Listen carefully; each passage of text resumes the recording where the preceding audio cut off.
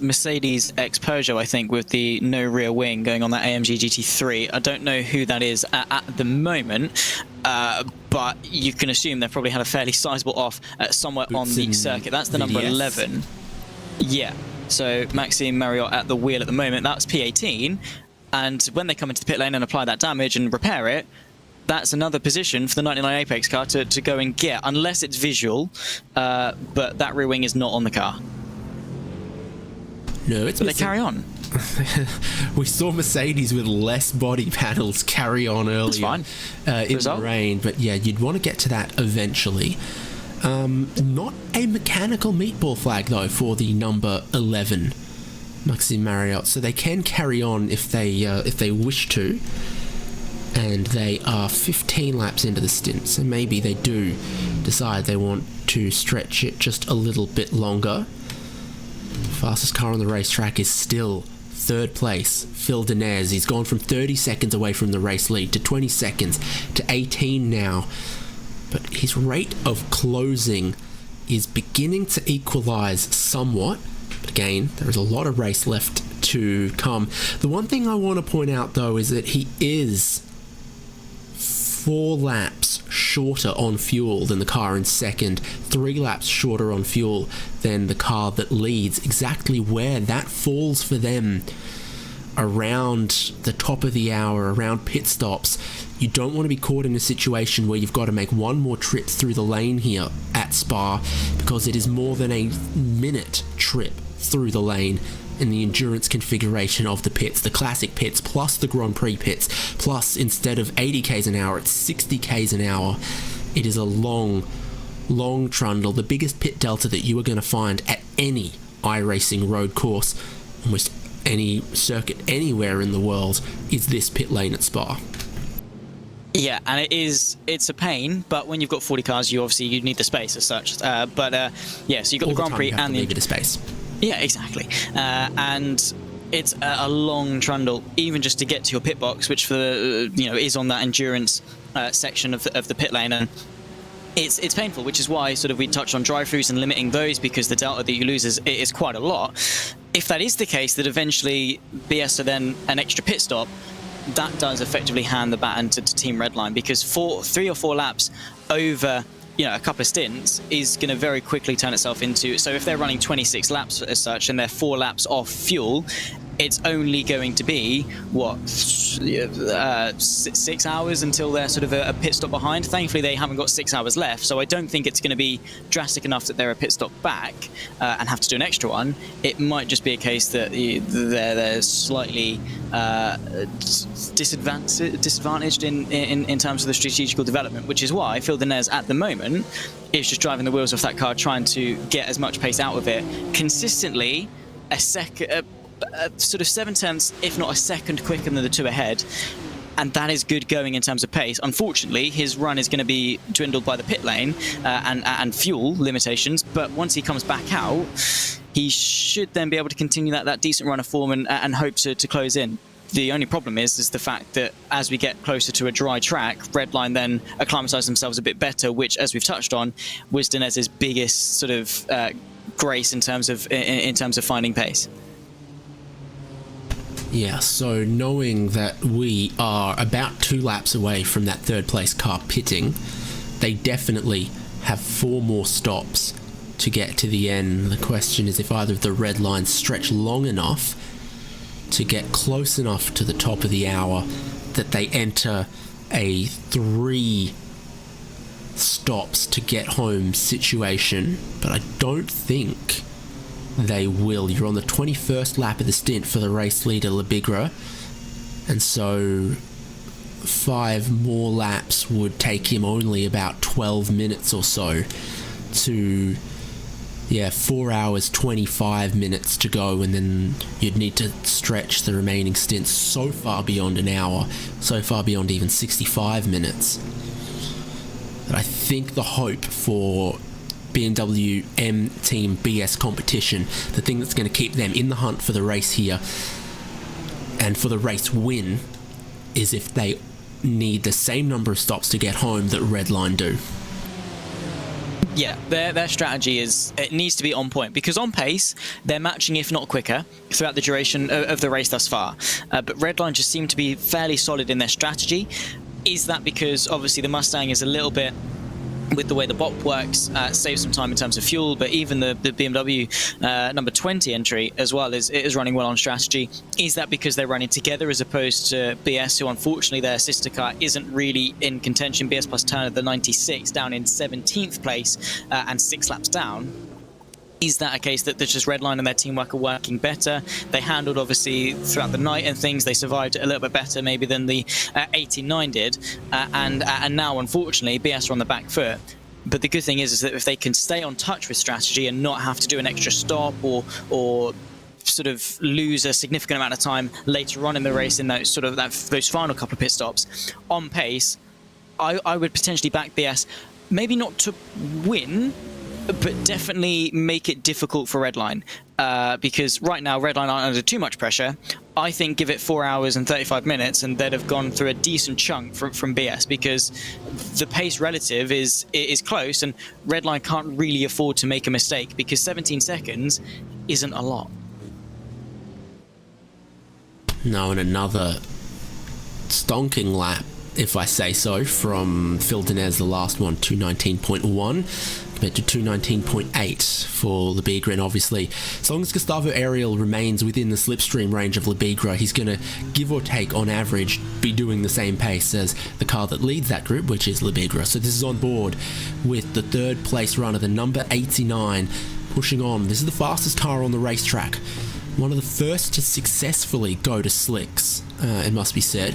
See how much of the racing line he's using. Still a hint of water. Hello, someone's off. I think that's Boots and VDS again. That lack of rear wing might have got to them. Hasn't hindered Phil Dinez, as he's 17 seconds, under 17 seconds from the race lead now. Still pulling time gradually, and not at too great of a fuel and pit stop deficit from what we can tell at this point. Track temps have risen to 30 Celsius as well. The track's getting hotter, and Dinez isn't slowing down. This is what happened then to that's the 97 Apex. Oh, I mean, there's worse ways to go, because obviously they didn't hit the barrier at high speed, but it was a long spin out of the exit of Curve Frere, and again, I'm assuming they probably just hit the Astro on the left-hand side and lit up the rears, and around they went. But they should be okay, provided no track ends are bent. Oh, there's another one. That's what happened. That's what you saw, isn't it? Probably. That's the right spot. Who on? Why? Bonk. Wall. Yeah. It wasn't a spin, though. So they didn't sort of go out of control. I mean, they were out of control, but they weren't oversteering. They saw the incident. That is the 11 that we were talking about. This goes further and spins again, so they've looked at what I will, until my dying day, call Rivage. Same. Good. Cool. Why do you need to name a corner after Brussels? They've already named a whole city after it, and some sprouts. True. Save something. Oh, wow. 07. Oh. So we're getting the rolling highlights package once again. During the wet, every 10 minutes we'd be able to bring you 4 or 5 cars spinning. It was truly challenging conditions for seriously talented, seriously well-prepared drivers and teams. Spare a thought for similar conditions in Split 2, 3, 5, 10, 15. The chaos that will have taken place across all of iRacing servers today. And hopefully everyone's still with a smile on their face. I think back of what these special events used to look like a couple of years ago. Some things have stayed the same. Some things, like the number of GT3 cars and models that we have, and this weather really taken steps forward. The level of all of the teams and drivers has also taken leaps and bounds forward over 5 years, 6 years, 8 years. It's just been a steady progression, hasn't it? And you're right, the weather, I think, probably of recent times is the biggest sort of curveball thrown in terms of special events, especially the longer ones, the 24s and things. And And it really has added that different dynamic. When it was fresh, I mean, to be fair, it still is relative to how long they've had in the dry to what they've had in the wet. A few months as opposed to pretty much over a decade of dry running. It's still fresh, it's still new, and learning how to deal with the strategy, crossover points, how the car handles, any setup changes you can make. Those are all things that teams are still learning and will only get better at as the years go on and things. And again, the roster recently added was the Mustang and the Corvette, both of which are decently quick cars. We've obviously got a couple of each out on circuit at the moment, and sort of Will Chadwick's consensus was that the Mustang was maybe one of the favourites. The Corvette as well, quick in the wet. So these new cars are coming in and they are quick, and the BOP keeping them all nice and close. So good to see for the most part a lot of variety. I know a lot of the front teams in this race are BMW, whether that's because of obligation or just because that's what most familiar and comfortable to them. But for the most part, we've got a lot of diversity and special events with top level teams and drivers. They're not racing for prize money or anything. They're just racing for pride and to show how good they are. They are bringing such a high level of competition on the world stage of iRacing, and it's amazing to be able to sit here and watch it because we've got so many talents for all across so many different teams, so many different backgrounds that come together and race on these virtual circuits and in virtual cars and bring us some fantastic racing. Phil Dinez, by the way, into the pit lane for the end of his first slick stint, and it was a pretty decent one, to say the least. Yeah, his pace, really, really strong. A new set of slicks will go on. It's a much drier track that they're going to be introduced to. 4.5 hours to go in this race. The Redline cars can all go 1 or 2 laps longer. And then you're entering, if you can do 67 minutes per stint, you get home on 3 more stops. But I don't know about that, but they might have to try it, depending on what kind of pace Dinez keeps bringing and who else there is to drive the 89, the 20 and the 21. The drivers who bring this home are going to have a lot on their shoulders. It's really looking like a 3-way fight, 2 Redlines versus 1 BS. Almost everyone else is going to be off the lead lap. I think, Kvernbach's well off the lead lap, so it is just the 3 cars left on the lead lap fighting out for the win. 1 BS versus 2 Redlines. Let's bring it on. Redline, of course, have been setting the standard in terms of sim racing, and over pretty much the last number of years, actually, they've just been the standard. Whatever sim it is, whatever platform it is, whatever format it is, whatever style of racing it is, they are at the front level. If they're not dominating, they're at the front contending. BS, that's no mean feat from them either. They've been a real good adversary, so too have Williams and Apex, really, in the last couple of years as well.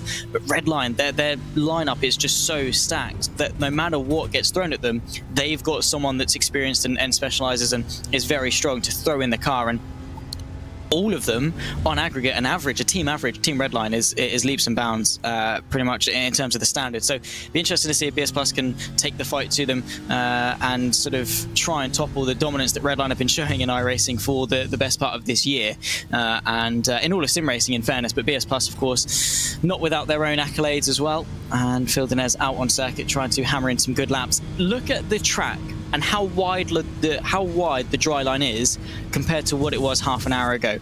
This track, very quickly, we've got some patches of puddles here and there, but it very much is effectively bone dry on the racing line, and will be for the rest of the race to come.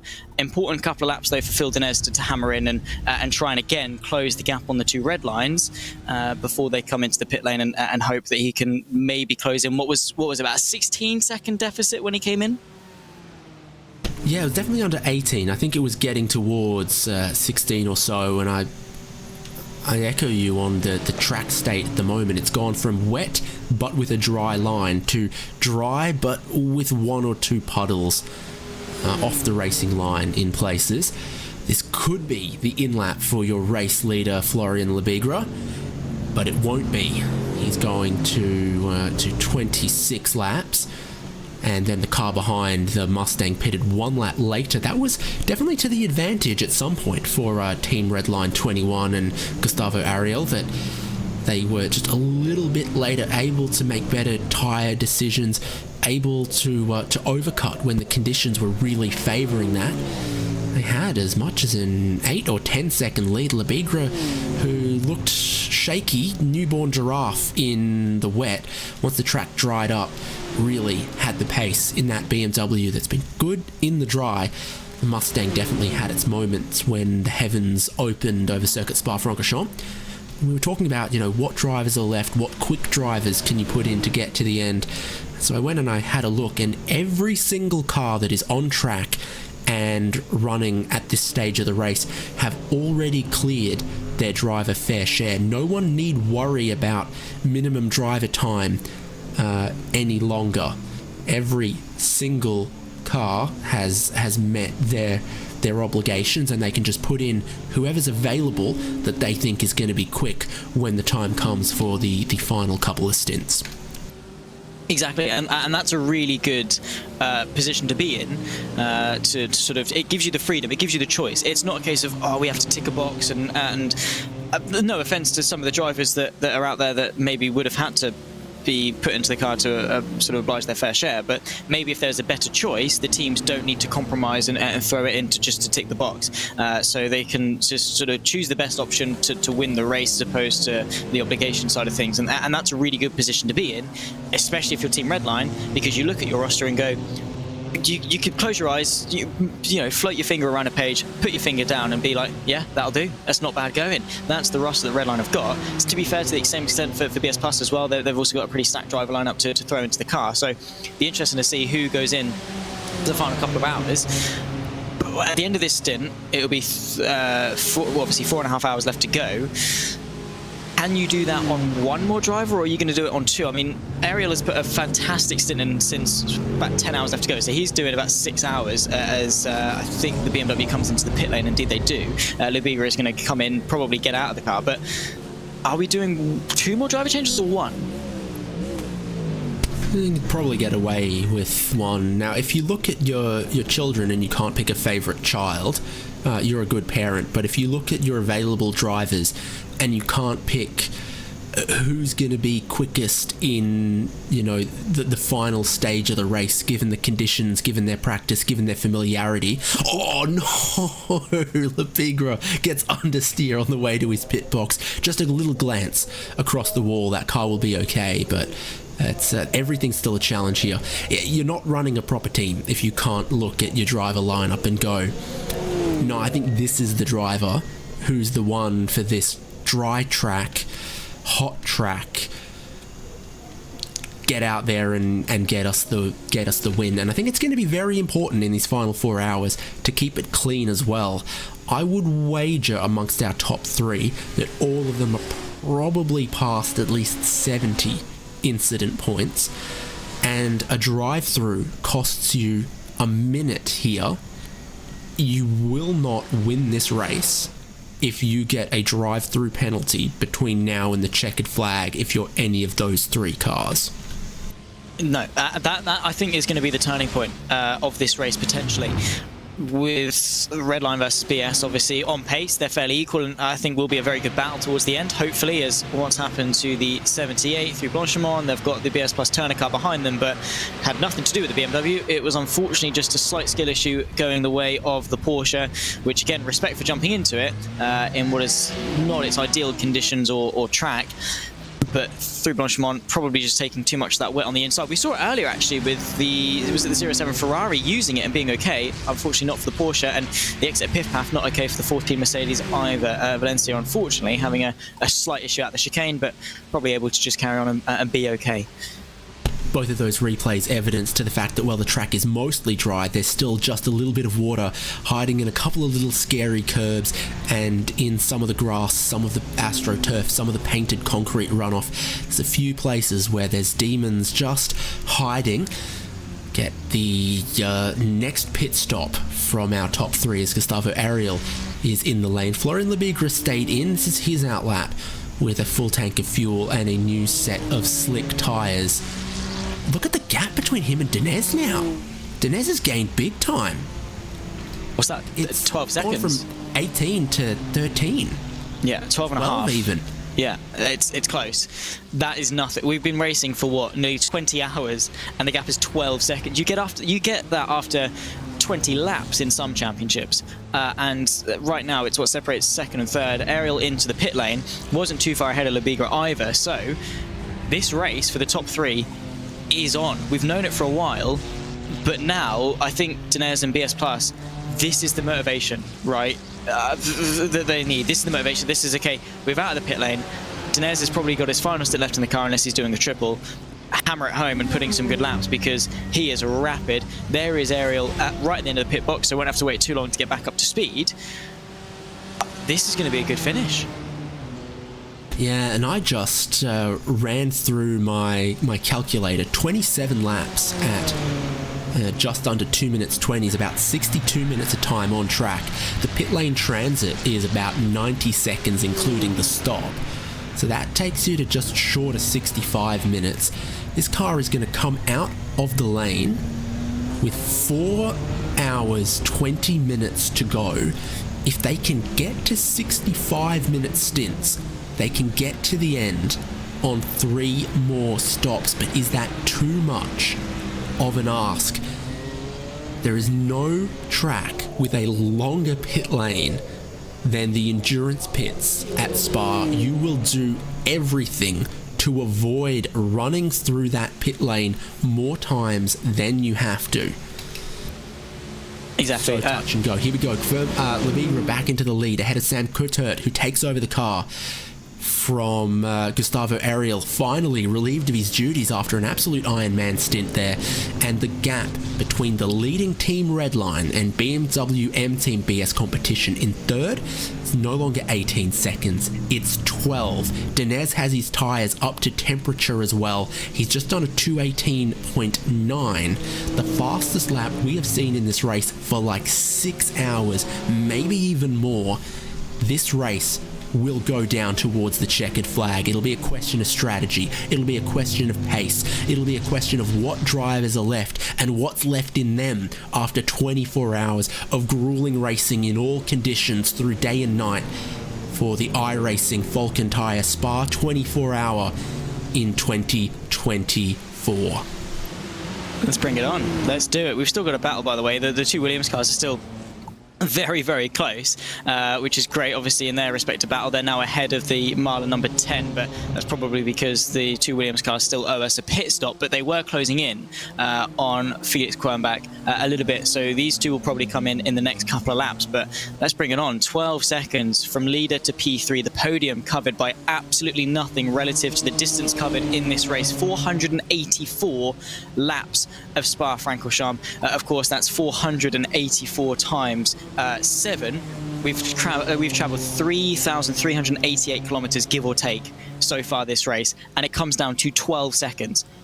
It's fantastic. Let's bring it, because the strategy, the consistency, the driving, the wet weather, everything is now reaching its congregation, right? That point where it all sort of starts to magnetize back together and meet right at the end for what is hopefully going to be a very a very climactic finish to this race. It would be a big shame if it was anticlimactic. Hopefully it is going to be a nice big climax and we can see a tremendous battle between Redline and BS, because 4 hours left to go is not very long. It is firmly all eyes to the checkered flag at this stage. Hopefully it's anticlimactic. That's what we can hope for. And again, 13 seconds to cover your top 3.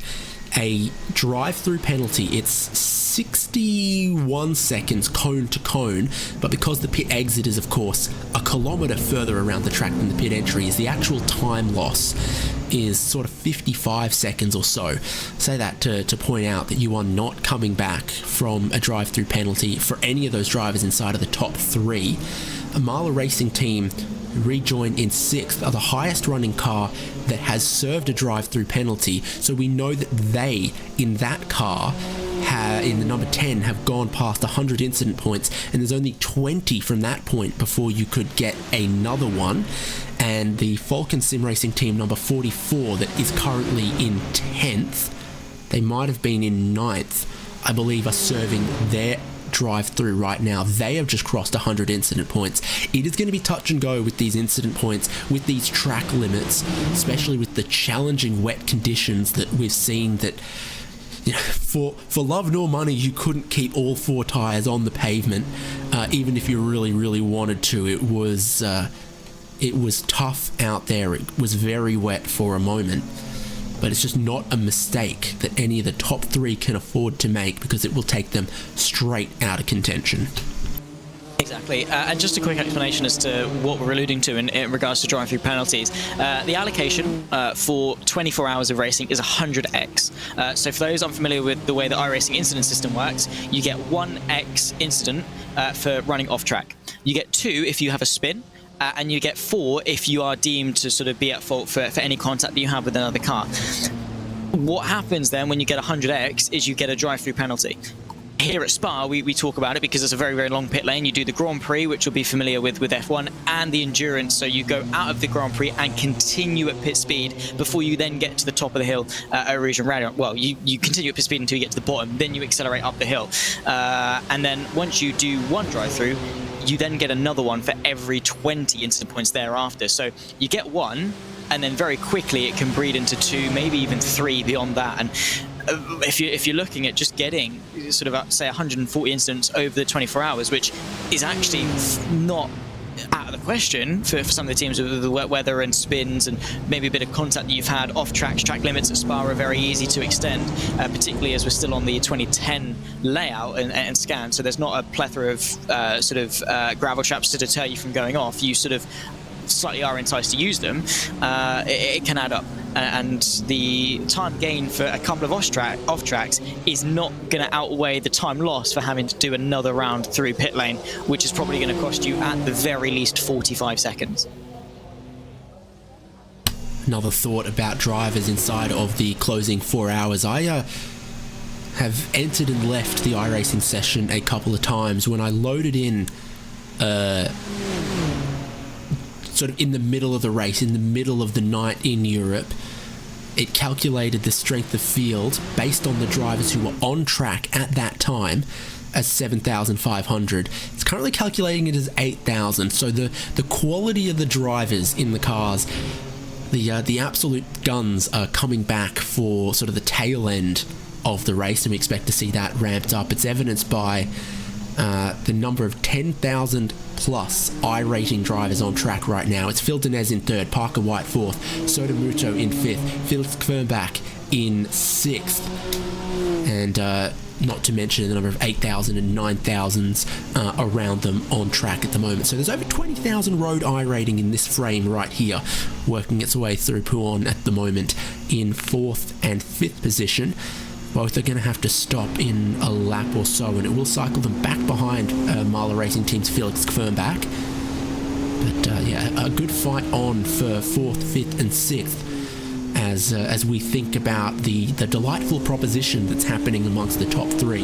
Denez just a little bit closer to the lead as well, but Team Redline no longer presenting a united front. Sam Coutert struggling perhaps to adapt to the state of the track right now. It is not a purely dry track. You need to stay away from the apexes in just a couple of places where the water remains puddled. Is he struggling to adapt to that? Because he's no longer right with Lebigra. He's dropped to 2 seconds back. Perhaps it stands a chance of making him vulnerable. See, for Lebigra, I understand if he wants to run away, because it's their race and they need to maximise their opportunities. But at the same time, Coiter, I mean, he's not slow. He's only sort of maybe a couple of tenths a lap slower, and maybe that's down to the Mustang, maybe it's down to Coiter, maybe a bit of both. But Redline can very easily, if Coiter continues to drop off the back of Lebigra, of course, typically, as a driver, your sort of morale and confidence, the further ahead you see the driver get, sort of the less motivated, the less confident you become, and naturally drop back even more, especially when you've got a very charging Zebra of Phil Denez closing in that 89 machine trying to close in. So prey of the Zebra becomes predator in this stage of Denez closing into the 2 Redline cars. It's probably going to be quite an easy affair for Coiter to fall into the clutches of Denez, and while Lebigra obviously tries to enjoy the spoils up in front. There is Coiter, by the way. That is not the BS car. That is, of course, the Falcon Sim Racing, the 44. So obviously a number of laps down. In 11th place is Rutan at the wheel, but that gap 9.5 seconds and consistently half a second quicker as Phil Denez. It's not going to take very long at all. Probably attainable within the next stint. we're back into the dry state of running where you can really sort of extrapolate the trends, and you go, well, if they were 3/10 faster this lap, they'll probably be 3/10 faster the next lap, and start to draw a long straight line and see how far in the distance they potentially intersect. And the answer is, yeah, 20 laps or so, isn't it? Yeah, I mean, if it's half a second, he's 9 seconds back, 18 laps, right? Which, how much have they done thus far in this stint? They've done 8. So, to be fair, it'd probably be bang on this stint if it was to continue at this trajectory. Will it be the case? I mean, obviously, Denez has to come in a couple laps sooner. But if not this stint, the very start of next is probably when we can expect Denez, or at the very least BS Plus, if Denez stays in the car or someone else jumps in, to be on the back of Sam Koita in that 21 Redline. Just crossing a point now with projected 107 laps remaining.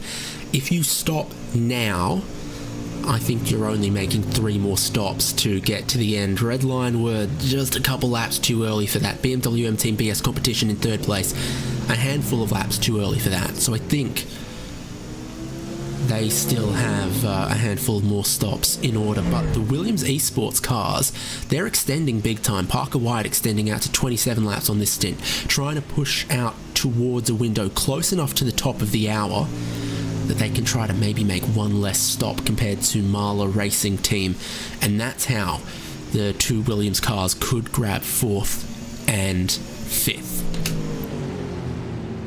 Yeah, exactly. It's probably not going to be out of the question for them. I think it's going to be a fairly easy, feasible. That's what I was trying to get at. I speak English, I promise. Easy, easeable. Easy, easable. Yeah, exactly. Anticlimactic as well. It's fine.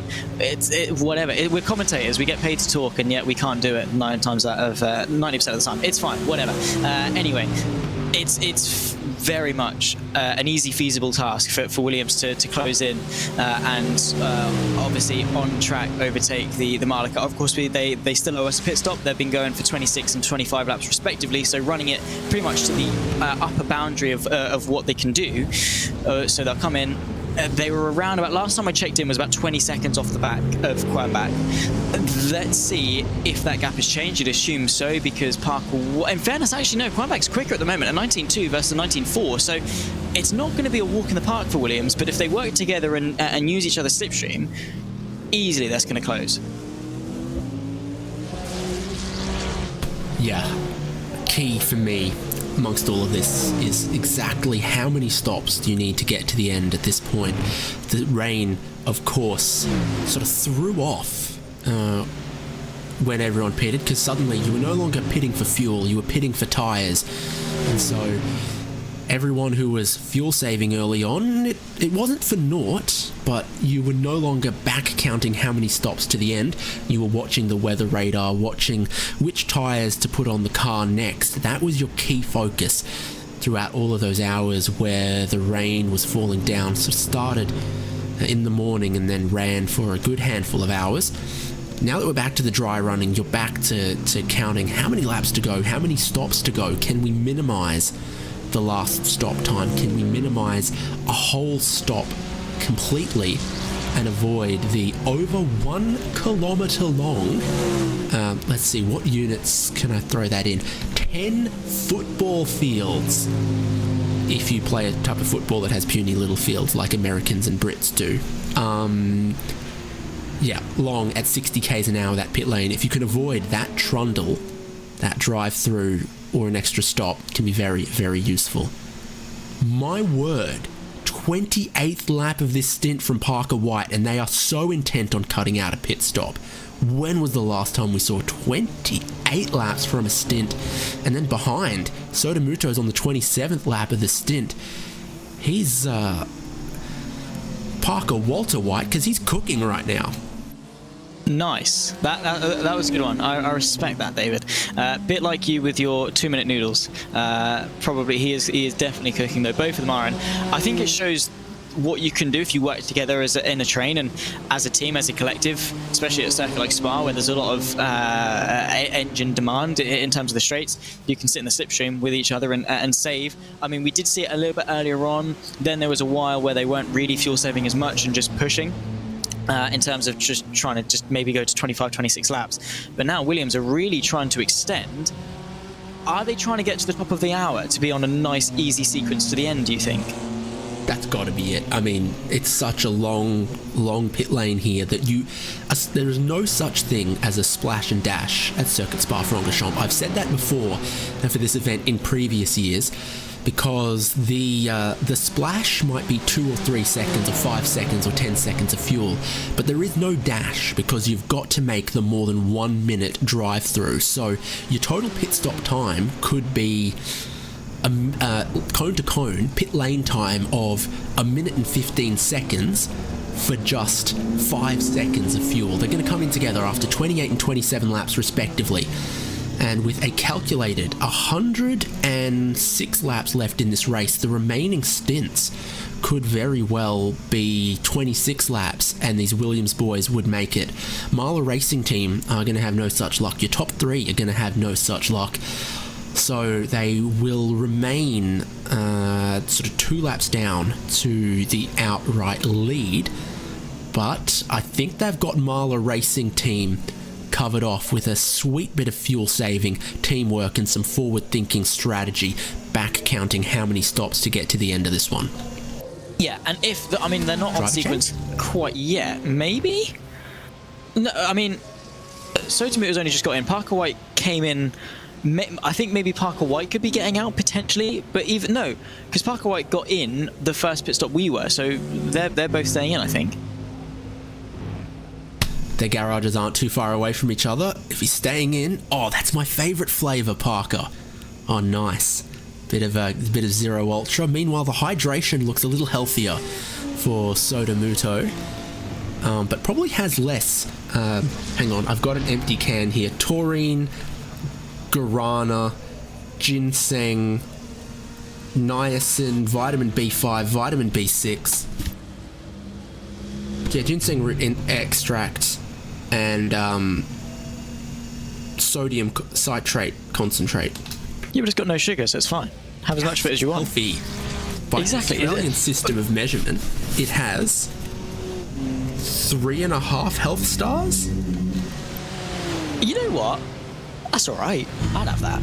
I do like me a little bit of the zero sugar stuff from said energy drink, because it's just good and it's low calories as well. So you can pretty much just drink as much of it as you like and be fine.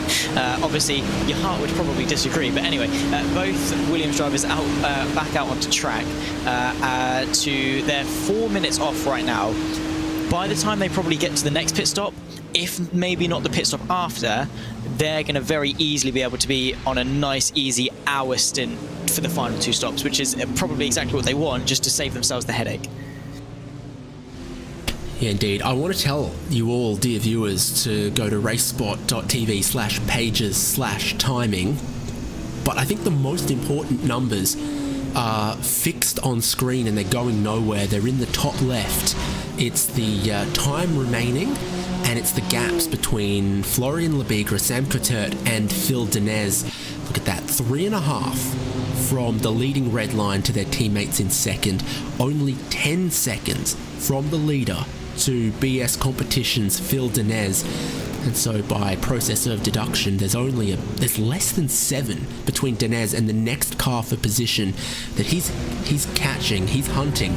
And it wasn't 5/10 last lap, it was 7/10 as Coutert still, I guess, struggles to come to grips with the BMW in these conditions.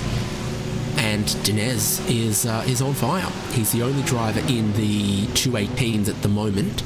So he's 5/10 faster than the leader, 7/10 faster than the Redline 21 in second place. We are heading towards an anti-climax.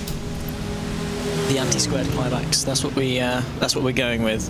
And look at that on lap 489 as well. Ooh. These trends are looking really hot for Phil Denez. We're looking at second place. That's the Mustang.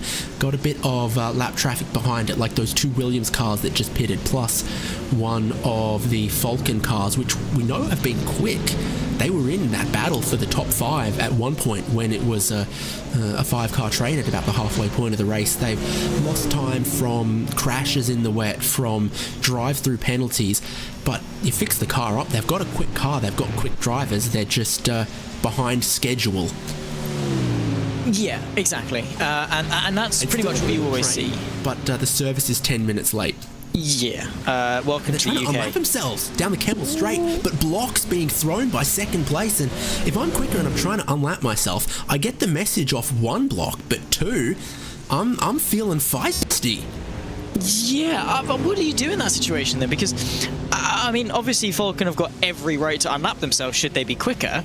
But Sam Coiter, what does he gain from keeping these guys behind, right? But what gets a couple of angry drivers, and that's what. And you don't need that. Because all he's doing is carrying risk, right? Because by having 3 drivers that are probably going to be more and more frustrated behind him, he's going to be carrying more and more risk in the sense that he could well potentially sort of be hit from behind, or they go for a silly move to try and unlap themselves. Hopefully that's not going to be the case. Or is it to have 3 cars between himself and Dinez should he catch? If that 44 of Jonas Rutten wants to get past, and he can't get past with an easy pass, he's going to make a not easy pass. And I don't want to be the car in second place when a car 2 or 3 laps, or perhaps even 4 laps down to me, tries to make a low percentage move on me. No, you don't want to be a part of that at all. I mean, I'm trying to go sort of think what's going through Sam Coiter's mind right now. What is he gaining? Like, that's what I said previously. What is he gaining from having these guys behind? He's not going any quicker. If he was able just to slowly lift off and allow them through, surely if they are quicker, he can sit in their slipstream, because he's lost the Liga's slipstream. He's now 4 seconds ahead. So Sam Coiter is having to do all of the hard work himself. He's bunching up. There is Phil Dinez, by the way, in the background, only 6 seconds back on this train. Coiter, surely up the Camel Straight, should just lift off, allow them through, and then use their slipstream. Why is he keeping this Coiter Express? He's almost 10 laps into the stint as well. It's not like he's on his outlap, hasn't quite got temperature into the tyres, and he's saying, no, let me find my feet. I'm second place, I'm quick. That's not quite what it is. It's just a little off compared to the pace that some of those behind can do. The Williams guys aren't going to want to hang about. They are engaged in proper battle trying to catch Marla Racing Team for position. So sure, you question exactly what Jonas Rutten is fighting for when he's almost a minute behind the next car for position, and then the car behind him for position is his own teammate, and then 2 minutes to the next car. But those Williams cars, they've got every right to fight. They're quick at the moment. Their teammates flying in formation. Sam Couturt's been left in the dust by his teammates, the leading 20.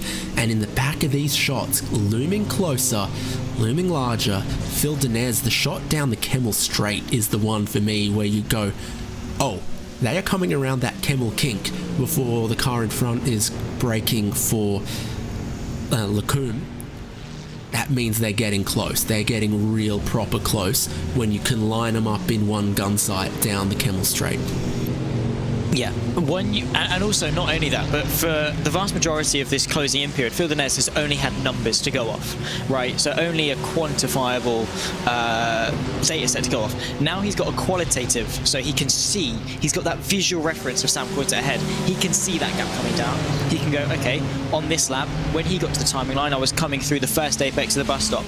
Then the next lap, okay, he gets to the timing line, I'm in the second apex. And not only does he have the numbers coming down, which will motivate him, he can see that gap closing in more and more. Of course, he has got 4 cars to contend with between himself and Coiter, but as a driver, I don't know what it is. I don't know if you experience it as well, but when you're closing in a car, when you're chasing a car, and you can see the gap coming down, you naturally find time, like compared to what you would if you were just driving by yourself. Just having that car to chase unlocks something that finds you speed. Same thing can happen like in a kart race and stuff. You come around that one corner where you can look and see like 4 or 5 corners ahead in, you know, the layout of the track folds in on itself or something, and you go, oh, there they are, and then the next lap you come around and they're just a little bit further back, and you go, oh, I'm catching them. And once you get that sort of like a reference marker, and once a lap you go, okay, when I come around the Kemmel kink and onto the Kemmel straight, how large are they? Oh, they're closer than they were last lap. You're damn right, it gets you going. So there's Rutten right in behind again. Now, I think with the fuel numbers they're managing, Parker White and Soda Muto aren't as impatient as maybe I suggested they could be. They might be seeing a Mustang and other BMW hole punched in the air in front of them and going, oh good, I don't need Soda Muto to help me save fuel, I've got these guys. Yeah, exactly. I mean, are they running at a decent pace compared to what they would in clear air? Maybe. It's enough to just say, yeah, okay, we're happy to save some fuel, especially for Williams, because we don't know for sure, but what we can predict is that they're trying to get themselves back onto a pitting on the hour, or at the very least coming back on track at the hour, so pitting maybe with a minute and 30 off the hour, to sort of make it a nice easy stint to the end and avoid maybe a splash and crawl, as David might put it, at Spa, to try and rejoin the circuit, and if you have to take that extra stop. So Williams look good, but again, how much time can they afford waiting around when they've got a Marla car to go and catch? Because at the moment they're running very comfortably a decent couple of seconds off the pace, and the gap to Marla, in fairness, has come down to what is it, about hang on, it is going to be about 4.5 seconds. So actually Williams, I apologise, had to refresh the timing, are not off the pace. They're much quicker than Marla. That gap is now 4.5 seconds. Do you reckon Williams are looking at this and saying, okay, the gap is only 4.5 seconds, we've still got just under 4 hours left to go, we've got time to catch that 4.5, we're not necessarily in a rush to do it? Time and fuel, I think this is coming together for those two Williams cars late on in this race against Marla Racing Team. And I'm going to coin a new phrase. How about splash and 60? Because that's what it is here. So it's a splash and 60, because it's 60 seconds from pit in cone to pit out cone. 60k as well. Kilometre long. Yeah, it's very nice of them to be exactly 1 kilometre long pit lane at 60 kilometres an hour. Makes it exactly 1 minute from entry to exit. Splash and 60. Well, we've got another little moment here. We're coming in behind the Impulse Ferrari. Yeah, I think that's what it is. So that's a little bit slower than Koitet, who's just a little bit slower than some of the others. And this could help Phil Dinez. There was a question that came to mind a couple of minutes ago that I couldn't ask you, but I can ask you now. Which is the Redline 21 closer to? The race leader or third place? Right now it's third place. So 5.1 ahead and 4.5 behind. So the gap between obviously the leader and Phil Dinez is sub 10 seconds. The gap between Leviga and Koita is over 5 seconds, and you do the maths, obviously half of 10 is 5, and blah blah blah. Basically, Koita is closer to Dinez than he is to Leviga, which is not good news for Redline. Obviously, it's great news for the 20 because they're able to extend the gap and run pretty much to, if not only just a little bit slower than the pace of Phil Dinez, so they're fine. The 21 is sort of the voice of concern here in what could well be a BS sandwich with some Redline bread. That's the new sponsor, Redline Bread. They've got a fan base. People would buy it. I mean, get Luke Crane, smack bam on the packet, and they're golden. Into Europol, the LMP2 team is literally owned by a guy who owns a bakery, makes most of the bread for Polish supermarkets or something. I'd have to refresh myself on this, but that's basically that's the business. Nice. Is they make bread. And it takes a lot of bread to go sports car racing. Yeah, I can imagine. On the topic of bread and stuff, there's a team sort of in the community level of racing, and no, it's not Williams. Before anyone, Vince Custy probably in the YouTube chat gonna jump straight on that one.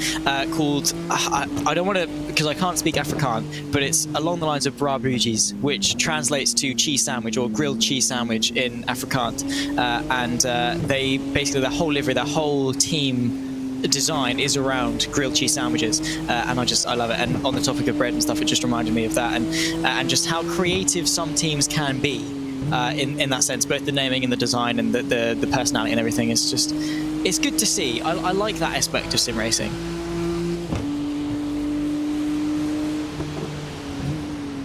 Got the team PGZ119. They've got a handful of cars in this race, some of them more successful than others, but that car's on the lane right now, so they're sweet to get home on 3 stops from here, running in the 9th place at the moment. We talked about in the rain, in the wet, the haves and the have-nots, and the haves got more and the have-nots lost what little they had, says the Bible. I mean, look at this. You've got under 10 seconds now in the battle between your leading trio, and then the lap behind them, not a soul, but then everyone is 2 laps down, and there's a cracking battle there. You've just cut a wedge through the field. 2 Redlines and the BS competition, and then Williams, Marla, the PGZ 114, Gabriel Adelyi's now in WSR Esports butt kicker. Somehow Maniti Racing's number 5, I think that's the Porsche, has snuck into 9th, and they kept it on the island in the multiple hours of rain, and elevated from somewhere in the 20s, I think, to running 9th right now. And they were without a rear wing not too long ago as well. Don't forget, they had the spin at Blochemont, I think it was this car, the green Maniti. I love the livery on the Porsche. It's a fantastic car to look at, and they've done a fantastic job on the livery as well. Nicholas Last, of course, at the wheel of that number 5, inside the top 10, albeit 3 laps down, but comfortably in the top 10 of what began this race as a 47 car field. Is not bad going at all, considering the amount of sort of setbacks that they've had to deal with. They've handled it really well. A top 10, if you can come out of this race, we've still got just under 4 hours left to go, but if you can come out of this race and go, Spa-24, been there, done that, got a top 10, you'd be pleased at the top split level, wouldn't you? Especially if you were halfway through the 24 hours not expecting a whole lot, and then it starts to come to you like it has for a handful of teams. So WSR Esports butt kicker 23, they're suddenly up a whole bunch of spots to where they previously were. Team PGZ were not inside of the top 10, or a name spoken about inside of the top 10, and their 114 car with Lewis Woods now runs 7th and a minute clear of the next car for position as well, if you don't mind. And Valkyrie Competitions Ferrari's now 13th. There's a few cars that were not being spoken about so much, knocking on the door of a top 10 with all the chaos from the rain, drive-through penalties, damage for some top running cars that were in the top 10 that aren't anymore, like the Apex Racing Academy, like all of the virtual coach GG by Grid and Go cars. There were 3 of them. They were like all in the top 10. They're all parked now. Yeah, and it's a shame to see, obviously. Unfortunately for the Virtual Coach cars, 2 of them went out in fairly quick succession. The 001 tried to go on slicks, that didn't work, and then quite ceremoniously, 2 laps later, the sister car, the 003, Jakub Kwiatkowski, was at the wheel, did the exact same thing into no name, and binned the car as well, which is a shame, of course. Not the way that you really want it to be seen, but very just the nature of onto Jacques Villeneuve BAR coded. Any Spa crash that you can have, teammate, I can do just as well. Got to do it one better. Pull out all of your hairs, Craig Pollock. Exactly. You can't let them have the glory. You've got to go out in just the same fashion. And it was quite an interesting mirroring for the pair of them. But I mean, it's the grueling nature of 24-hour racing, isn't it? It's not an easy feat. You're going racing for a whole day, and I think what happens is it really gives you a good sort of sensation of how long a day actually is. I mean, sort of when you're going about your normal day-to-day life, it's just, yeah, that was a day. Oh wow, we start Monday, and oh wow, it's already Friday. Like, the days very much tick by quite quickly. When you do a 24-hour race and you count down the hours and you're having to deal with that stress and drive the car and manage the team and all the hours beforehand, it really puts into perspective just how long a day is. It's funny how the passing of time is greatly affected by what you're doing. A minute's not a long time to race, it's a long time to hold your breath.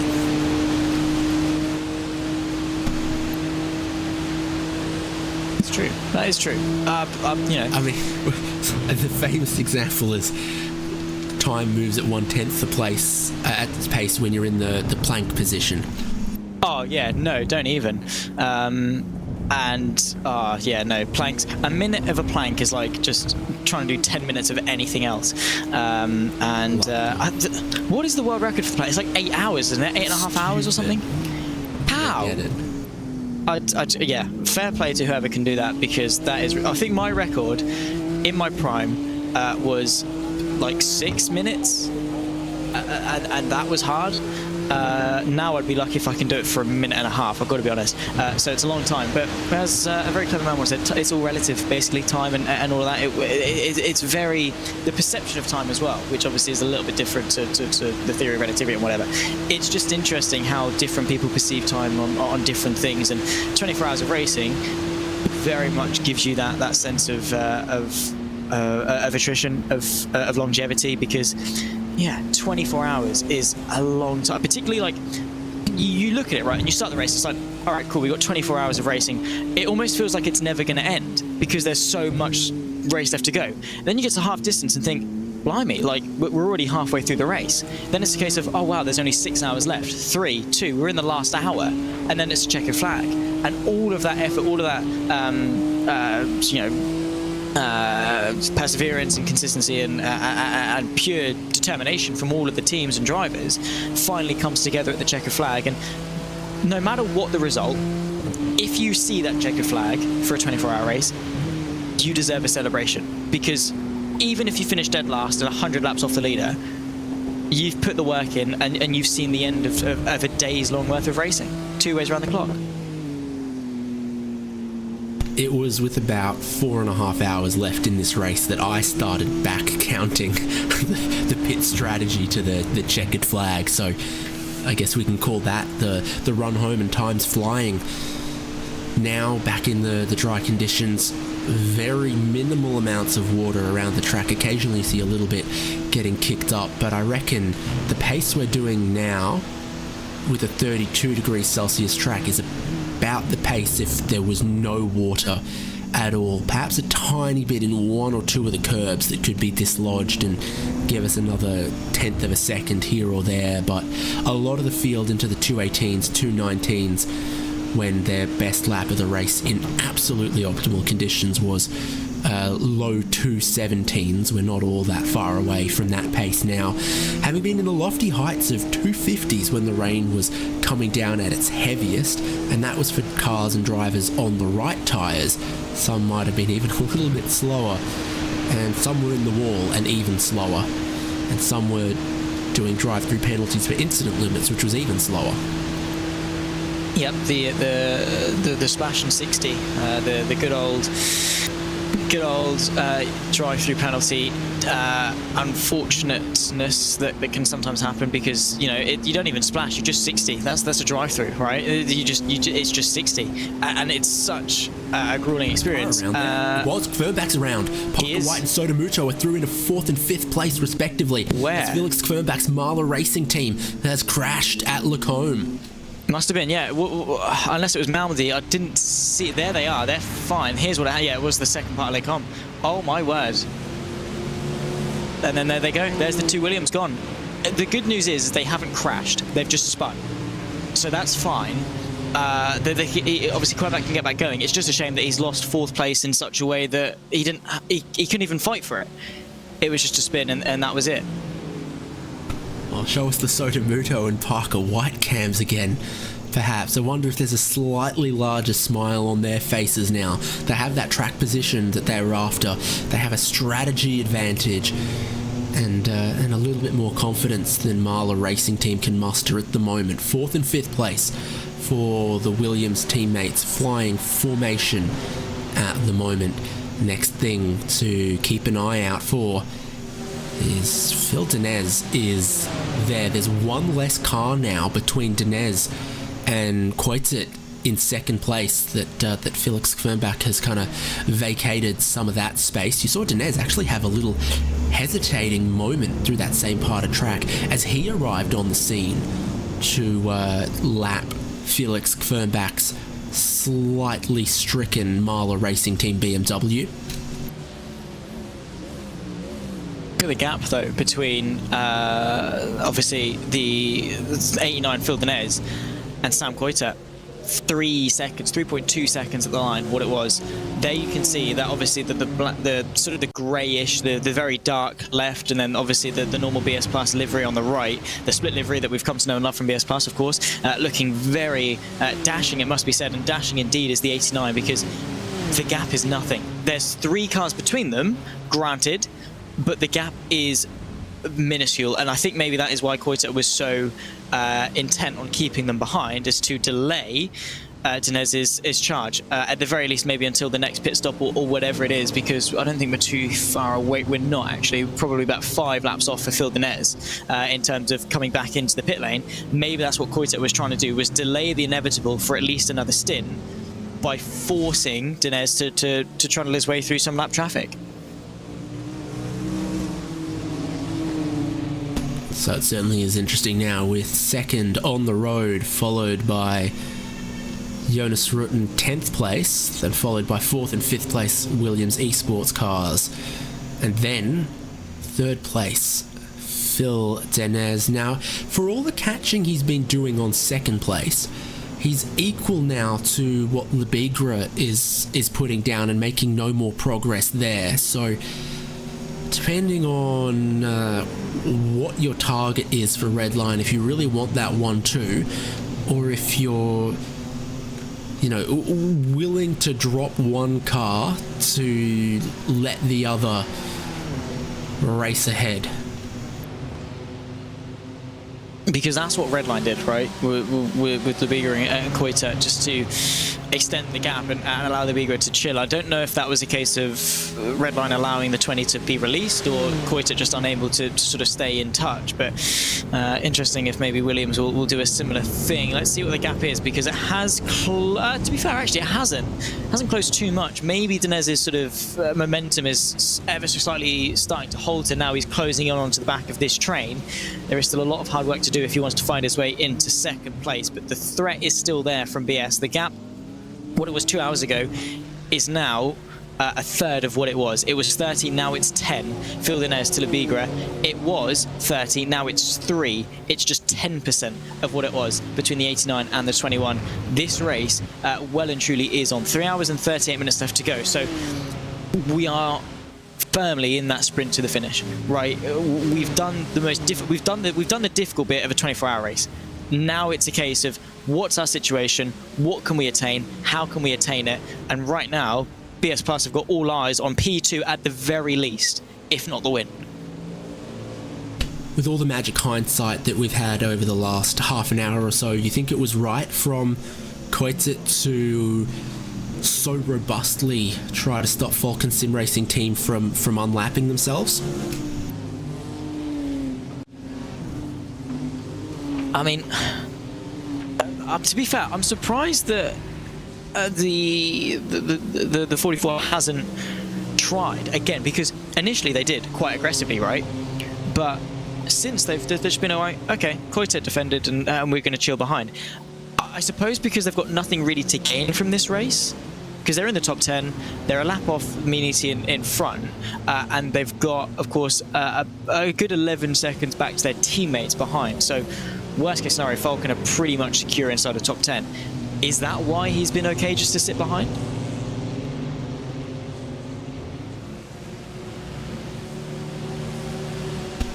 Last stop 17 laps ago from Written, so not in need to save fuel, because he's not in the same sort of strategy bucket as the Williams cars that stopped 12 laps ago. He's not going to make it to the top of the hour just by saving behind a big Mustang.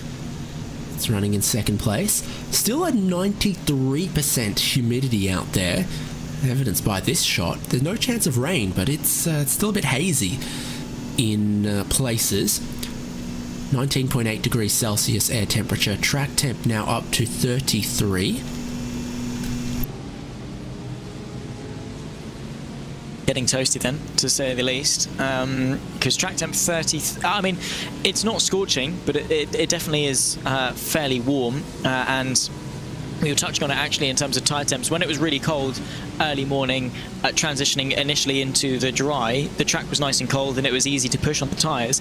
Now it's starting to warm up a little bit. It could very well be a lot easier to put too much load, overload the tires, overdrive the car, and potentially shred them a little bit more and overheat them. And once the internal carcass gets too hot, it's such an easy sort of trap to fall into of overdriving the car. I remember doing it in an F4 race in a competition I did a couple of years ago, in the sense that my front left, I just kept overdriving it because the track was too hot, and that was that. I had no grip, was sliding around all the time. So that's something these teams have got to be very careful of as the track continues to increase, obviously, as we approach midday and approaching into the final couple of hours of this race. The track continues to climb. There we go, moving out the way quite nicely is the first of the Williams cars to allow BS Plus through.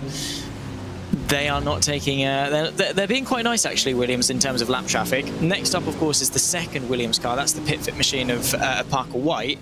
And then Dinez is all eyes on Team Redline.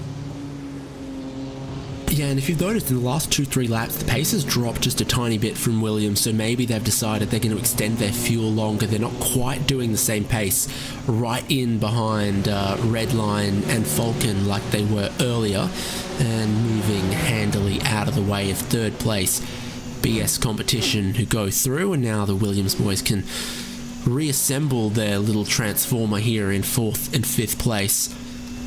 Felix Kronbach got back going again, and he's 5 seconds, 6 seconds behind them. But Williams are going to try to win this on strategy and saving a pit stop compared to Marla in the battle to be just off the podium, fourth and fifth. So how was this lap for Dinez is my question, in third place. Half a second. Good. On topic, really, with what he's been doing, on theme, because the general gap closure per lap has been about half a second. Dinez to Koita. There's been a little bit of fluctuation where it might have dipped down to 4 tenths and all the way up actually to 1.1 seconds in some cases as well for BS Plus. So Dinez is closing in rapidly. The only problem is, of course, the small bit of lap traffic that he has to contend with, but he's cleared both the Williams cars. There's one car, which is the Falcon, 44, of course, the one in P10 at the moment. So again, a couple laps down lap traffic to contend with. And then it is just Sam Koita. That is it. How long has he got until he has to come into the pit lane, though? That is the question. He's on his 24th lap of the stint. That's realistic. That's pretty much what we've been seeing from Phil Dinez the last couple of stints. Unless he wants to extend it to overtake Sam Koita this stint, and then obviously come in and change, or just overtake him at the very beginning of the next stint. Maybe not even have to overtake him at all if he comes in and gets an undercut. Yeah. Again, closer than it's ever been, almost just the 2 seconds at the moment. The silver and red Mustang is second place.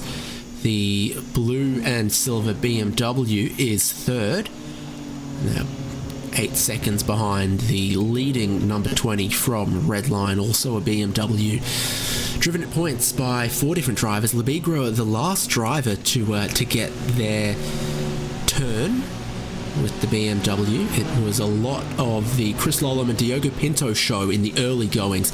Max Verstappen gave us a triple stint in that car quite late into the evening.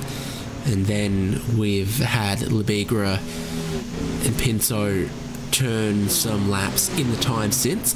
Not always been in the lead. Not a car that looked so great in the wet weather, but as it's dried out, they've come back into picture. Third is going to hit pit lane, 3 hours, 32 minutes left to go.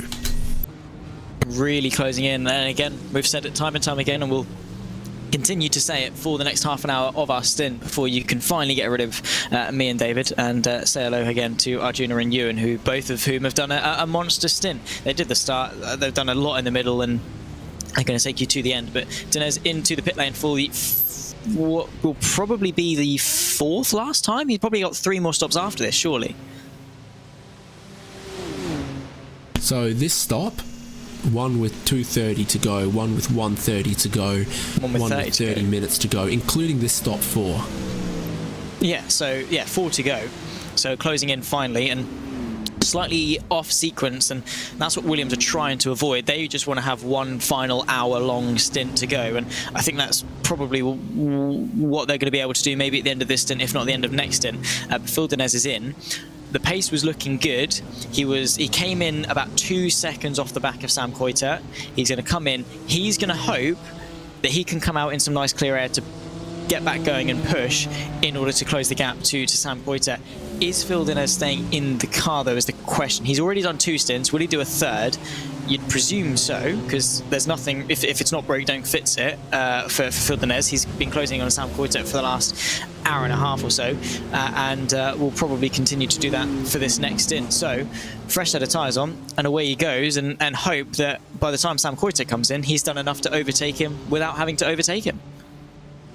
Subtle little short fill as well, actually. Only 37 seconds of service instead of the 41, 42.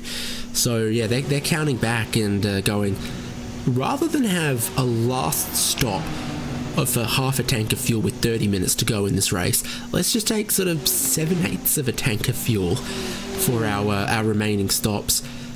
And that's a good idea, I think, because now you do have a decent chance of undercut. You do have a chance of being quick, putting pressure on in this stint. You're going to be just a couple kilos lighter this stint, a couple kilos lighter the next stint. The chance that Redline respond with similar slight short fueling is probable as well, but it lays your card down and it gives you an opportunity to be really, really racy, which is what's brought the BS competition car back into this, is just the pace that they have had from 35 seconds back in the wet to 30 seconds back as it started to dry to 10 seconds back to now making another racy strategy decision and giving themselves the chance to continue to be the fastest car out on track, which is what Dinez was all of the last stint. Just no one setting lap times quite like he could. Lebigra would have an 18.4, Dinez would have an 18.1, and then only few other cars could get even sort of mid-18s, let alone low 18s. Yeah, he was the benchmark, wasn't he, really?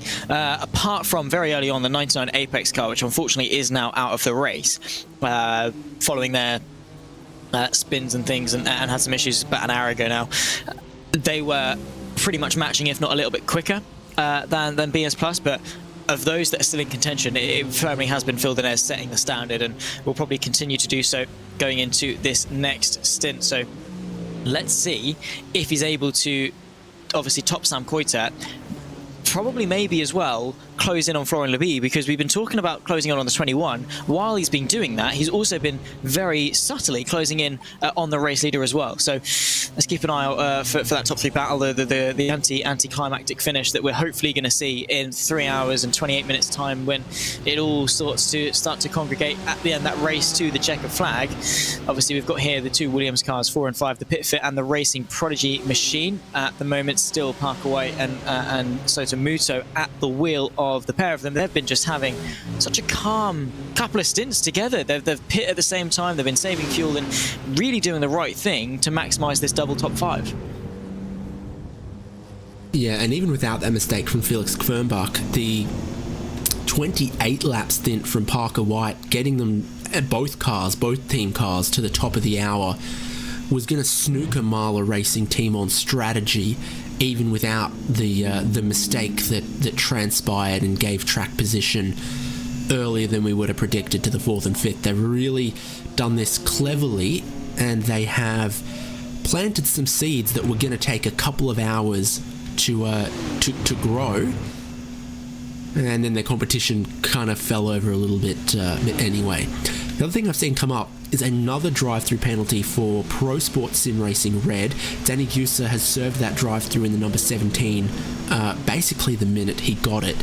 I think that's the 3rd drive-through penalty for that car since I last loaded into iRacing. Your race leader has come down pit lane 4 times, and that car has been 10 times through pit lane in the last 4.5 hours.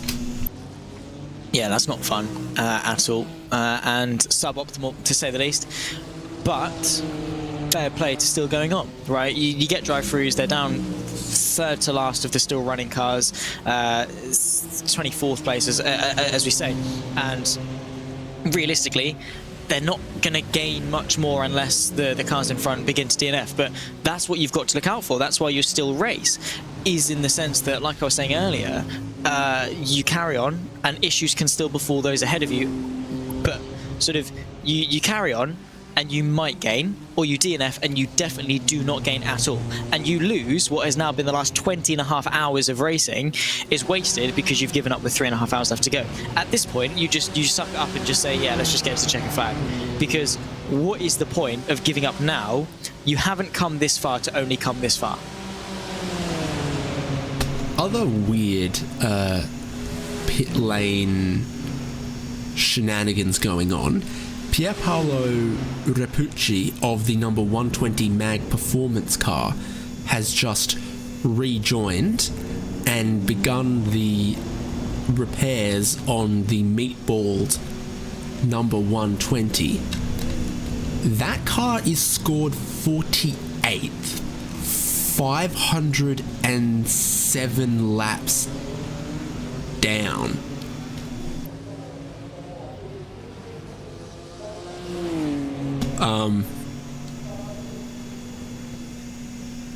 So good luck with that, but it'd be fun to see a zombie car or two. Sorry, 430 laps down. My apologies. To give you full credit for the 70 laps that you turned in the first 3 hours of this race. Yeah, fair enough. If you get back out on track, I want to see that car again. Let's do it. Do it. I didn't Risen from the dead. Asleep. Risen from the dead. Hopefully, we'll wait and see. And again, just reminds me of the Enduro car 24-hour race at Anglesey that I was commentating on the other week. And again, you had teams that gave up or didn't give up, but had to come in for an engine change or a gearbox change or whatever. And then you see them like 6 hours again later driving around track, and it's like, I respect the hustle, like the determination to just to have that lull period and then come back out on circuit. It's remarkable to see, and fair play to teams in 24 hours for doing it, because like we've said, regardless of the result, seeing the checkered flag is its own reward, right? Its own milestone. You've conquered a day's worth of racing in tricky conditions at a tricky circuit in tricky cars, and you've done that as a team, right? All of the drivers that congregate to drive the car, putting time aside, scheduling, doing the strategy, doing the setup, being dynamic as the race develops. You don't want that wasted. You want to reap something from it, right? You don't want to just come out of this weekend and go, yeah, we competed and we gave up half an hour in. No, right? You do it because you want to see the check flag and say, we finished a top split 24-hour race on iRacing. Like, that in of itself has its own merit, has its own credibility. Just to finish a top split race is remarkable. And yeah, obviously the higher up you go, the more likely you are going to be wanting to search for results. But for some of these teams, just to get in and go is a result in of itself. And Florian Lebeeg into the pit lane. So Sam Coytet momentarily will take the lead. I want to see what that gap is between the 20 and the 89 when he emerges. My thoughts exactly. Is it going to be under 10 seconds? Is it going to have blown out a little bit with the overcut potential of the laps that Lebeeg has done on lighter fuel than Phil Denez has had for the last 3.5 laps? Suggests that we're also going to see the team Redline 21 in the lap following. And it all but confirms that neither of those Redline cars are going to get to the end on one less stop than Phil Denez. He's still in this, and BS Competition are not snookered on strategy like Marla Racing Team were. They will have seen the pit stop time from their rivals at Redline. Will they match the slightly short fill that BS Competition went? A full fill would be Denez. No, would be 42 seconds of fuel for this BMW.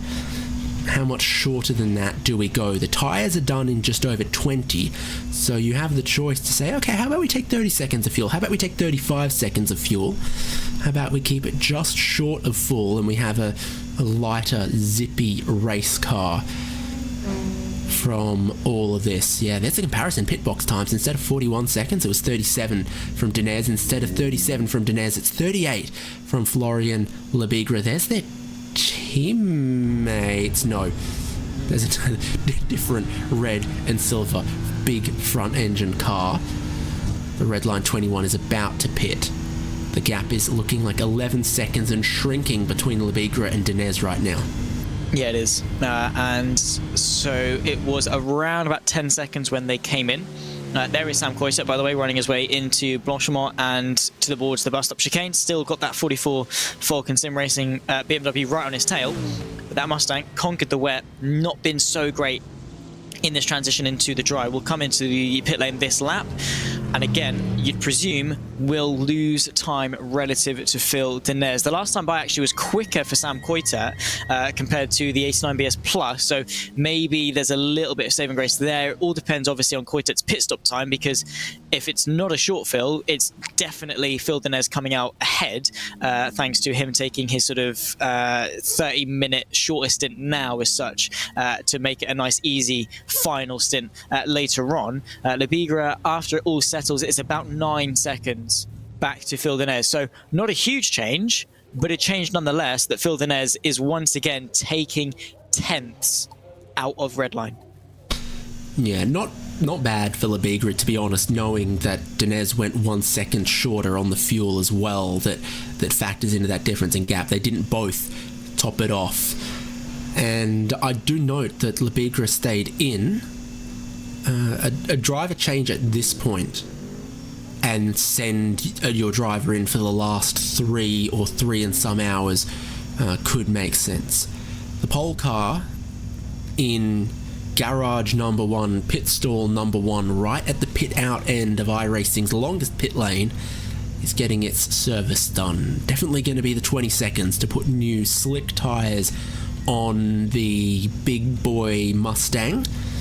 And then the fuel becomes the question. Past 25 seconds, approaching 30 seconds. I wouldn't be surprised if it just matches what Lebeeg went for, if that's sort of what Redline see as the best strategy in this situation. But it's fractionally shorter at 36 seconds. There goes Lebeeg. Where comes Phil Denez? Not in shot yet at that point. Yeah, so in fact, actually, Coytet has done a pretty decent final couple of laps of his stints and comes out. Where is that BMW? There it is, now coming through the Camel Kink. Sam Coytet desperately trying to get some temperature into those tyres, but out of all of that, Coytet has been able to gain ever so slightly relative to Phil Denez. Now, was that stint a fuel-saving stint for Coytet? Could that explain the deficit and sort of allow him to maybe take less fuel at this stage and obviously save more over one stint to put less back into the stop at the next pit, less back into the car at the next pit stop?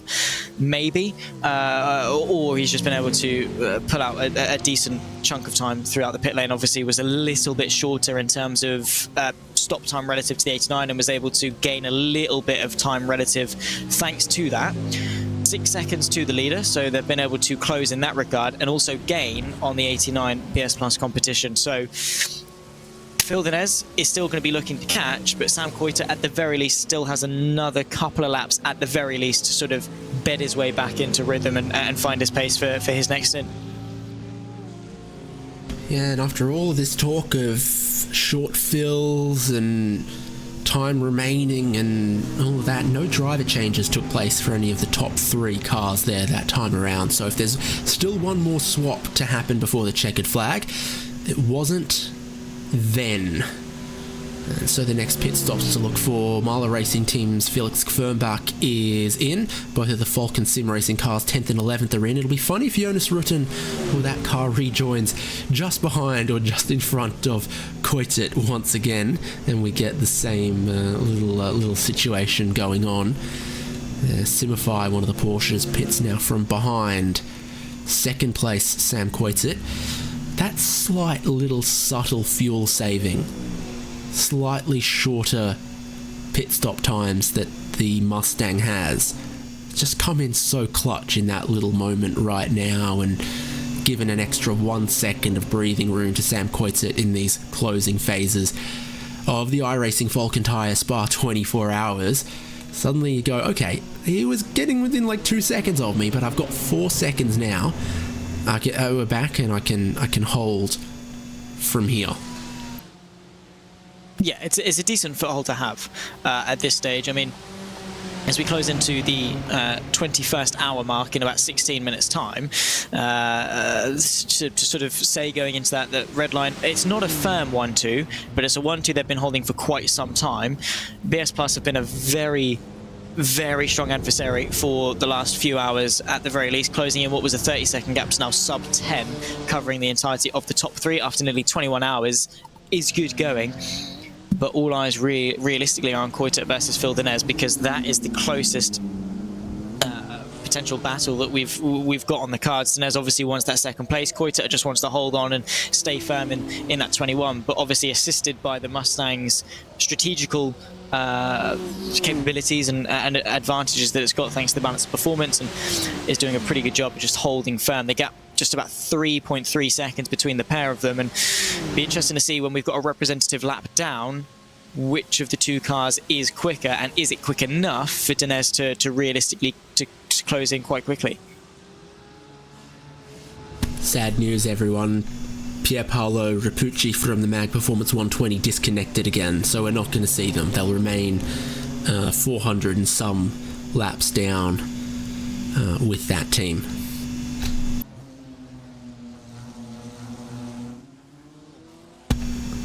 Wondering how quickly Coitet gets up to pace, because lost half a second again compared to Denez, but Denez hasn't reached the same pace again in this stint. Labigra quicker on the last lap, quicker another lap in a row. It's coming back to that Redline 20 now that we're 99% of the way to a dry track. When it was 50% a dry track, advantage BS competition. When it was 70% a dry track, he was still closing.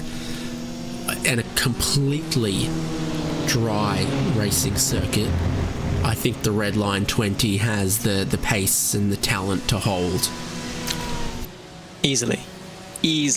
Obviously, Labigra has put in a monster the last couple of stints, you know, that goes without saying. And obviously, as the BMW comes more and more back into its strength, obviously the Mustang had the measure in the wet, and that's why we saw the 21, especially at the hands of Gustavo Ariel, obviously extend the gap more and more. But as the Williams cars negotiate the Maniti Porsche, obviously as it began to dry, the Mustang fell off a little bit, and then the BMW was able to pick its way back in, and now it's just going from strength to strength. And it's not just Redline that have reaped those benefits, Williams have, and most importantly BS Plus also reaped the benefits relative to that Mustang. Coiter and that 21 could be in trouble, as we've touched on, if the Mustang can't hack it up in the dry running, particularly because he's nowhere near his teammate. He has got no support as Sam Coiter. He is by himself in this battle. That's the number 78 Maniti Racing green back there, and they have just crossed I think 100 incident points for their first drive-through penalty. There's a black flag out for them at the moment, and they will need to drive through, or as I'm going to start calling it, a no splash in 60. Yeah, exactly. It's because it's so long. A drive-through is meant to be quick. Like, you go to a Mackey's drive-through to get a quick, nice bit of food, right? No, not at Spa.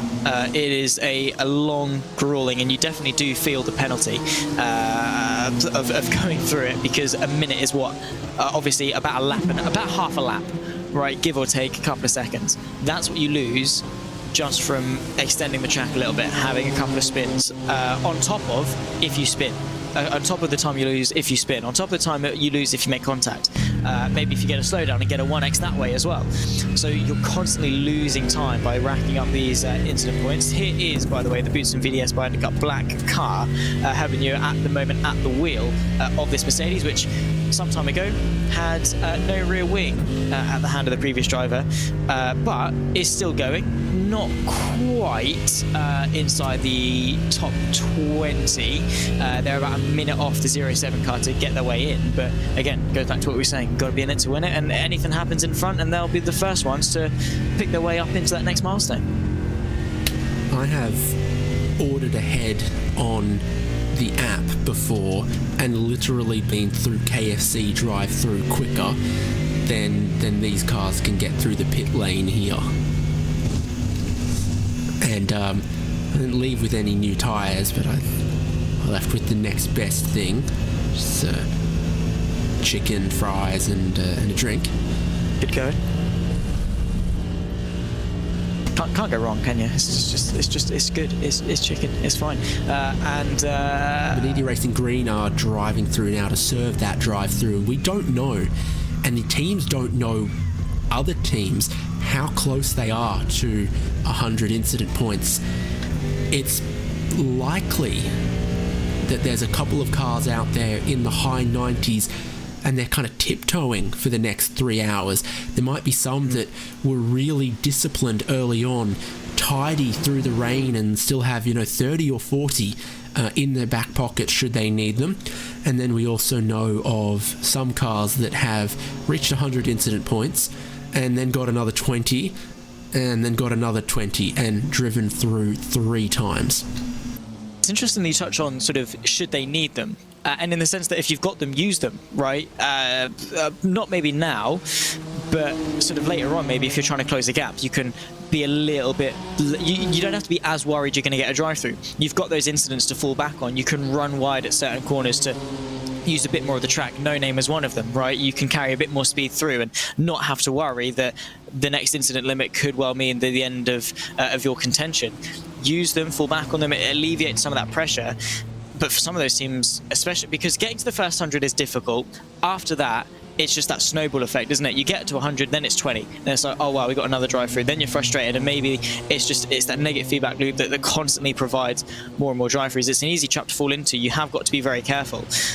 And to be fair, for the most part, I mean, I know we've not got a lot of cars that are really close together. We've got a couple sub 10-second gaps, a couple of 30-second gaps between some of the field. And when you're fighting for positions like that, a drive-through, like we've touched on, is half a lap. And that can very quickly turn a battle on its head from what was once a very secure position to, oh wow, now we've got about 30 seconds to try and catch if we want that position back. Here's 2 cars, for example, that couldn't afford it. We know that they're sort of going back and forwards with Marla Racing Team for this 4th and 5th position.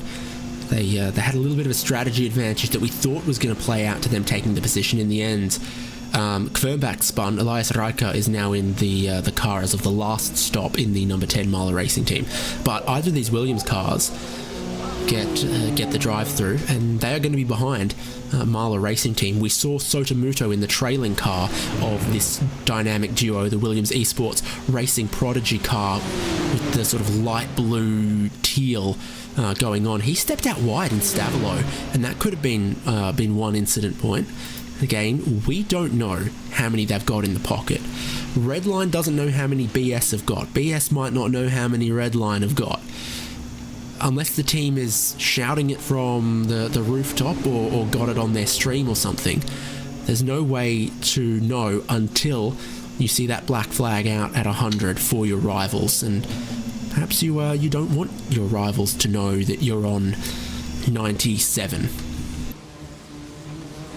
I most definitely don't. I think Team Redline have got their sort of watch-along stream that they do. They are live on Twitch, so I don't know if they've got any incident limits public. I think they're being very careful as to limit the amount of data they share to the team. So I'm sure maybe BS were trying to be a bit sneaky with it, but no way through for that sense to sort of spy on the incident situation for the two Redline cars. And obviously, that's an internal issue they've got to battle. If they've got some in pocket, like we said, they can use them. If not, they're going to have to be very careful, because Spa is an easy circuit to overstep the mark, right? I know a lot of it, there's not a tremendous amount of runoff in certain places, but Les Combes, exit of Malmedy, exit of No Name, Pouon, Piff Paff, all of these are places, exit of Kerpool Frere as well at the back end of the circuit, are places that are very easy to run wide.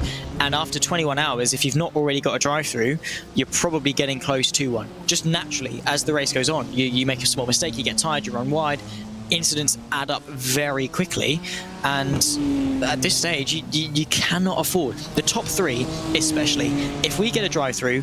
We're not going to see an anti-climax, we're going to see an anti-climax, and that's it. And these teams, they need to be on it. Wouldn't it be an anti-climax potentially? Anti-climax. No, you're right. Yeah, that's true.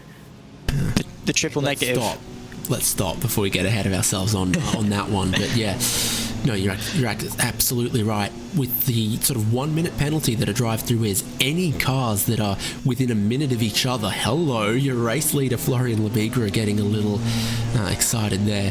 Yeah, any cars that are within a minute of each other, you think that's you're not catching that on track. Well, you might catch it in the pit lane if your rivals are a little sloppy or a little out of line. So watching through Lacombe on this lap and thinking, Spa really has it all. You've got a rubbered-in racing line, you've got puddles still in places, you've got marbles forming again off the racing line. It is a very, very weathered racing surface with all of these cars now approaching 21 hours on. Look at the marbles there in the bus stop. Yeah, it's a very dynamic racing surface, and we had that through the rain. We dissected it earlier that if this track was dry the whole way through, then in each stint, in each hour, you'd be able to take 3 to 4 off tracks, i.e. one every 6 laps, to keep you, safe within margins to sort of, prorata that. And then the heavens opened up. Drivers were everywhere. Drivers were spearing off the track. Drivers were spinning out, making contact with the wall. Drive-through penalties were flying thick and fast in the lower end of the field. We didn't see many from our more disciplined drivers up the front, like the two Redlines, like BS Competition, like either of the Williams Esports cars. But they must have gotten close, and then suddenly, if you eat up, 30 of the incident points in that time when it was raining, then you had to have been even more lean and even more cautious with them earlier on to have that in the back of your pocket. I think that's one off track there. If you've got no tyres on the curb, that'd be one for Lebigra just then. Yeah, and that's how easy it happens. I mean, he didn't really do anything vastly different to what he'd be doing lap after lap, but it was just enough that maybe it was slightly outside, and boom, 1x, and that's 1% of your overall allocation that is then done. You can't get that incident point back, and especially in the wet, that initial bedding in phase, it takes a lot of acclimating to get good in the wet, especially initially if you're on slicks or whatever and you need to crawl it around to get back to the pit lane, anything like that. And it's so counterintuitive as well, wet weather driving sometimes, because you've been hammered in these rules of brake on the furthest point to the left if it's a right-hand corner, and sort of be really careful with the throttle and try and do X, Y, Z in terms of handling the car and whatever. Do this, hit an apex here, drive out to the exit of the corner. In the wet, that all gets thrown up in the air. It's brake on the inside because that's where the grip is. Don't turn until after the apex because that's where the grip is. Don't accelerate until at this point, right? And it's so backwards thinking that it takes a lot of acclimating to, and can very easily lead to a lot of incident points if you're not able to hack it very quickly, because it's the margin for error is so slim. Speaking for margin of error, Sam Coitet's margin of error is about 3.1 seconds back to Phil Denez. He's been able to stabilise the gap.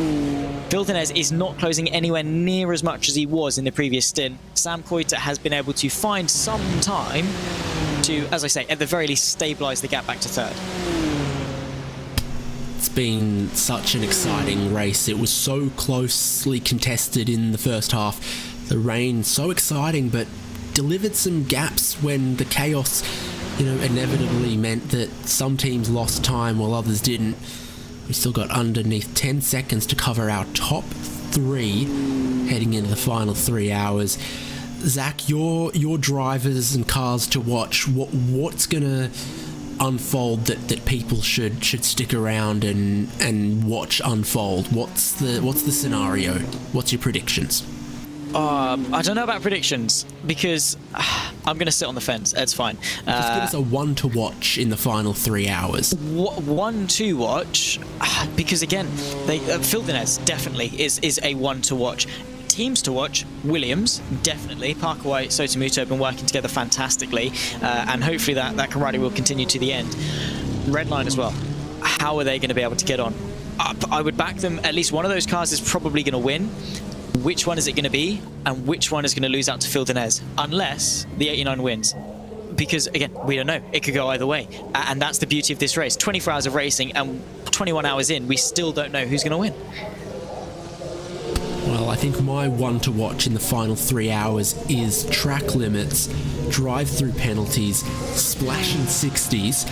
All of that could play into the complexion, not only who wins this race, who finishes in the top 5 and who finishes in the top 10. There's got to be a handful of cars, not only out front with that leading 3, but the rest of the field just tiptoeing with a very meagre number of incident points left in the bank before they're headed for a super costly drive-through here at Spa. 3 hours to go approaching. The 2 Williams cars on the lane. We're going to see a driver swap that sees Parker White out, replaced by Sammy Matty Trogan. Looks like Sotomuto is staying. Definitely heading towards a point in the race where we're expecting final driver swaps for sure, Zach. Yeah, you'd assume so, because a 3 hour stint is reasonable. I mean, Ariel did 6 hours earlier. That's not something that the drivers would really like to do, but with 3 hours left to go, it doesn't make sense to change again, because, there's so little time left. It's an easy stint to manage, 3 hours. I mean, it's still a long time, don't get me wrong, but as a driver, it makes sense, because you can bed yourself in, get into a nice rhythm, and then not have to go through the whole process of getting another driver in. They then have to get up to speed and all of that. So it's easier just to have one driver in, get them to the end, and this is how we're going to see the lineup all the way to the end on what is hopefully going to be a nice barnstorming finish to the last 24 hours of racing. 21 hours completed, 3 hours to go for 2024's iRacing Falcon Tyres Spa 24 hour. You'll see all of it to the checkered flag and the winners' celebrations right here. You won't miss a minute. I've been David Haynes with Zach Sweeney. We've really enjoyed this phase of the race. Wet tyres making way to dry tyres. 10 seconds and less to cover your podium positions on the run to the checkered flag. Arjuna Kankapati and Ewan O'Leary are going to bring you coverage. You won't want to miss it. Welcome back to the final hours of the race. If you're just joining us, Arjuna and Ewan back where it all began, but with no rain. Ewan, we had that brief sprinkle. I say brief sprinkle that took out a couple of cars, and Attrition's played its part. We've got just 3 cars left in the lead lap, but 3 cars split by 10 seconds. Would you have predicted it would be these 3 cars when we left with 20 hours or 22 hours of the race still left to go?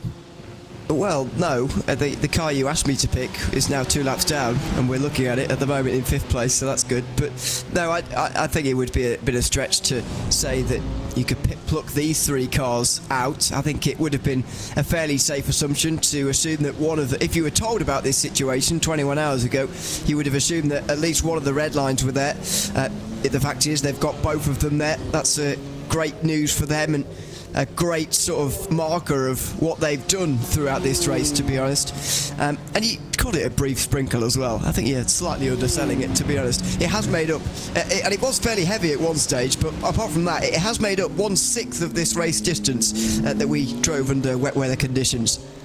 Yes, the brief sprinkle part comes in comparing it to, you know, the rain that we had at Sebring at Watkins Glen, which I saw the weather radar.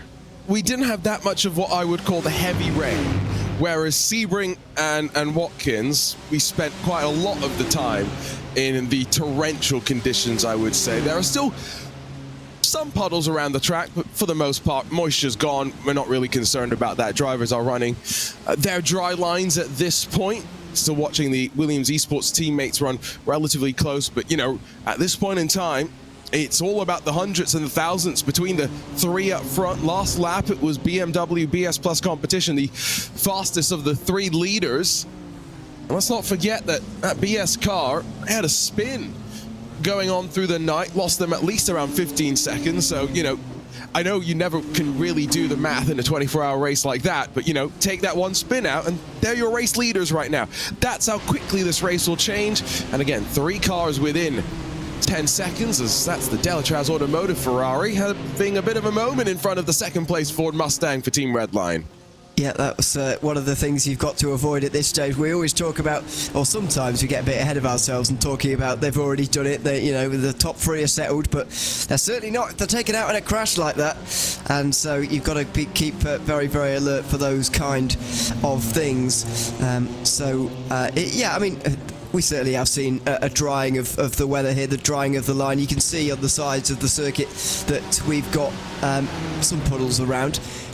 However, you know, again, don't want to say it's all over just for the moment. I don't know if you caught it, but the Apex Racing team, obviously out the race now, the number 99, they got into the dry period of the race. They got out the other side of the rain, but Alejandro Sanchez just went a little bit wide at Puon, and because there's so much tarmac there and so much water collects out there on the dry tyres, didn't stand a chance and went straight on into the wall there, really putting an end to their day. So it's certainly not over in terms of wet weather, because while it's dry on the circuit, off the circuit, it can still be very sketchy indeed. And in terms of BS competition, they will be looking back at that incident, I think, as maybe the turning point in this race, because it wasn't even like they crashed during the opening part of the rain period. It was very much towards the end. Not really towards the end, but it was the second part of their second stint on the wet weather tyres for Ryan Barneveld, who I feel a bit bad for, because we've talked about him making that spin about 7 times since he did it. Yeah, but that's the problem with being in the fight for the lead. It's going to be brought up a couple of times. Just ask Mitchy Tauscher about that one. They're watching teammates fighting behind. At lap time last time around, 2/10 quicker for each of the fast 3. But once again, it was Fuldenez who was fastest of them all. And so just very much keep an eye on that. There's definitely a bit of spray being kicked up there down through Malmedy. There's a look at second and third. You can see them split by just 2.5 seconds. I think Fuldenez is on the charge right now, and there's a chance of rain. How much of a chance of rain, Ewan? 3% right now. Wow. I mean, it's better to just look at the actual screen and just look at the... Does it look like it's about to rain to you? Well, that's not the only thing. You look at the weather radar, there's nothing to be seen as well. So for the next 30 minutes, we're not expecting anything. Yeah, exactly. So, not particularly expectant with rain, to be honest with you. I think we do retain at least a percentage chance of rain to the very end, don't we? Talk about this with Will earlier on. We came on with 9 hours to go, and he was talking about the general sort of sloping decline of the chance in rain. I think it got to about 18% with 4 or 5 hours to go or something like that. But anyway, it's just generally sloping down towards the end. It was looking like we were going to get a dry finish, but there was that 1 in 100th chance that we were going to see rain right to the very end. We did see rain for maybe a more prolonged period than we thought we would at one stage, but there you go. These things kind of happen in the wet weather conditions. Yeah, I think we're going to be fine. You can see plenty of blue sky above. Even the cloud is fairly patchy in the sky, never mind the rain itself.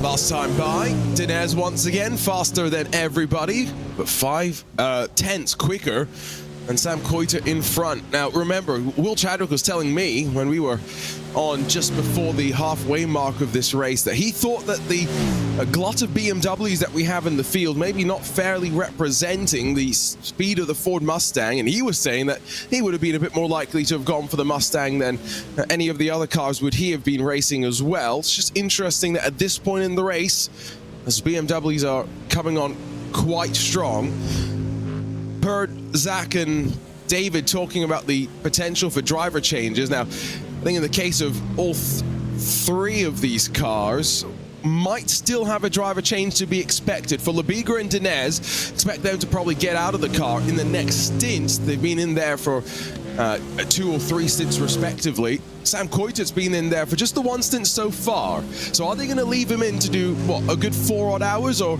are they going to pluck him out in about 50 more minutes time? I would, if I was to place a guess, I would guess that all 3 will make one last driver change next stop, which I think will come with about 2 hours 15 to go. I think that's a good distance to put someone in for the finale to go to the finish. But we're not at that stage yet. I think these guys are the ones leading up to the finish. I think, though, if in an ideal world, you want to leave Phil Dinez in there. I've been really impressed with him this morning. Having not seen very much of him yesterday, I don't know how much he drove yesterday, if at all, but since waking up this morning, been super impressed with his lap times, and he has been making and doing a lot of the work of closing Sam Coiter. You can see it happening again here, just closing the tenths of a second, getting that gap back inch by inch, if you like, and he may be there by the end of the race. At one stage, he was actually catching quickly enough in the dry to have a shout for the win by the end, but I think he's going to just fall short on that. Well, you say maybe keep him in. I will give you the counterpoint of saying that it's 3 in the morning here on the west coast of the US. I'm pretty sure Phil is back home in Monterey. Don't think he's got any commitments in the Italian GT Championship, where he's racing a BMW M4 in the real world this year instead of just a Lamborghini. He's racing both a Lamborghini and a BMW. I should be clear in saying that, but it's beside the point. So 3 in the morning, probably time for him to go to sleep, Is it going to be Ryan Barneveld? Is it going to be Rainer Talvar? Now, Ryan Barneveld was also splitting some focus with the VCO IndyCar Challenge, and trying to switch between an IndyCar and a GT3 car, not necessarily the easiest thing, but we'll find out sooner rather than later, you'd think. Dinez faster again, though, and he's still faster than the race leader, so he's catching not just Coiter, he's catching Lebigra as well. To your point, he is really flying right now. That car is hooked up as well. Yeah, no, there's no doubt about that, but I just putting it into perspective of what what Phil Dinez needs to, or whoever driver is at the wheel of that BS competition car needs to do until the end of the race to get into the lead or catch the leader. So, first of all, they've got a 5 or 4 lap difference in terms of pit lane. That is going to prove to be a problem for them when they get to the very final pit stop. I know they've all been short filling a little bit, but Dinez even short filled a little bit compared to Lebigra last time, so he's made that even worse, arguably, for the moment.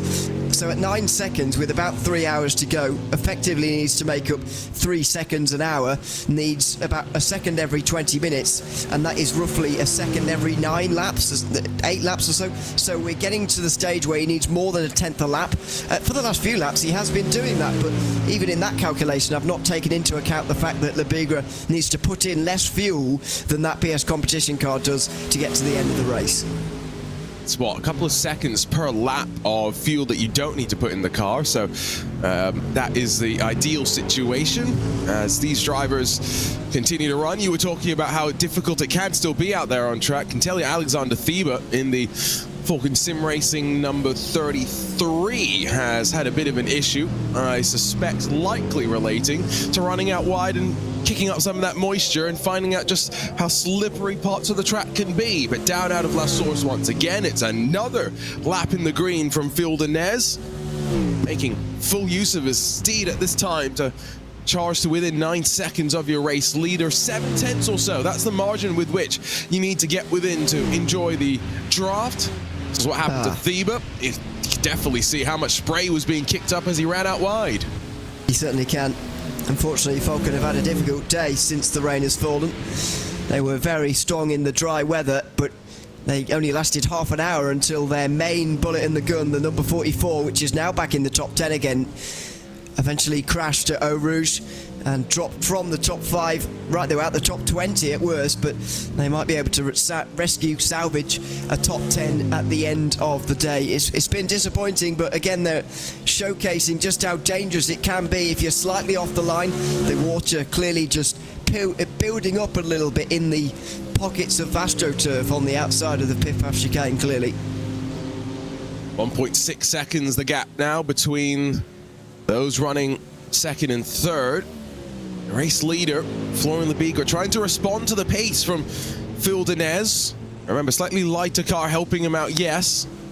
It sits right now, by the way, currently I think down to officially just 24 of the 47 starters still running out there on track, and so lap traffic very much not a concern for the most part at this time. There are plenty of pockets of clean air for these drivers to be dropped into when they A, make pit stops, or B, are just trying to stay in the rhythm and run their respective laps. Florian Lebigra is going to come back around to close the 523rd lap of this race. It has been a relentless pace that's been run so far. 2 hours and 47 more minutes. Will Chadwick was saying we're doing 610 laps. We'll see if he's right when we see the checkered flag. He meant that when it was still dry, didn't he? Because that's not happening. He predicted that with confidence, and I'm holding him to it. No, I'm not.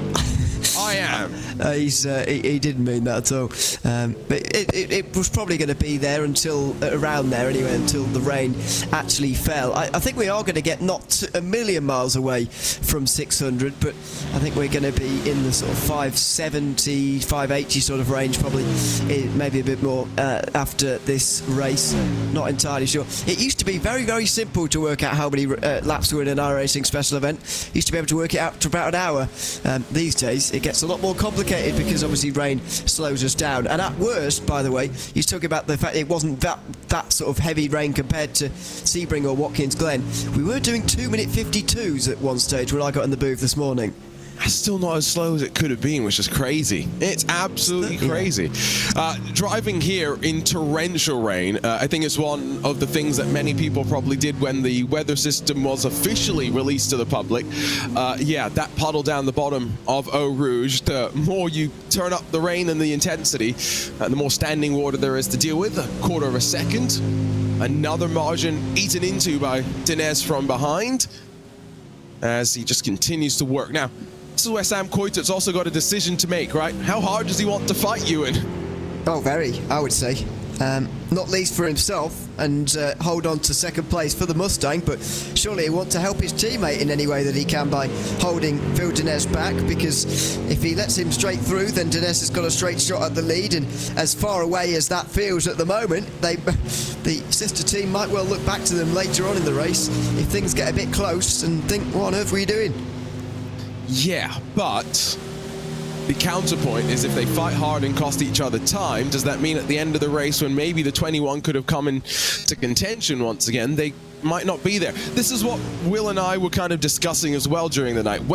If the teammates were, bumping each other forward like they were for the majority of the first part of the race, when would you let them loose? Don't think we're going to get the answer just yet, though, because across the line, that gap now down to 1.3. Denez is going to enjoy the draft this time by on the run up towards the Kemmel. It's been a quite remarkable year for Team Redline. We've had a quite remarkable run of the years in iRacing special events. We've had a few events where they've swept the classes, but as it stands right now, Ewan, they're on track for their third iRacing 24-hour special event win of the year, behind, of course, the win in GTD at Daytona and the win in GT3 at the iRacing Nürburgring 24-hour race. Yeah, didn't Williams get 2 of the 24 hours last year and were on for the third at this race before not winning it? Was that correct, or was it maybe another year? Anyway, yeah, they're certainly having a very good year. What I was questioning actually with Will, and I didn't really have the answer to it, was whether Redline had achieved a 1-2 in a class. I know they've swept classes, and I know they've won multiple. Did they do a 1-2? Daytona. Did they? Yeah, they were 1 lap down. Wasn't it still 1-2 at the end of the race? I wasn't totally sure. Google's our friend here.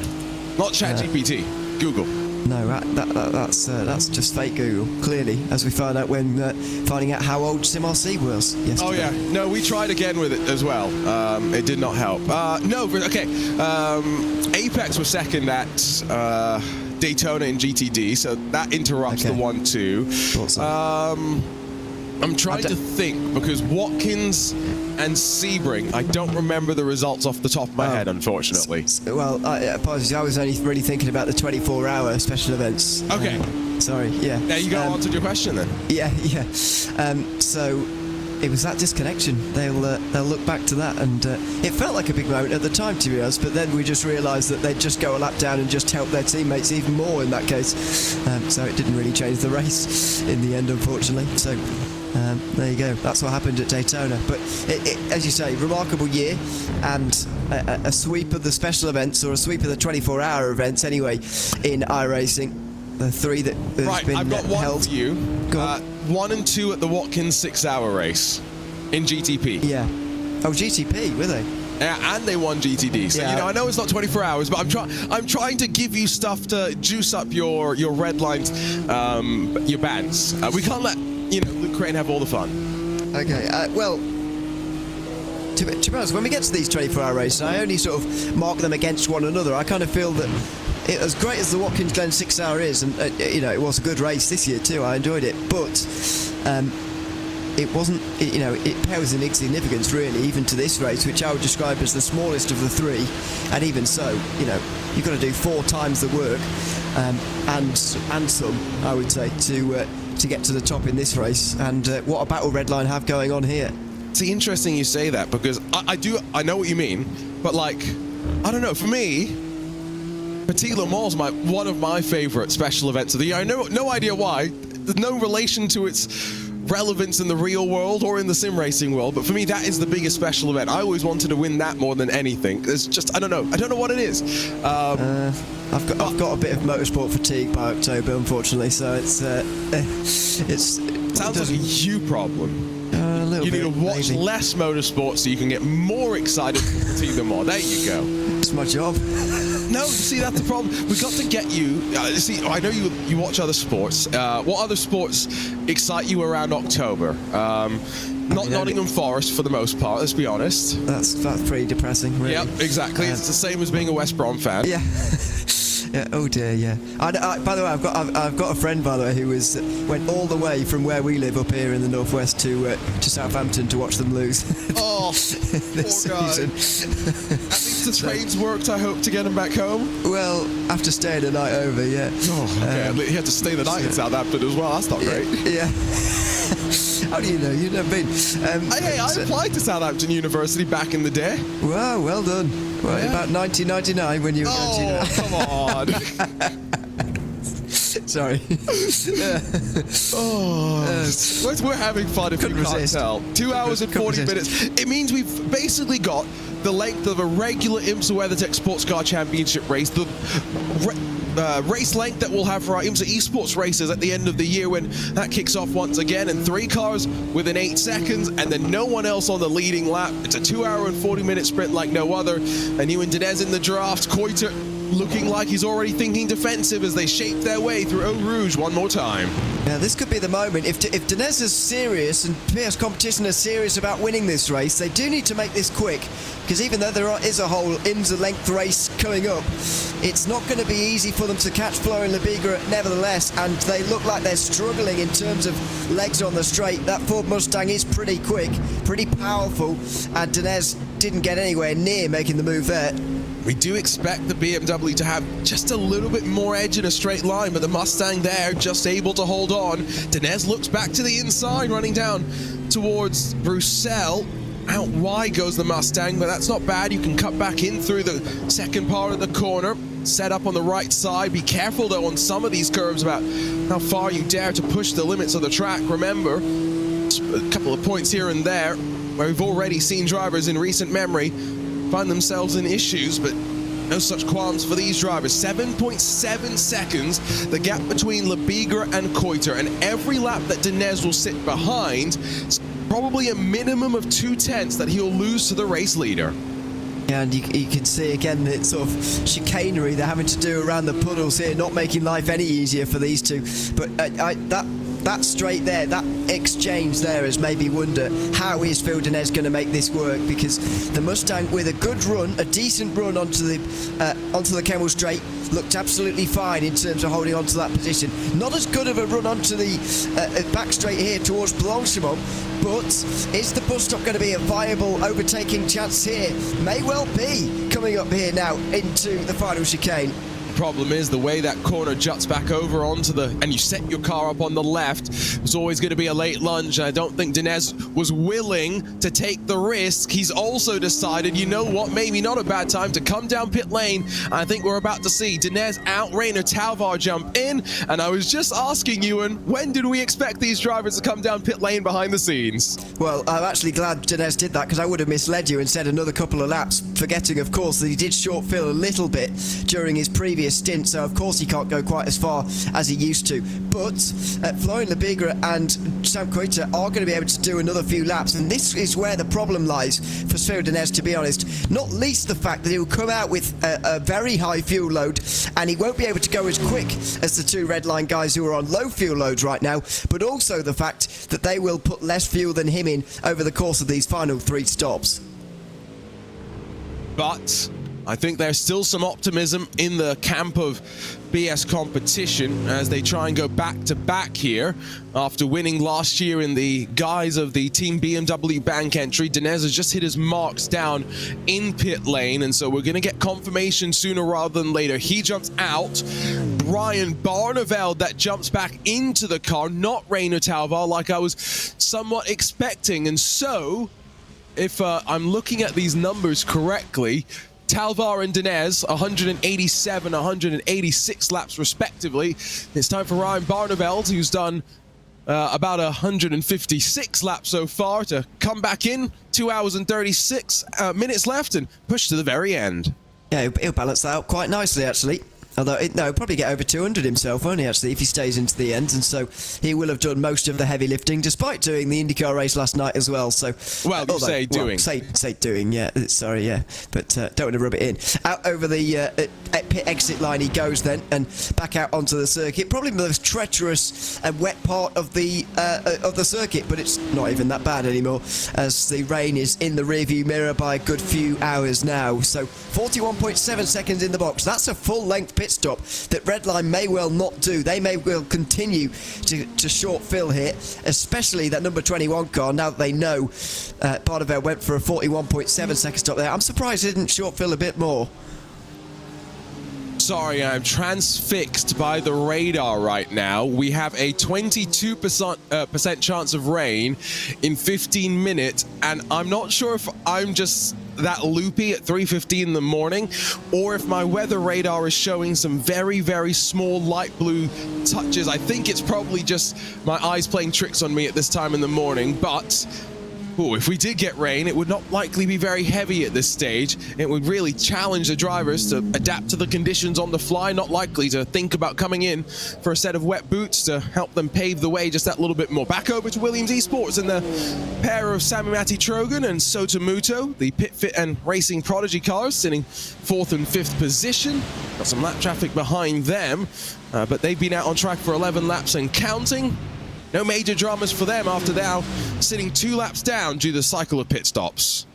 Yeah, it's a really big gulfing class between those front 3 and the rest of the field after all of the rain and the pit stops so far today. That has become immediately apparent, really. I mean, even guys in the top 10, 4 laps down now. The field has been very spread apart by this race.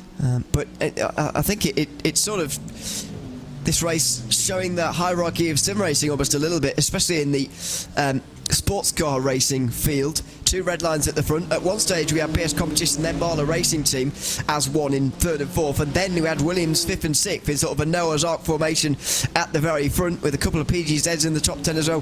Very much showed the sort of hierarchy in the race, and indeed maybe the scene as a whole in this precise moment in time. But if there was any other teams other than two Williams battling or in 4th and 5th at the moment, we would call this a battle. It's not really. They've been running like this for ages. Absolutely.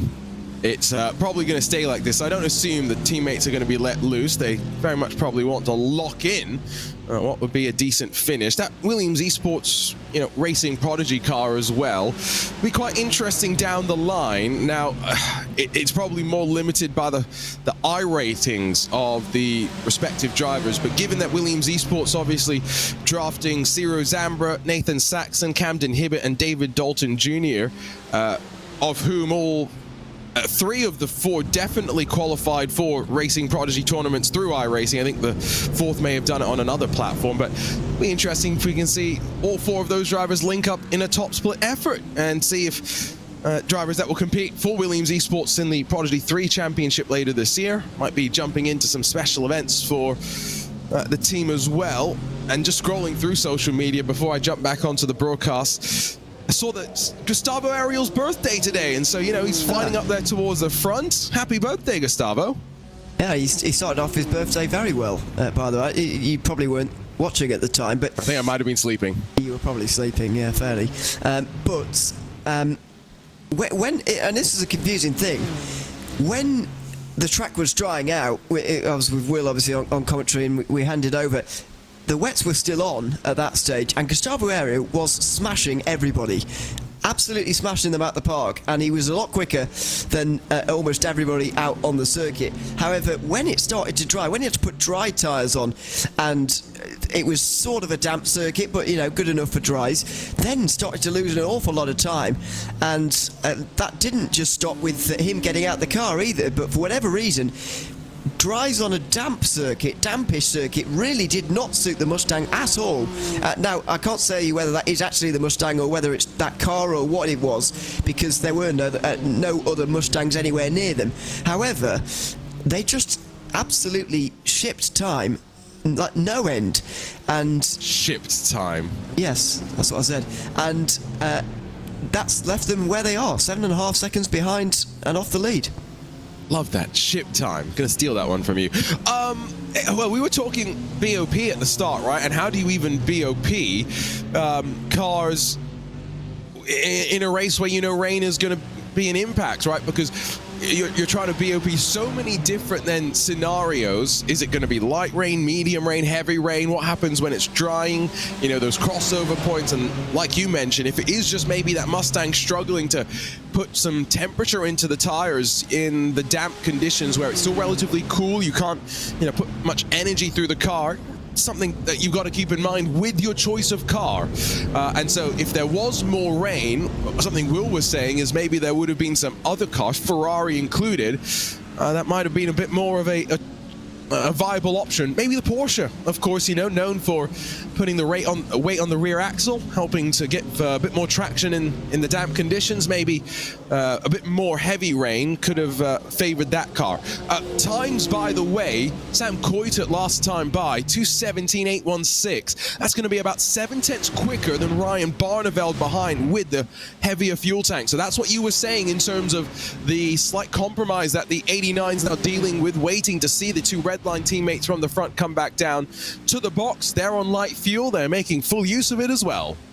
Yeah, I mean, this phenomenon sort of balances itself out because the BS competition car then gets generally a lower fuel load, very slightly, than the two red lines for the entirety of the rest of the stint. So that sort of balances itself out, roughly. However, I think it's the less laps that Redline have to put in at the end of the race that is really going to hurt BS competition. If they don't short fill it all beforehand, then in the final pit stop, Redline will suddenly just pop out a few seconds further forward than where BS competition would have thought they would pop out, and that's going to be very demoralising going into the final part of the race. I think this race is still relatively open, and again, you mentioned there's an IMSA race distance left at 2 hours 40.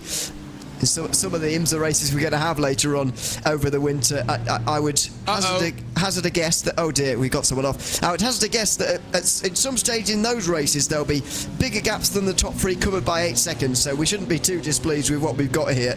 I'm pretty sure that's a car that's beached itself. That's the Booston VDS by undercut number 11. I'm not quite sure if it's been able to get out of the gravel. It's still trying based on my timing screen, but that's...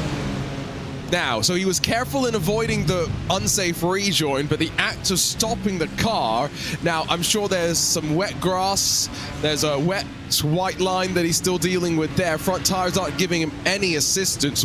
Wow, this is a stressful situation to be in. Oh, well... He has gotten out, by the way. Oh, I want to see how. So... The car rolled back there for a sec. Yeah, rolling backwards, forwards, backwards, forwards, forwards again.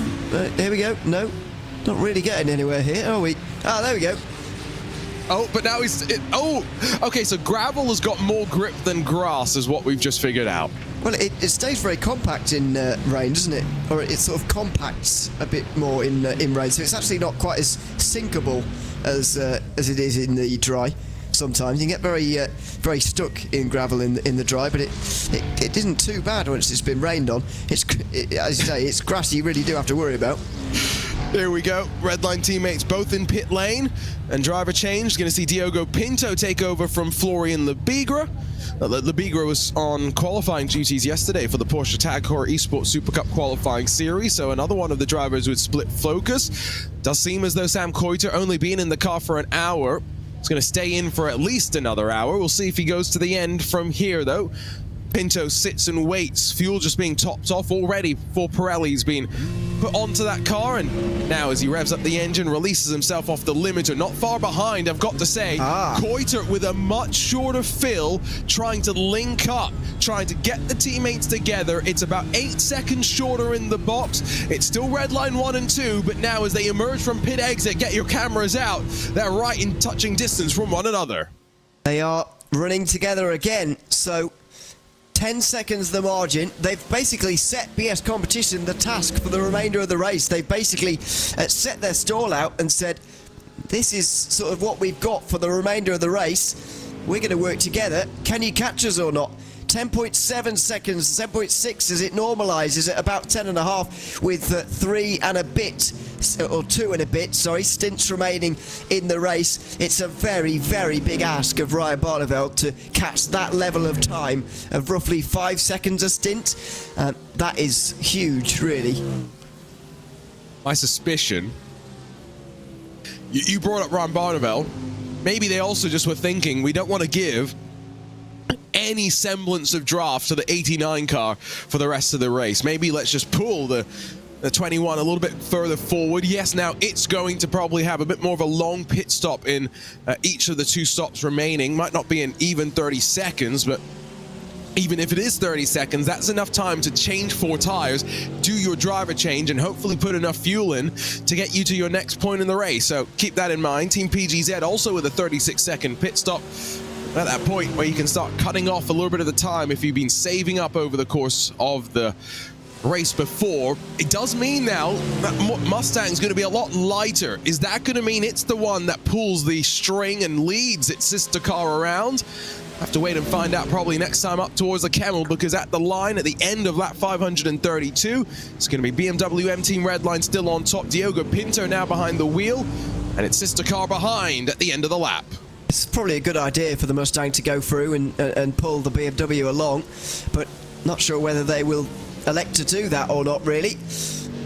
Whether they're actually going to fight with one another, because if they are intending to properly battle the 2 Redline teams, then he would certainly stay behind in the Mustang and absolutely try and save as much fuel as he possibly can, because you know that you've taken pretty much all of the short filling you can from your car now. Well, not all that you can, but you know, quite a lot of it. And the BMW hasn't taken really any of it during that stint there, so it would be smart to stay behind. Will they elect to play the team game, or are they playing their individual game? It's the team game by the looks of things, as the Mustang goes forward into the lead. Were you trying to say leaps forward into the lead? What was I trying to? I don't really know what I was trying to say. I just started a word with L and then had to think of what would fit with L, but I couldn't do it in time. What an L it was. It was. To be fair, there's been plenty of commentary at this point so far for the both of us. We've had our 2-hour stint to start with. We've each had a 3-hour block in the middle, and now we've got this 3-hour block in the end and the 3 hours that we had for VCO IndyCar Challenge. So it's been a busy weekend for drivers and commentators alike. And let's not forget our producer Hugo Luis that's been sat on the turntables for going on 22 hours or so. Still has the 2 hours and 20 minutes left to run. As we jump on board with Simufy, Lucas Marrero is only around half a second, I should say, off of Maniti's big green machine, the number 78. As they cycle out of Pouon, a couple of Porsches down outside of the top 10. The best of the Porsches, Tim Matzke in the Maniti machine that runs in 11th spot. And at a time was running in the top 10 as well, and will be in the top 10 again very shortly as the Falcon Sim Racing Team Teal car, Jonas Rutten, comes into the pit lane. But Maniti Racing will be able to make it to the end, so they are in with a very good shout of a top 10, Maniti Racing, and that is spectacular in one of these Porsches, which has been generally described by Will earlier on as pretty much sort of the worst on average in everything. And so a really remarkable job for them to get into the top 10. That was quite aggressive to pull back to the racing line in time for Blanchamont, but Simify Esports do just about manage it as they continue to try and recover from Gonzalo Vergara's spectacular technical failure at the end of the Kemmel Straight earlier on. Oh, wait. Now what happened? That's not listed on my list of incidents. No, I don't think we did put it there because it wasn't a front-running car, but it was quite spectacular. It was... It basically is at full speed, his wheel just turning straight to the left in the most obvious technical failure you've probably ever seen, and bizarrely was able to completely just rejoin again and carry on and continue driving himself after the repairs had gone. So he just fixed his own wheel problem, fixed his car, and then carried on. That's crazy. And again, it's what you need to do in these sort of endurance races. We bring it up time and time again, especially at this track, at this race. Remember 2019 when it was a Team Redline car that was leading, and it was a certain Max Verstappen that with 10 minutes to go had his brake pedal disintegrate, like literally fall apart. Fortunately, he used the barriers just at the top of the track in the camera shot there to slow himself down. And Lando Norris was able to jump in and take the car to the checkered flag because they unfortunately built up a sizable advantage. There's going to be no such luck for anyone in front side of the top 3 this time around. You have a similar sort of a technical issue. That's your race chances done and dusted. Speaking of, by the way, going back up front now that the Mustang leads, 0.6 quicker than BMW M Team BS Plus competition last lap. So the light fuel load really helping to allow Team Redline to really make sure there's no chance of the 89 being brought into play. Yeah, and again, we talk about it all the time, especially with Redline, who often do this, but when you keep 2 bullets in the gun like this, you can continue to help one another. You've got 2 chances effectively at winning, and you've got a very good chance of diminishing everyone else's possibility of taking the win. So they are playing this absolutely perfectly at the moment. So Coita doing the heavy lifting for Diogo Pinto, who is at times looking like he's struggling to keep up. I can assure he's not, but it is looking like that on occasion. I do wonder what the games are here, whether Coita is really saving himself or whether he is pushing on. Is Pinto trying to save fuel behind the Mustang here? You know, what is going on? Because don't forget, the 21 will be lighter on fuel and quicker naturally. Will they actually utilise that, or are they working together even more strictly than just the regular running with one another like this? One thing I've just realized is, so we got 2 hours and 20 minutes to go, right? Max Verstappen has got to be in his car watching the lights build in 2 hours and 30 minutes time. So he's actually not going to have any idea as to whether he has won the race or not, even if he'll have a strong understanding of where the race is going. And let's not forget, the last time Max did a 24-hour iRacing special event and raced a Grand Prix on the same weekend, he won both of them. So if he can win here in this iRacing special event, then it's all eyes on the Hungarian Grand Prix to see if from third position, if Max can leapfrog 2 McLarens on the front row and somehow do the double once again, and in his hobby of his Formula One career, match the dizzying heights of his sim racing career. He certainly had to deal with less McLarens here. That's for sure. He'll have more problems with McLarens later than he's had today, that's for sure, in the Spa 24 hours. Nice. Yeah, thanks. It would be very impressive to see, and not the first time indeed that he's even won this race, as we've talked about before, and you mentioned there in 2019. I just went to look back at the clip you sent me yesterday about the actual brake failure that I hadn't seen. I'm pretty sure I have seen it before, but not for about 5 years. And yeah, it feels like a different world almost. Can you imagine the leader having 3 minutes to fix a problem like that and still win? Unbelievable, really. So I can, but only because I've watched that clip too many times to count. Okay. It's a lot less common though in today's special events. Yeah. Although I will say this, I think we are going to see more races like today moving forward, especially with the rain, because the rain, you look back at Sebring and Watkins Glen as well, it really does play take its high level of attrition, and so cars, retiring in great numbers through, whatever rain periods we do have, and that also then opens up a lot of these gaps. And so, to have only 3 cars left in the lead lap before we even got into the final 3 hours of the race, expect that to be a bit more common, I think, moving forward. You think it's going to be more common? Okay. I would have thought with rain it'd become less common, surely. But No, because I think we're just going to see so many more people dying. Remember, we were seeing Josh Rogers dying at Sebring because it was that difficult with the amount of rain. It was Aquaplane City, so, that's where. Unless we get a lot lighter rain than what we saw earlier this year. Again, Spa, I don't think was as bad in terms of intensity. And it still was pretty bad down at the bottom of Eau Rouge. So you mean race situations like this one is more common, or the 2019 race is more common? This one, like this one, yes. With what you think, a closer race after more attrition and more rain? A closer race between fewer cars. Okay, right, I understand. Okay, I wasn't quite right. Okay, we had to wind our way through the path. Sorry, yeah, right. I get it now. I'm on the same page. Yeah, that's not. It's not a bad theory, actually. I'll be interested to see how it plays out, or how true it is after we've had, a few years maybe of rain races, because any of the races that we've seen so far in the rain iRacing special events, this is the first 24-hour to have seen rain.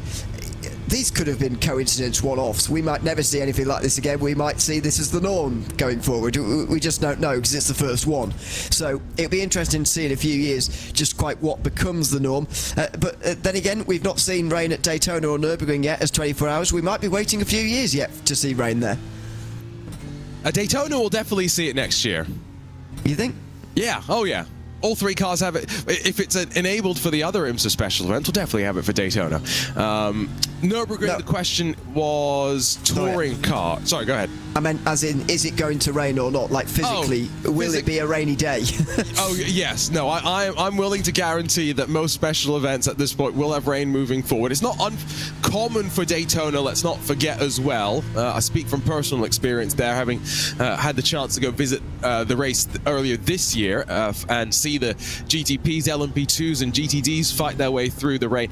Now, the Nürburgring 24-hour, I'm not sure if all the cars have the rain tire model just yet, so that's the limiting factor. Fingers crossed when we return next year to that great race that we may actually get all 3 of our 24 hours with that chance of rain. And at the Nordschleife, expect it to maybe rain at one part of the track, be bone dry at the other part of the track. Oh, I can't wait for those decisions to be made. Gap is opening up, though, up front. It's just continuing 10th by 10th to etch away. 11 seconds behind your leader for the 89 machine. We continue to ride on board with Sotomuto and the Williams Esports Racing Prodigy #1.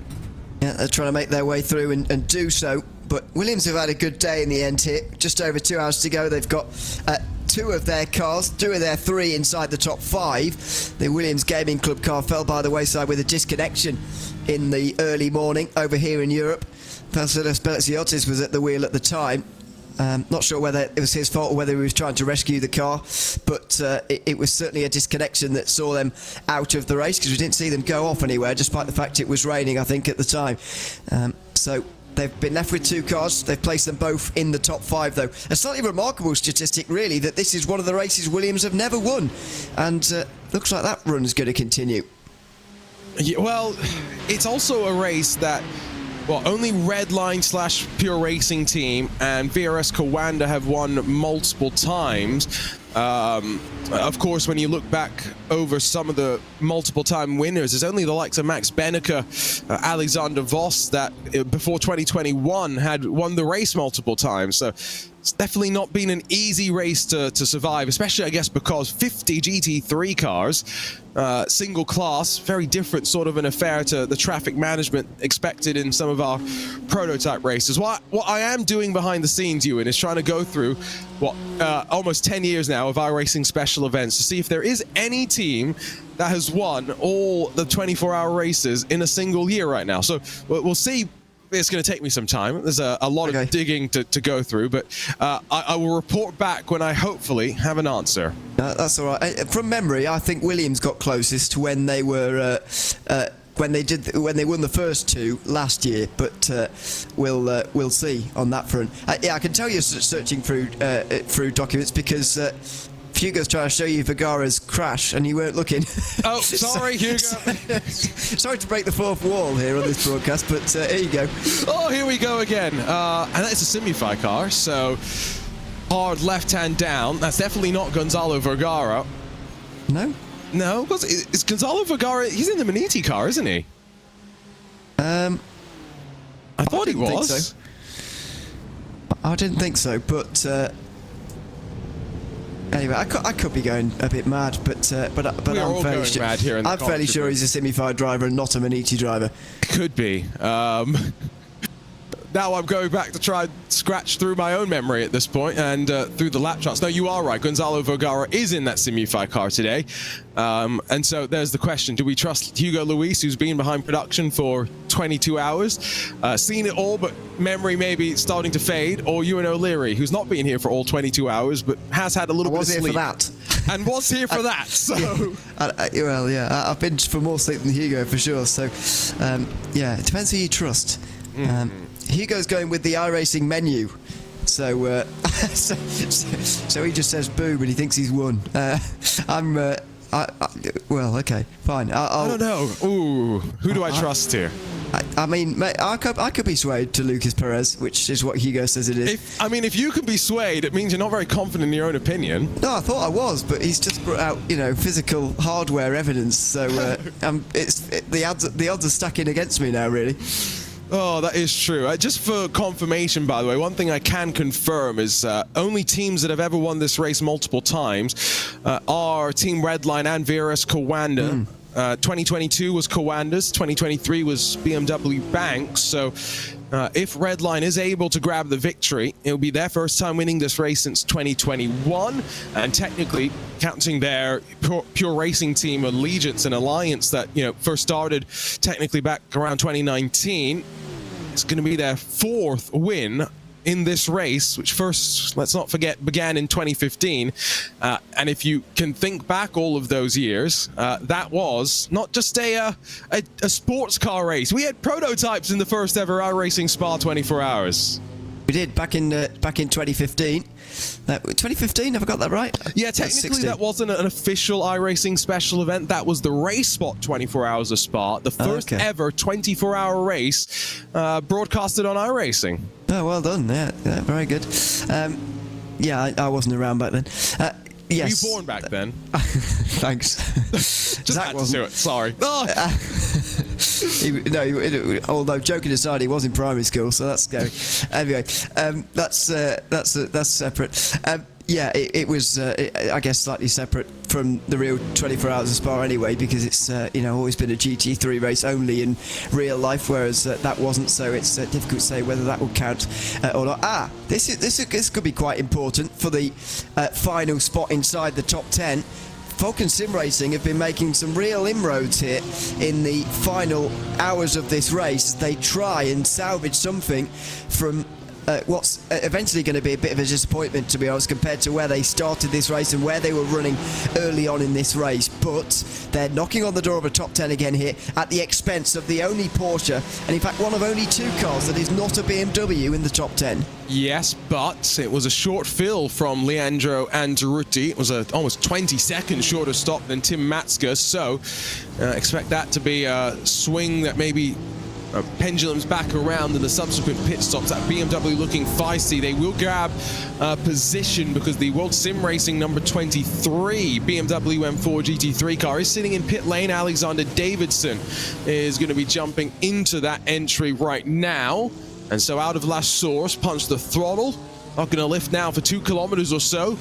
Eau Rouge pretty flat in these conditions, and then rising all the way to the top of the Camel. Andaruti hoping he's timed this run pretty well as he flicks it left then right, kick up a bit of that spray on the curb down the bottom at Eau Rouge, and as they come over the top of the crest in the draft, and now just continuing to go up through the rev range, up through the gears as well, pokes his way to the inside. Davidson, by the way, did emerge in front of them, so they have stayed down in 10th and 11th positions respectively, but it's back up into the top 10 for the number 44. And at the expense of Maniti Racing, who drop outside the top 10 after fighting so hard to get there, they will be disappointed to miss out if they end up doing so here in this race, I think. But they will take solace, I suppose, from being the only Porsche inside the top 15 at the moment. The next best placed Porsche is their own as well, and then Simify are 20th, so they have done very well out of the car selection that they've chosen, but they would have really liked this top 10. But Falcon Sim Racing are going very quickly indeed. There's no reason why they can't catch PGZ, to be honest. They have the pace to run up inside the top 5, as they showed for over 14 hours. My search, by the way, it's taking me some time to dig out through YouTube because quite a few of the broadcasts from back in the days of iRacing special events don't have years attached to their name, which makes it a little bit more difficult. Yeah. But I'm glad we do that these days, to be honest. We never used to do it. Oh, yeah. Dear. What were we thinking? I know. I can tell you, though, you were right that Williams were close in 2023, but as it stands right now, I've gone all the way back to 2021, and I haven't found any team even coming close to winning all three. So I think it just goes to show the level of performance that we have seen from Redline this year in these special events, especially, let's not forget, they've done it all in this GT3 class. Yeah, exactly. I mean, that sort of brings up another question here. What do you count as winning the Grand Slam? Any class does count, or overall? It has to be overall in all three races? I think you have to just say any class to make it easy. Okay. Even so, I think that's tricky for anybody to achieve, but certainly less tricky than it is to do overall for all of them. That would be almost impossible, I think. Well, so, okay, I keep going here. Redline in 21 did also win 2 of the races. So we got that. And now I've got to go look at 2020. Slowly but surely, I'm finding my way through the YouTube pages. To be honest, I'm not sure you need to go through all the YouTube pages. I've got a much quicker way of doing it with all the lists of winners. But yeah, I do. I'll send it to you in a minute. But look at you, prepared. I can't believe you haven't found this site before. But it's not up to date for Spa, so I'm glad you've got. That is the problem. You're looking at the Sim Racing Wiki Hall of Fame, right? I am, yeah. But yes, it's fine historically. Yeah, and some of those pages used to actually let you then click out to iRacing, which makes it easier to go find other years' results. Unfortunately, the Spa page doesn't let you do that, so it would have made it a lot easier to go and dig through. But yeah, I think anyway, the further back you go, the less likely it would have been as well, is my suspicion. I'm willing to be proven wrong. But Coanda were more dominant back in the day, I would argue, in terms of the ones they were winning. I mean, they won Daytona every single year forever, pretty much, until pretty recently. So yeah, they only won Spa twice, right? Which means that... Three times. Yes, I was thinking before 2020, the years that I haven't checked. Oh, sorry. Yeah. Yes, no, I'm still going through all of the years. So basically, 2020 and 2015. We can't even count 2015 as an official win. So for Coanda, it's pretty simple. If they didn't win all three in 2020, they can't have won all three. You see what I'm saying? Yes. Right, so I that's logic. where. So, okay, this is where we need, at RaceSpot TV, we need to hire a statistician. Can we do that? Well, it's either that or we program ChatGPT to be a statistician for us, and I don't trust that, so... No, I don't trust that either, to be honest with you. Yeah, so many teams have done 2, haven't they? There's quite a list who have managed 2 in 1 year, but for some reason, doing all 3 seems... I say for some reason, as if it's easy. For some reason, they can't seem to do all 3. What are they playing at? For some reason, they got to focus a bit more. That's all they got to do. Drive faster. Just drive faster, yeah. They tried that. I don't think they'd have thought of that before, to be honest. So should step their game up, I say. Get over. Oh, maybe 2018. Pure Racing Team managed them all. Did they? Ooh, yeah, okay, they did. Yeah. Now that technically is still Redline, so they'll carry that lineage forward. Are we 100% sure in 2018? It wasn't overall every time, but yes, they did do it in 3 classes. In GTE at Daytona, the only year that Coanda didn't win for a good while. Wow. Because Radicals won overall. GTE, they won in 2018 though. Overall, they won the 2018 race as well in the Nürburgring GT3, obviously, and then overall at this race as well. There you go. We found it. History. Well, it's been history for about 6 years. Yes. We had to go and dig it out of the history books, though, so it took us a little bit of time. Wow, that's pretty remarkable. And so, taking another 6 years for anyone to be able to do it again. I'd be very curious, are there any drivers that are going to repeat? Now, in that 2018 Spa victory, Walmart, Elkman, Bennica, and Moser. No, none of those drivers are going to repeat. My assumption is none of the other drivers from Daytona or Nürburgring going to repeat as well. Probably 4 of those drivers to be racing at the other races as well. So that would be quite interesting to see who the drivers were that actually come out on top in the winning cars this time around. Back to the history books I go. Yeah, you can go back to the history books on that one. I'm not going through it again. It's hitting my head a bit, actually, all of these grids. Starting to...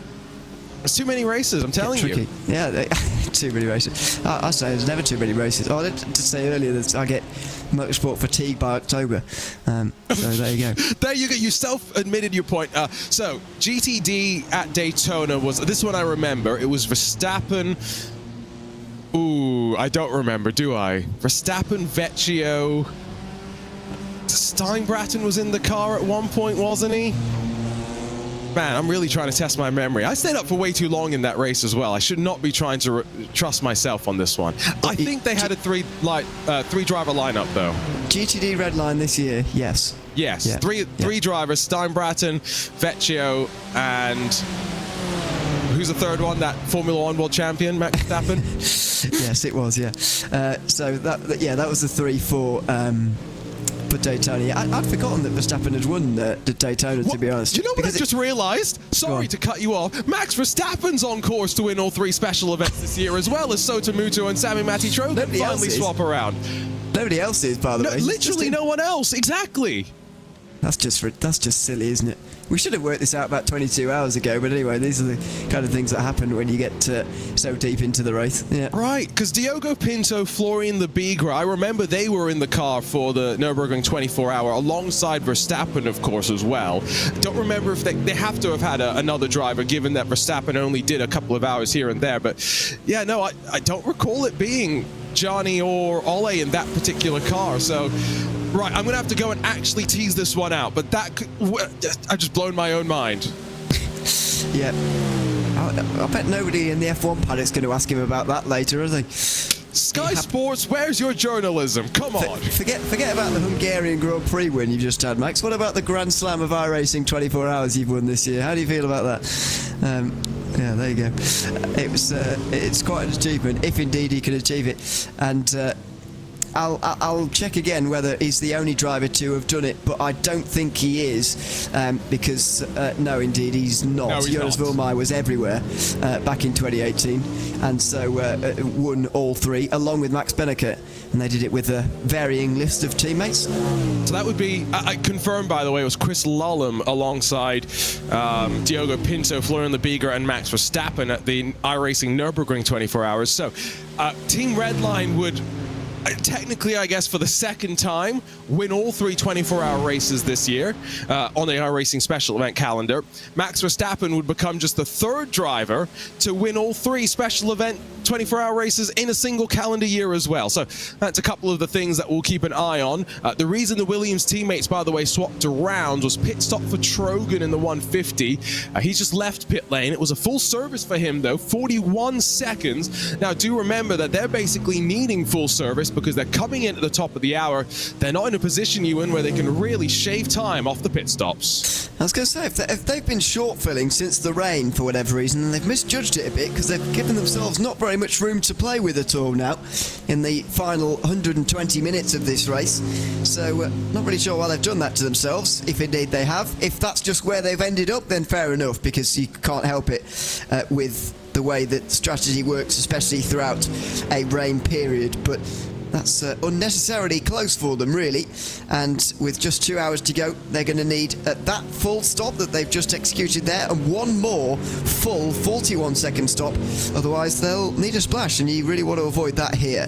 Oh, yes, and you want to avoid any drive-through penalties at this stage as well. Remember, it was 100 incident points, the limit for the teams and the drivers to keep in mind. That effectively allots you 4 off-tracks an hour, or if you bash into another car once in an hour, now you're not allowed any off tracks for that particular hour. So we're not talking big margins by any means, and it was something David Haynes did want to keep an eye on in these closing stages. Were there going to be any drivers that hit that threshold? Because we're using the full endurance pit lane here at Spa, it's a 60-second drive-through penalty. That's a very painful thing to be experiencing in the final hour of the race. By the way, driver change on pit lane as Beckham Jasir jumps into the Williams Esports Racing Prodigy car to bring it to the end.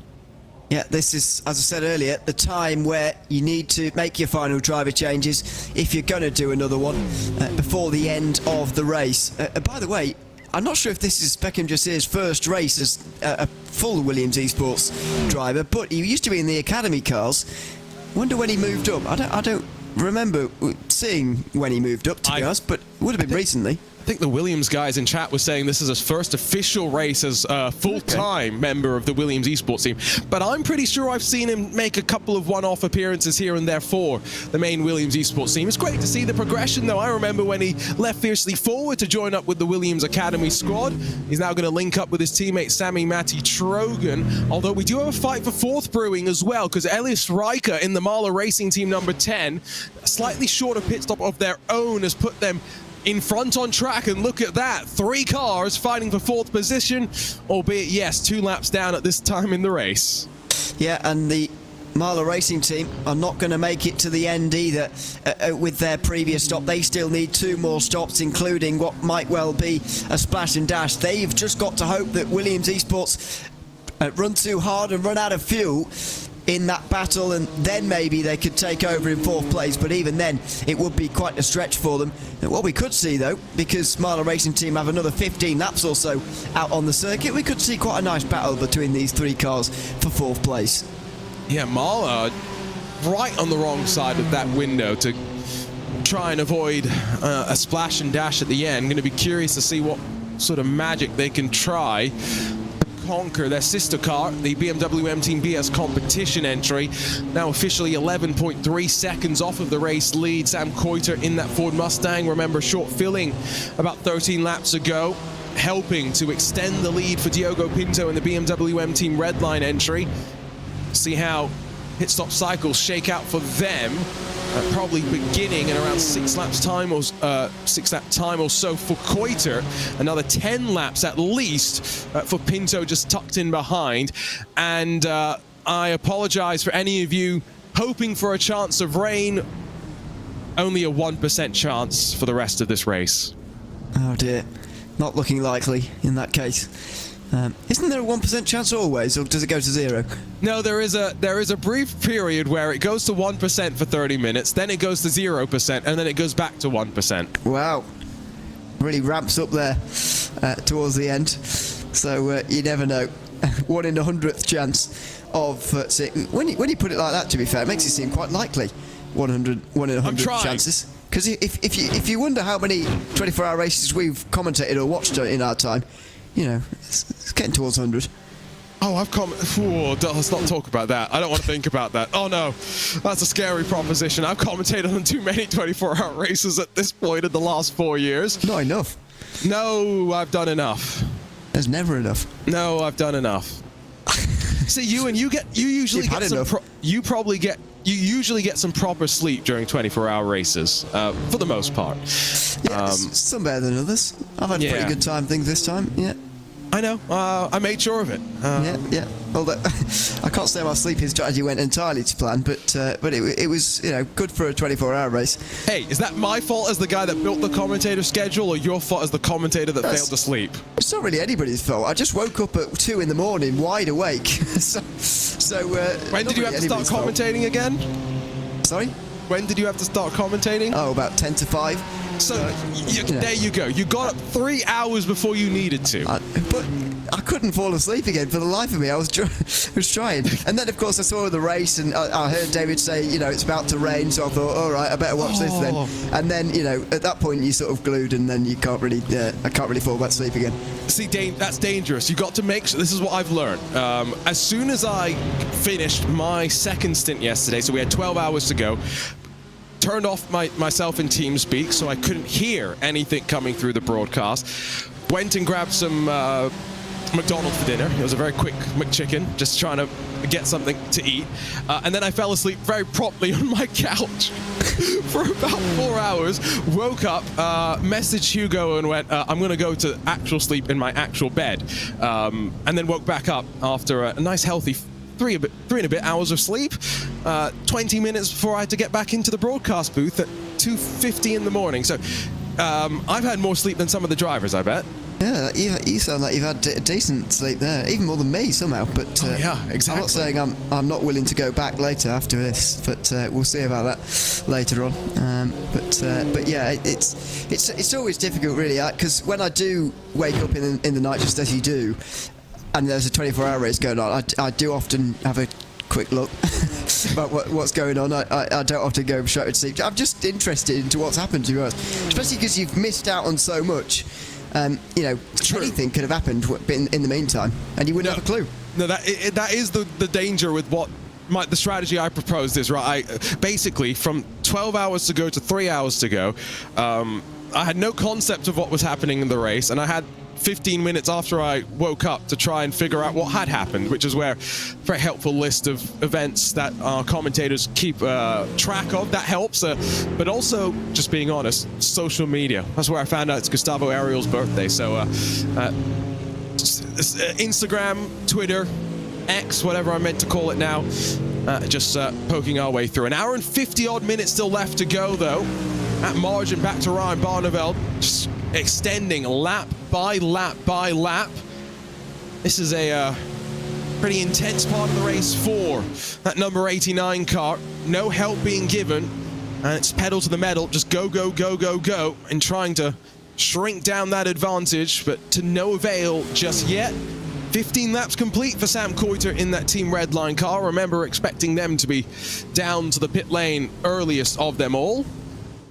And this conversation that we've been having about sleep and whatnot, it's making me think that, Ewan, there's no more iRacing 24-hour special events for the rest of the year. So, the first ever iRacing Spa-24 was technically the race spot Spa-24. Let's try and come up, we've got an hour and 50 minutes to do so, let's come up with a concept for the second craziest 24-hour event in sim racing history. And I say second craziest because there's no topping VCO Infinity with 24 races in 24 hours. You could probably top it for craziness. I don't know whether it would remain entertaining for 24 hours or not, but Fair. You could probably top it for craziness. I don't know, choose a circuit like Knock Hill or something. Ooh, Knock Hill's... Well, okay, so what I was thinking is, let's do elimination. At the end of every hour, let's eliminate 2 cars. Yeah, but would there be a safety car after Yes, each hour? Right, exactly. Okay, because if not, then that would be entirely pointless and really boring. Like that F1 format they tried about 8 years ago. Oh, you mean the qualifying format? Qualifying format, yeah, sorry, yeah. Exactly. I knew what you were saying. That format was so silly. I know, and I randomly just had a thought that reminded me of it this morning for no reason at all, but these are the kind of things that my memory just bring to me sometimes. Do you remember this? Fair. Yeah, Don't blame you. Sometimes I think about weird things like that as well. Although I can't ever say that I remember the F1 qualifying format with any fondness, that's for sure. Yeah, no, you'd have the safety car every hour to bunch the field back up. The idea being, if you eliminate, 2 cars every hour, that's what? Technically 46 cars that are being eliminated. So if you start with a 50-car grid, by the final hour you're left with 4, and it would be just a sprint to the end. I don't know. I'm just throwing ideas out here now. Yeah. No, it wouldn't be a bad idea, but I do think the problem does come when you wake up in the morning and you suddenly see there's like 12 cars left and you've got an hour to race it. I think that's a little bit. I'd fear that in the first restart 2 cars would crash and then the rest of the hour would be a little bit dull. Turn damage off. There you go. That doesn't sound like a good idea. Problem solved. Don't know what you're talking about. There wouldn't be any crashing at all if there was no damage. If there's no damage, you can't have crash damage, right? So yeah, sure. There wouldn't be any crashes either. Yeah, that's how it works. That's how racing drivers think, says a race director somewhere in the world, as Team PGZ bring the 119 into pit lane. A 26-lap stint for them should be the penultimate pit stop as well. They might be able to cut a little bit of time off of this pit stop as well as the final pit stop as well. We could do... So VCO Infinity has 5 cars, 5 tracks, and we, shake up the combos across the 24 hours. Can I tell you the only thing that does get on my nerves a little bit about VCO Infinity, just in an OCD fashion, the fact that it's not 4 tracks and 6 cars, or 6 tracks and 4 cars. You know why I like that, though? Why? Because it means we can have a combo that we know isn't going to race well, and we say, you know what, chuck it in the bin. Well, that is true, but still. Especially given that we're at the point where, I'm not going to lie, 4th VCO Infinity will be the next one that we do. I'm struggling to come up with car concepts and, car and track combo concepts that are going to be fun, unique, and aren't going to be the same thing over and over again. Yeah. I don't know. It just feels like it would fit better with 6 and 4. It's 24, isn't it? You just like symmetrical just like numbers. round numbers and it fitting nicely. Yeah. Okay.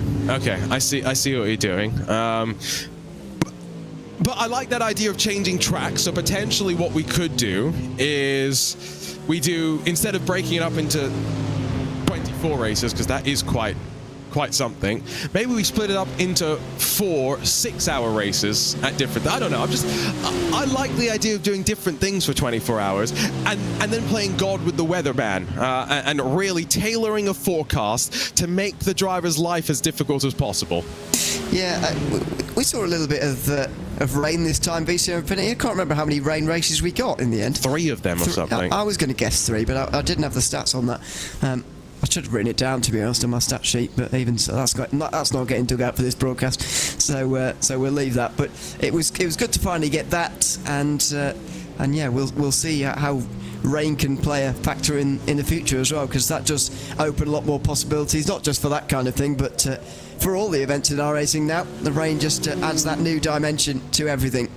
Absolutely, and we were saying this as well in the stint I was sharing the booth with him. the fact that this track is going to get a major update does mean that the next time that we do have a 24-hour race here, who knows, this track may look a lot different.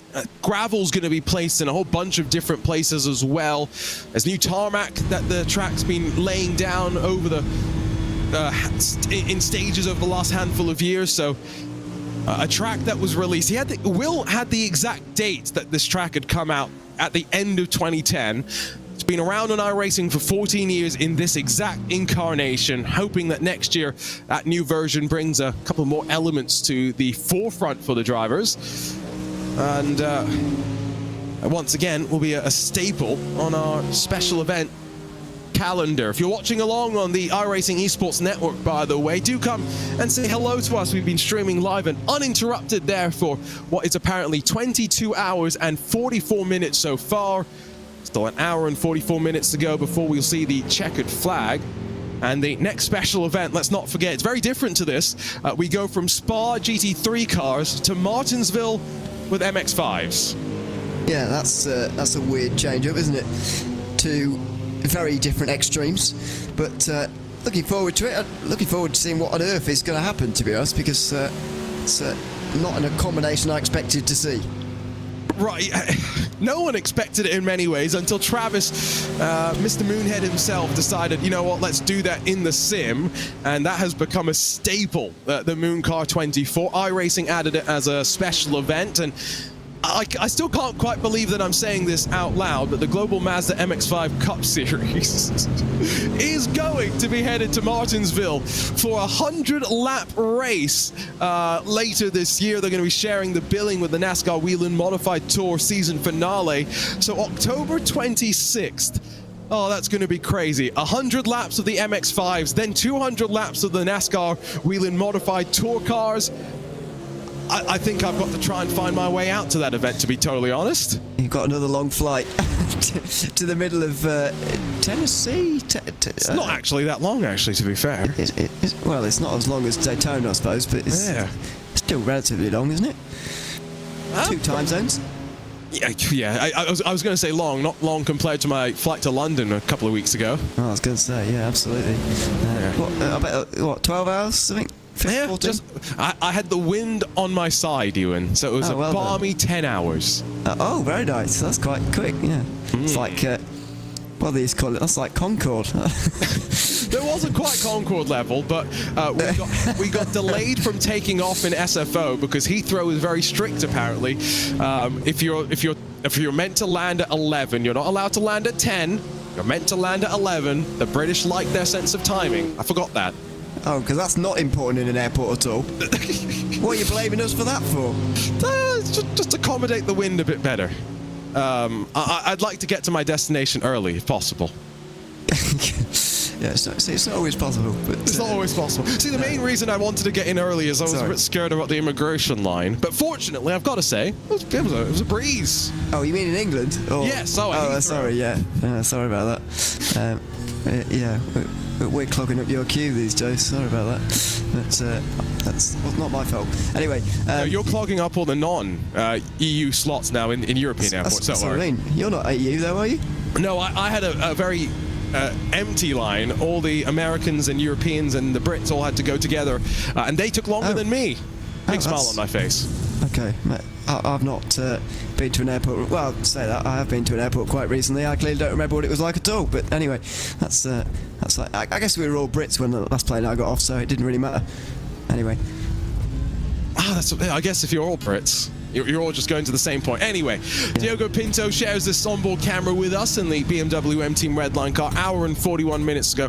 Ewan, you didn't actually give me a crazy 24-hour race idea, by the way. So at some point in the next hour and 40 minutes, come on. Yeah, I'm not very creative or imaginative. So, I'll think about it, but I can't promise you I'll have anything brilliant in 100 minutes' time. Well, think about it this way. Moonhead decided 24 hours of MX-5s at Martinsville was a good idea. Now, that has become a yearly staple for the Moonhead community. That's just mental, by the way. Exactly. To even think about. But that would make me dizzy. Like that. Come up with the Aurum 1006. What? Are you not aware of this great, amazing race? No. The only reason I brought it up multiple times on this broadcast, by the way, is because for the very first time, this race this weekend streamed live on YouTube. And what they do is they take a section of public highway in Lithuania. Oh, I have seen this. Yeah, okay. Okay, sorry, I wasn't recognising at all from the name, but I have seen this, yeah. There you go. So GT3 cars on public highways in Lithuania, and I've got to say, so cool to be able to see it. Highly recommend after this race is done, you go and check out the coverage that they had there. But yeah, we need crazy stuff like that where you go and fuel up in a regular fuel station. Yeah, that's very good. That's why it's a little bit different, but I always respected the 24/8 series for that, for keeping the normal fuel pumps, and they set up a normal fuel pump system as if you're going to Tesco as well. So that's quite good. Yeah, I always like those events that are sort of very much bring you back down to reality. Certainly from the extravagance of F1 and other high-profile motorsports.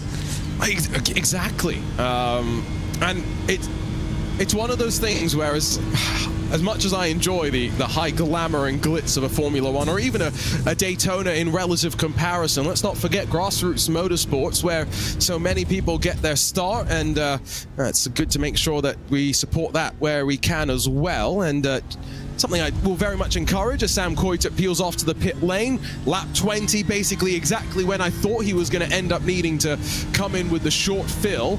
But just a reminder, if you are a student, you're looking into how you can be more involved in the motorsports world, encourage you to check out Formula SAE, see if your school has a program. Even if you're not an engineer, there's a couple of different ways to get involved, even as, for example, someone studying business, help on the marketing side, raising money for the teams. Some of these schools have partnerships with the likes of Team Penske and other organizations to help fund all the engineering operations that happen as well. Redline in, BS competition in as well.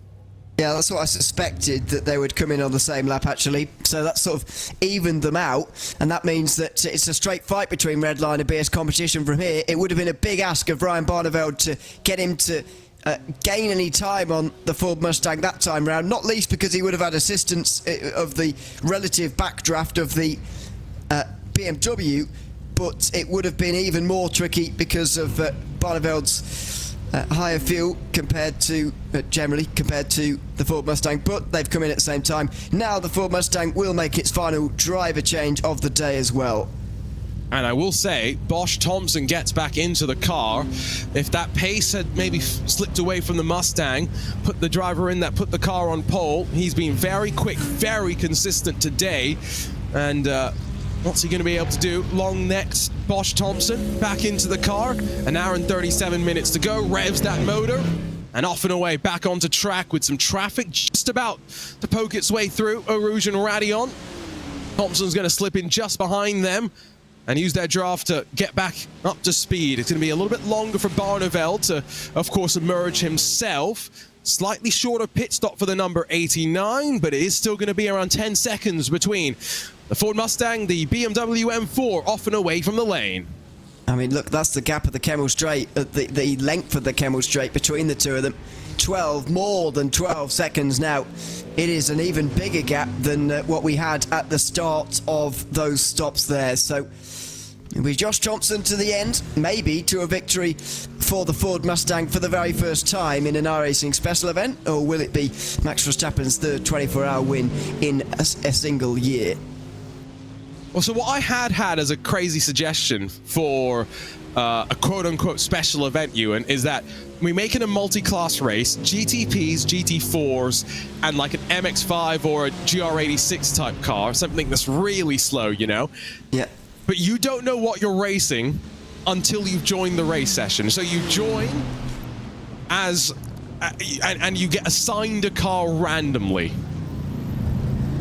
How long would that work for? I don't think that would work for a 24-hour race. No, you probably have to do it as like a 2-hour special event or something. Yeah, that would make more sense. Yeah, I'll tell you what I always really enjoy, actually, the events that, again, going back to the 24/8 series a little bit, but it's not really like this anymore. Back about 10 years ago, maybe 15 years ago, they used to just take any sort of GT-looking or saloon-looking car ever and just race it. And you know, there used to be some really, really slow cars up against these kind of cars. You know, GT3 cars have always been at the front of those kind of races, but the cars behind them have always been, or used to be, very, very slow cars. It's stuff like a sort of a standard Renault Clio. You sometimes still see it at the Nürburgring 24 hours these days, which is probably the best example of it remaining in 2024. But it used to happen in lots of series, even in endurance series in Britain, endurance series like the 24H series about 10-15 years ago. So that's the kind of stuff I really miss, and you can definitely replicate that in iRacing with things like the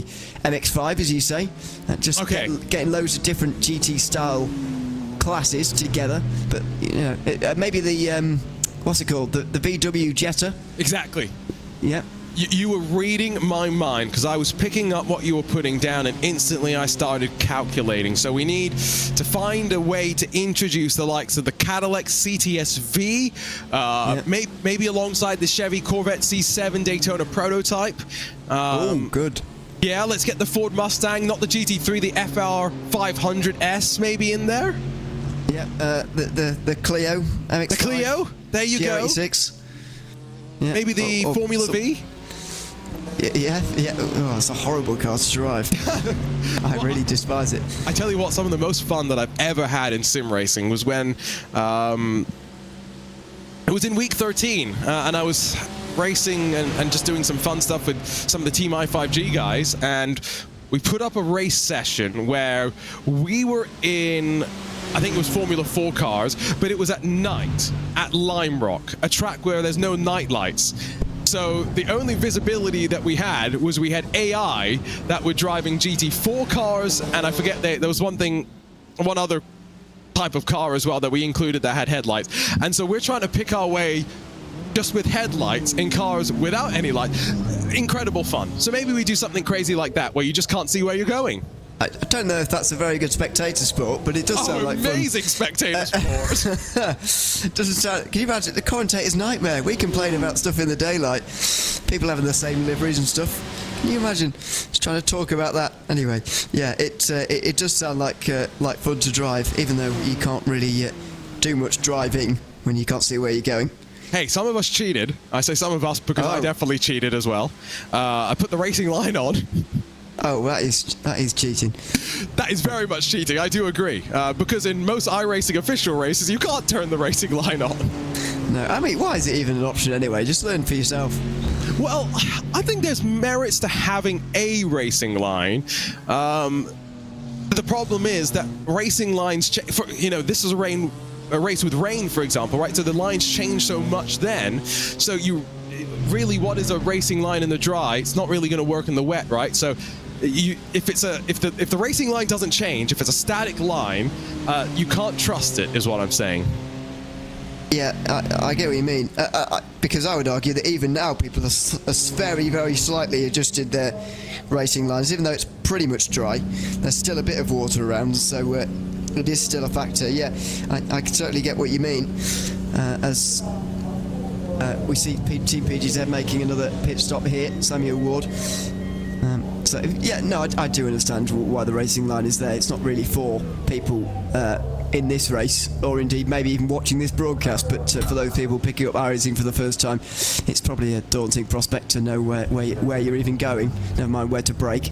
Hey, I'll self-admit in saying most racing games that I play at this point, not with my wheel. I still need the racing line just so that I can figure out where to brake without needing to do a ton of practice. So, useful tools. There's a couple of other things which are quite useful, and I do always admire David Tucker's done a lot of work with the team behind the scenes at iRacing just to make sure it's as accessible as possible for people with all sorts of varying disabilities, both physical but also visual. For example, one thing that my teammate once mentioned to me was for those who are not colorblind, you will know that race control messages in sim are all purple, and so it's quite easy to tell when a message has been sent by race control versus by another driver because it's a different color.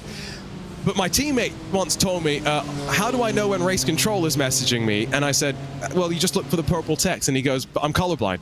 I haven't even thought about that. And there's all these little things that iRacing's done a little bit of work to try and help. They've done also a lot of work. There's people with some incredible hand control setups. For those, who can't unfortunately use their legs to control cars, still can enjoy the feeling of driving a race car with custom hand control built setups and whatnot. Often, Ewan, still relying on direct drive wheelbases and fancy pedals and whatnot, but just unique ways to actually control them. Yeah, I suppose if it's possible in real life, in a real car, I don't see why it's not possible to do in a sim rig, to be honest. So yeah, it's good that iRacing can accommodate that as well. By the way, I've got a question based on what you just said there that you probably don't have the answer to, or you might do, but if one person is colourblind differently to the next, how can iRacing help both? There is an entire field within the gaming industry dedicated to this. It's called, and it's been actually a hot button topic in the world of gaming recently, because someone dared to suggest that you should be able to pause your game.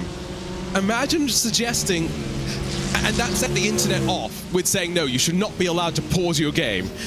It's so dumb. You need to make your games accessible to everybody. And a lot of games have to build in multiple types of colorblind assistance modes, and I forget what all the different types of colorblindness are called, but there's different ways to help accommodate for each of them, and so you've then got to go and program them in. So, just extra work to help support all of that, but it's all just to make sure that, again, accessibility, making all of these products available to as many as possible.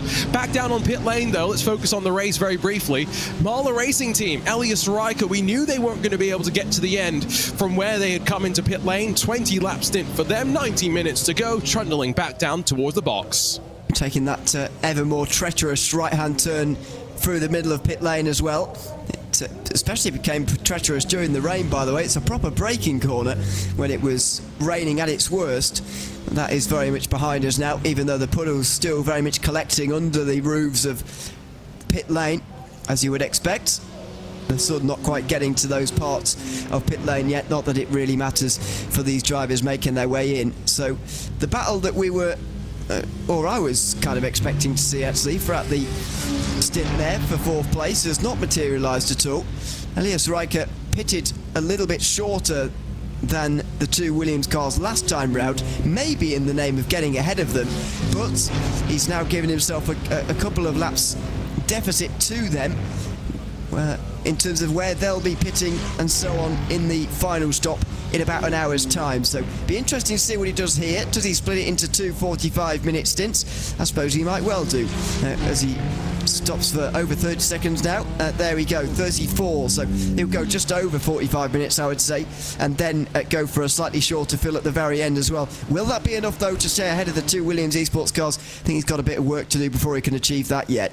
Remember that car, Felix Kornbach, Oskari Rene, and Sebastian Weldon also sharing the driving load with Elias Riker, who should be into the end. Speaking of jumping into pit lane, 26-lap stint right on the money for Diogo Pinto in the race-leading BMW M-Team Redline machine. And as he trundles down the lane, as you mentioned, getting ready to see that hairpin ever more treacherous at this stage. One small mistake could cost you very, very dearly. He'll give wide berth of the walls on either side.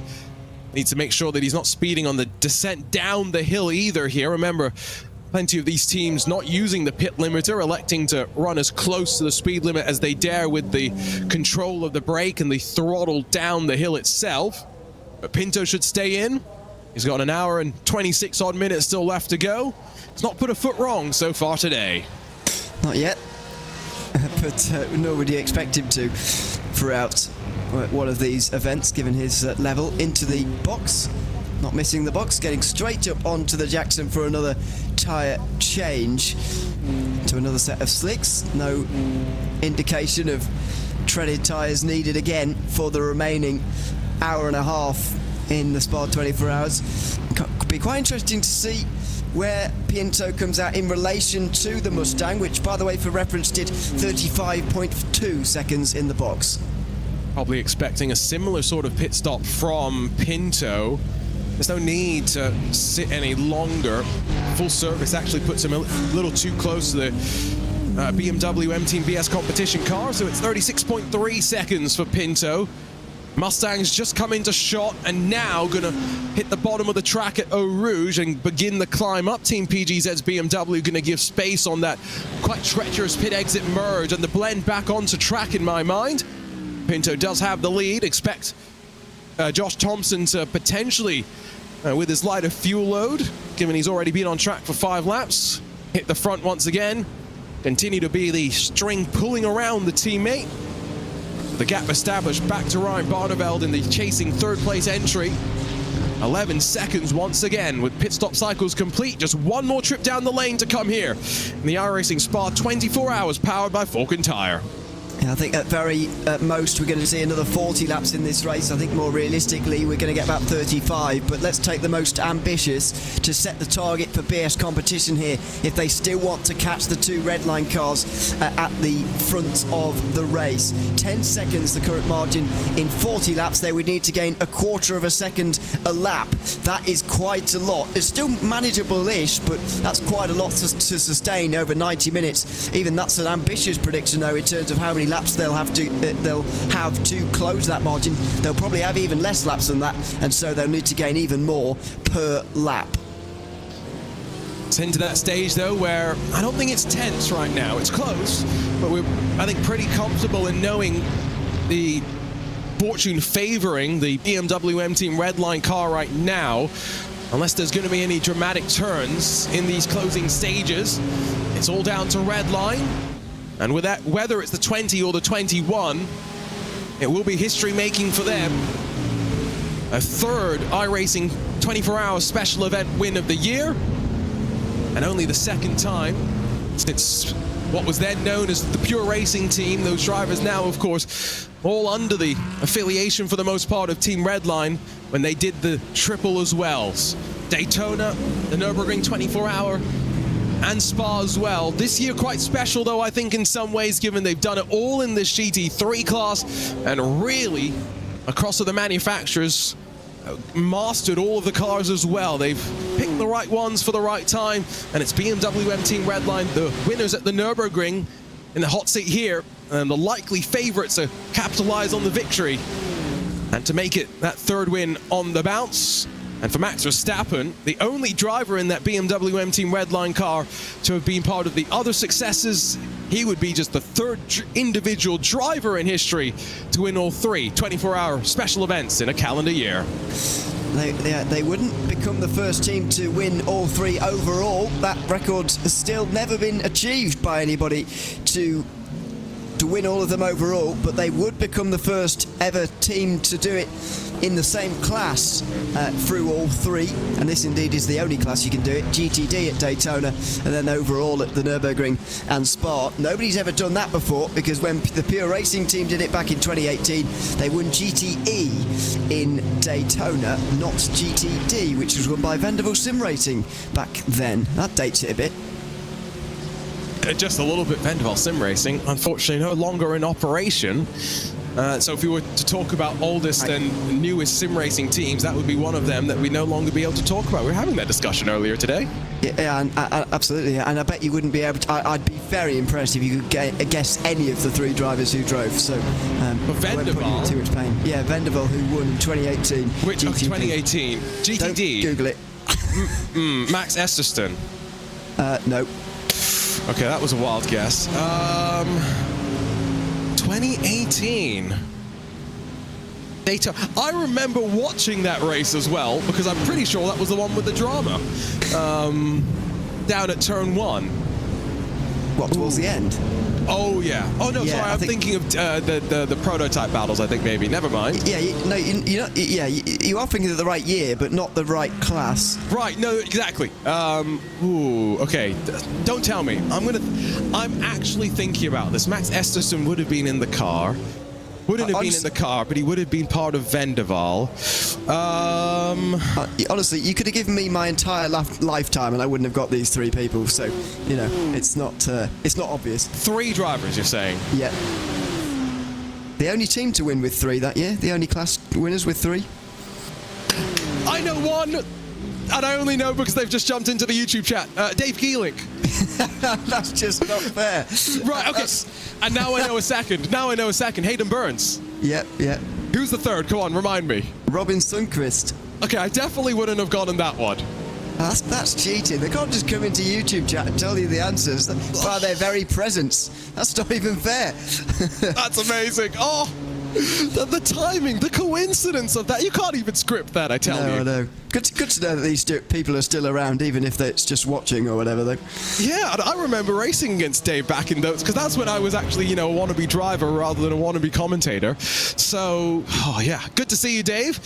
Shame, unfortunately, Vendeval no longer racing. Hope you're doing well and hope your teammates doing well as well. Now I've got to know, who are the other winners of the Daytona race that maybe people will not have thought about? What are the other teams that have won that race that people wouldn't have thought about? For example, NWSS Moonshine.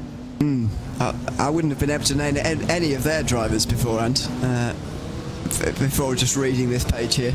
Yeah, not heard of any of those guys before or since.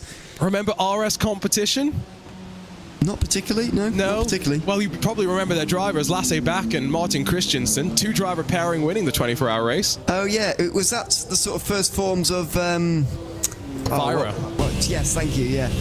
Yeah, I know exactly. Okay, that's, fair enough, yeah. One of the only 2-driver teams to ever done it, the most recent 2-driver pairing. It's true, actually, because there's only been, 2 in history or something. 2 in history at Daytona, yeah. Yeah, well, to be fair, I wouldn't want a 2-man Daytona because, a controversial opinion, I've said this many a time before, but Daytona's good the one time a year we visit it in January, and then I never want to see that track ever again over the course of the year. Yeah, absolutely. It's not a great track to drive on your own. I maintain it's a good racetrack, but I don't like driving it on my own for sure. And as you say, great for the opening part of the year at January, not so great to go at the rest of the year. And to be fair, we don't visit it very often outside of January. True-ish. I'm pretty sure it's not the road course. It's there every season for IMSA's official iRacing schedule, which, to be fair, if there was any track which was going to be a locked-in thing 4 times a year, Daytona's probably one of those choices for the official iRacing IMSA series anyway, so not going to blame them. We ride with Josh Thompson in the team Redline number 21. It's 4 tenths behind Diogo Pinto, and interesting that the BMW is not letting Thompson get back through. Remember, there is a 5-lap difference between these two in terms of when we expect them to come down to pit lane for the final stop of the race inside of the final hour. And so as much as right now it's close between them, it's advantage to your race leaders in that BMW M Team Redline entry. Yeah, they are in the big advantage for the moment with that 5-lap difference, the crucial 5-lap difference that may well end up settling this race. I think the interesting thing for me is going to be how the Redline are going to sort this. Are they going to get that BMW a much shorter pit stop in the final hour, leaving it with a second or so advantage over the Ford Mustang? Or are they going to just roll over the line together and sort it out between themselves verbally? Are they even going to fight on the circuit? I think that's the least likely of the outcomes, but you never know. They might surprise us with a bit of a fight and a show in the final 10 minutes or so. Hey, if Andre's listening, Dom Duhan, Mark, anyone, team management at Team Redline, can you give the order to your drivers to start fighting now, please? From now would be great. I think it'd be almost suicidal, wouldn't it? Because you'd end up with BS competition in the picture. So read my mind. But it must be a weird feeling to do one of these races, having not actually, because realistically, these two have not been involved in a battle yet in 23 hours. It's all been nicely taking one after the other, a bit courteous. Even right at the very start when there was 8 in the front group, they weren't fighting with one another. Will Chadwick also said, Will had a lot of great insight when I talked to him. It was great to have his driver's perspective at this top split level in the booth for almost a full 9 hours over the course of the race today in my mind. But the one thing that he really reminded me is how much you were, our pit lane reporter in the inaugural season of IMSA Esports. You remember what happened at Daytona there? You might have to remind me. Remember the Apex Racing Team bump drafting phenomenon? Yeah. That was where that entire philosophy of the team cars having to work together in a special event was really born. You think back then to the Daytona 24 a month or two later, where every team was basically being forced to bump draft, including teams having to work together because, you know, you get halfway into the race and suddenly if you're not bump drafting, you're 3/10 slower than anyone else. And so Redline this year, a lot of their success has been predicated on the fact that they've had two cars that from the start of the race until the end of the race, take Daytona, right, where their car had that disconnect and instantly back in, one lap down and resuming its teamwork. They've just worked together so well, and for the rest of the special events the rest of the year and going into next year as well, the more cars you have, the better they work together, the more success you're likely to have in these special events. Yeah, but it's not like they've had loads of cars in all the events. You know, they've only got two here. I don't remember teammates playing a huge role at the Nürburgring. You mentioned there Daytona. It certainly did help them along, and it got them the race win in the end. But yeah, I don't think, you know, they've had too many in terms of, you know, we really should start limiting the amount of teams to have, and that would create a whole load of different problems anyway, so it's not a good idea to try and introduce those kind of rules. So yeah, it's been a good year for them, there's no doubt about that. The teamwork aspect of it is something they're really good at, and that's been shown today, and shown by the fact that we're 23 hours in, we're seeing a 0.5 second gap, and we're not getting too excited about it for the moment because they are teammates and they've worked this out to be in the perfect situation again. You're making me think back to Nürburgring, because we had the two Williams cars that led in the early stages. I think Redline did still finish first and third, but yeah, I guess what we're learning is you don't need 3, 4, 5 cars to work together. You just need two very good cars to work together well. And again, who knows what's going to happen next year? All these teams have so many talented drivers as well. Michael Johnny was telling us post-race yesterday from that IndyCar race that he hadn't even had too much preparation for that particular race. His teammates had built the setup. He just jumped in and focused more on the driving than anything. So, yeah, no, all of the resources these teams can throw at the wall, it comes in handy. 13 minutes away, by the way, top of the hour. That will mark the point from which you can make your final pit stop. And I just noticed the Valkyrie 777s just made its trip down pit lane, so they're definitely going to need a splash and dash. Not the only team as well in that situation. Certainly not. They have come out just ahead of SimRC and BS Turner, who have done the same and will be in the same situation probably in terms of making an extra pit stop compared to what they probably wanted to at the end of the day. In terms of the battle for the top 10, everybody is pretty similar. The battle for 9th place heating up a little bit actually. Leandro Andiruti has just gotten through on Luke Rabier there for 9th place, and he is fresher out the pit lane as well, so will be later in for this final stop and should pull away even further as a result. Given that he's got over 2 minutes though to Davidson, he'd do well to catch in and get up to 8th place. Yeah, and Davidson, who has just come into pit lane to serve a drive-through penalty for hitting that incident limit, so just keep that in mind. The first car that we've seen in a little bit, not sure if it's going to be the only car, falling foul of the 100 incident threshold with, what, 72 minutes left to go. Works out at lap times, remember, 2 minutes and 20 seconds. Probably looking at around 30-ish laps or something like that left for these drivers. Gets us just shy of the 600 lap mark, so Paul Chadwick's quite confident prediction of 6:10. Whether he was factoring the rain in or not far off, all things considered. Given how early in the race that prediction was thrown on. Down lights flash as they make their way past what is one of the limited bits of lap traffic they've still got out on track right now. One of the Audis further down in the field, believe that's Energy Simsport, 19 laps adrift. The 25th place car, final car still running out on track right now. I think out of the 47 that took the green, we might officially be down to the final 24 out there. So we might end this race with more than half the field ending up retired.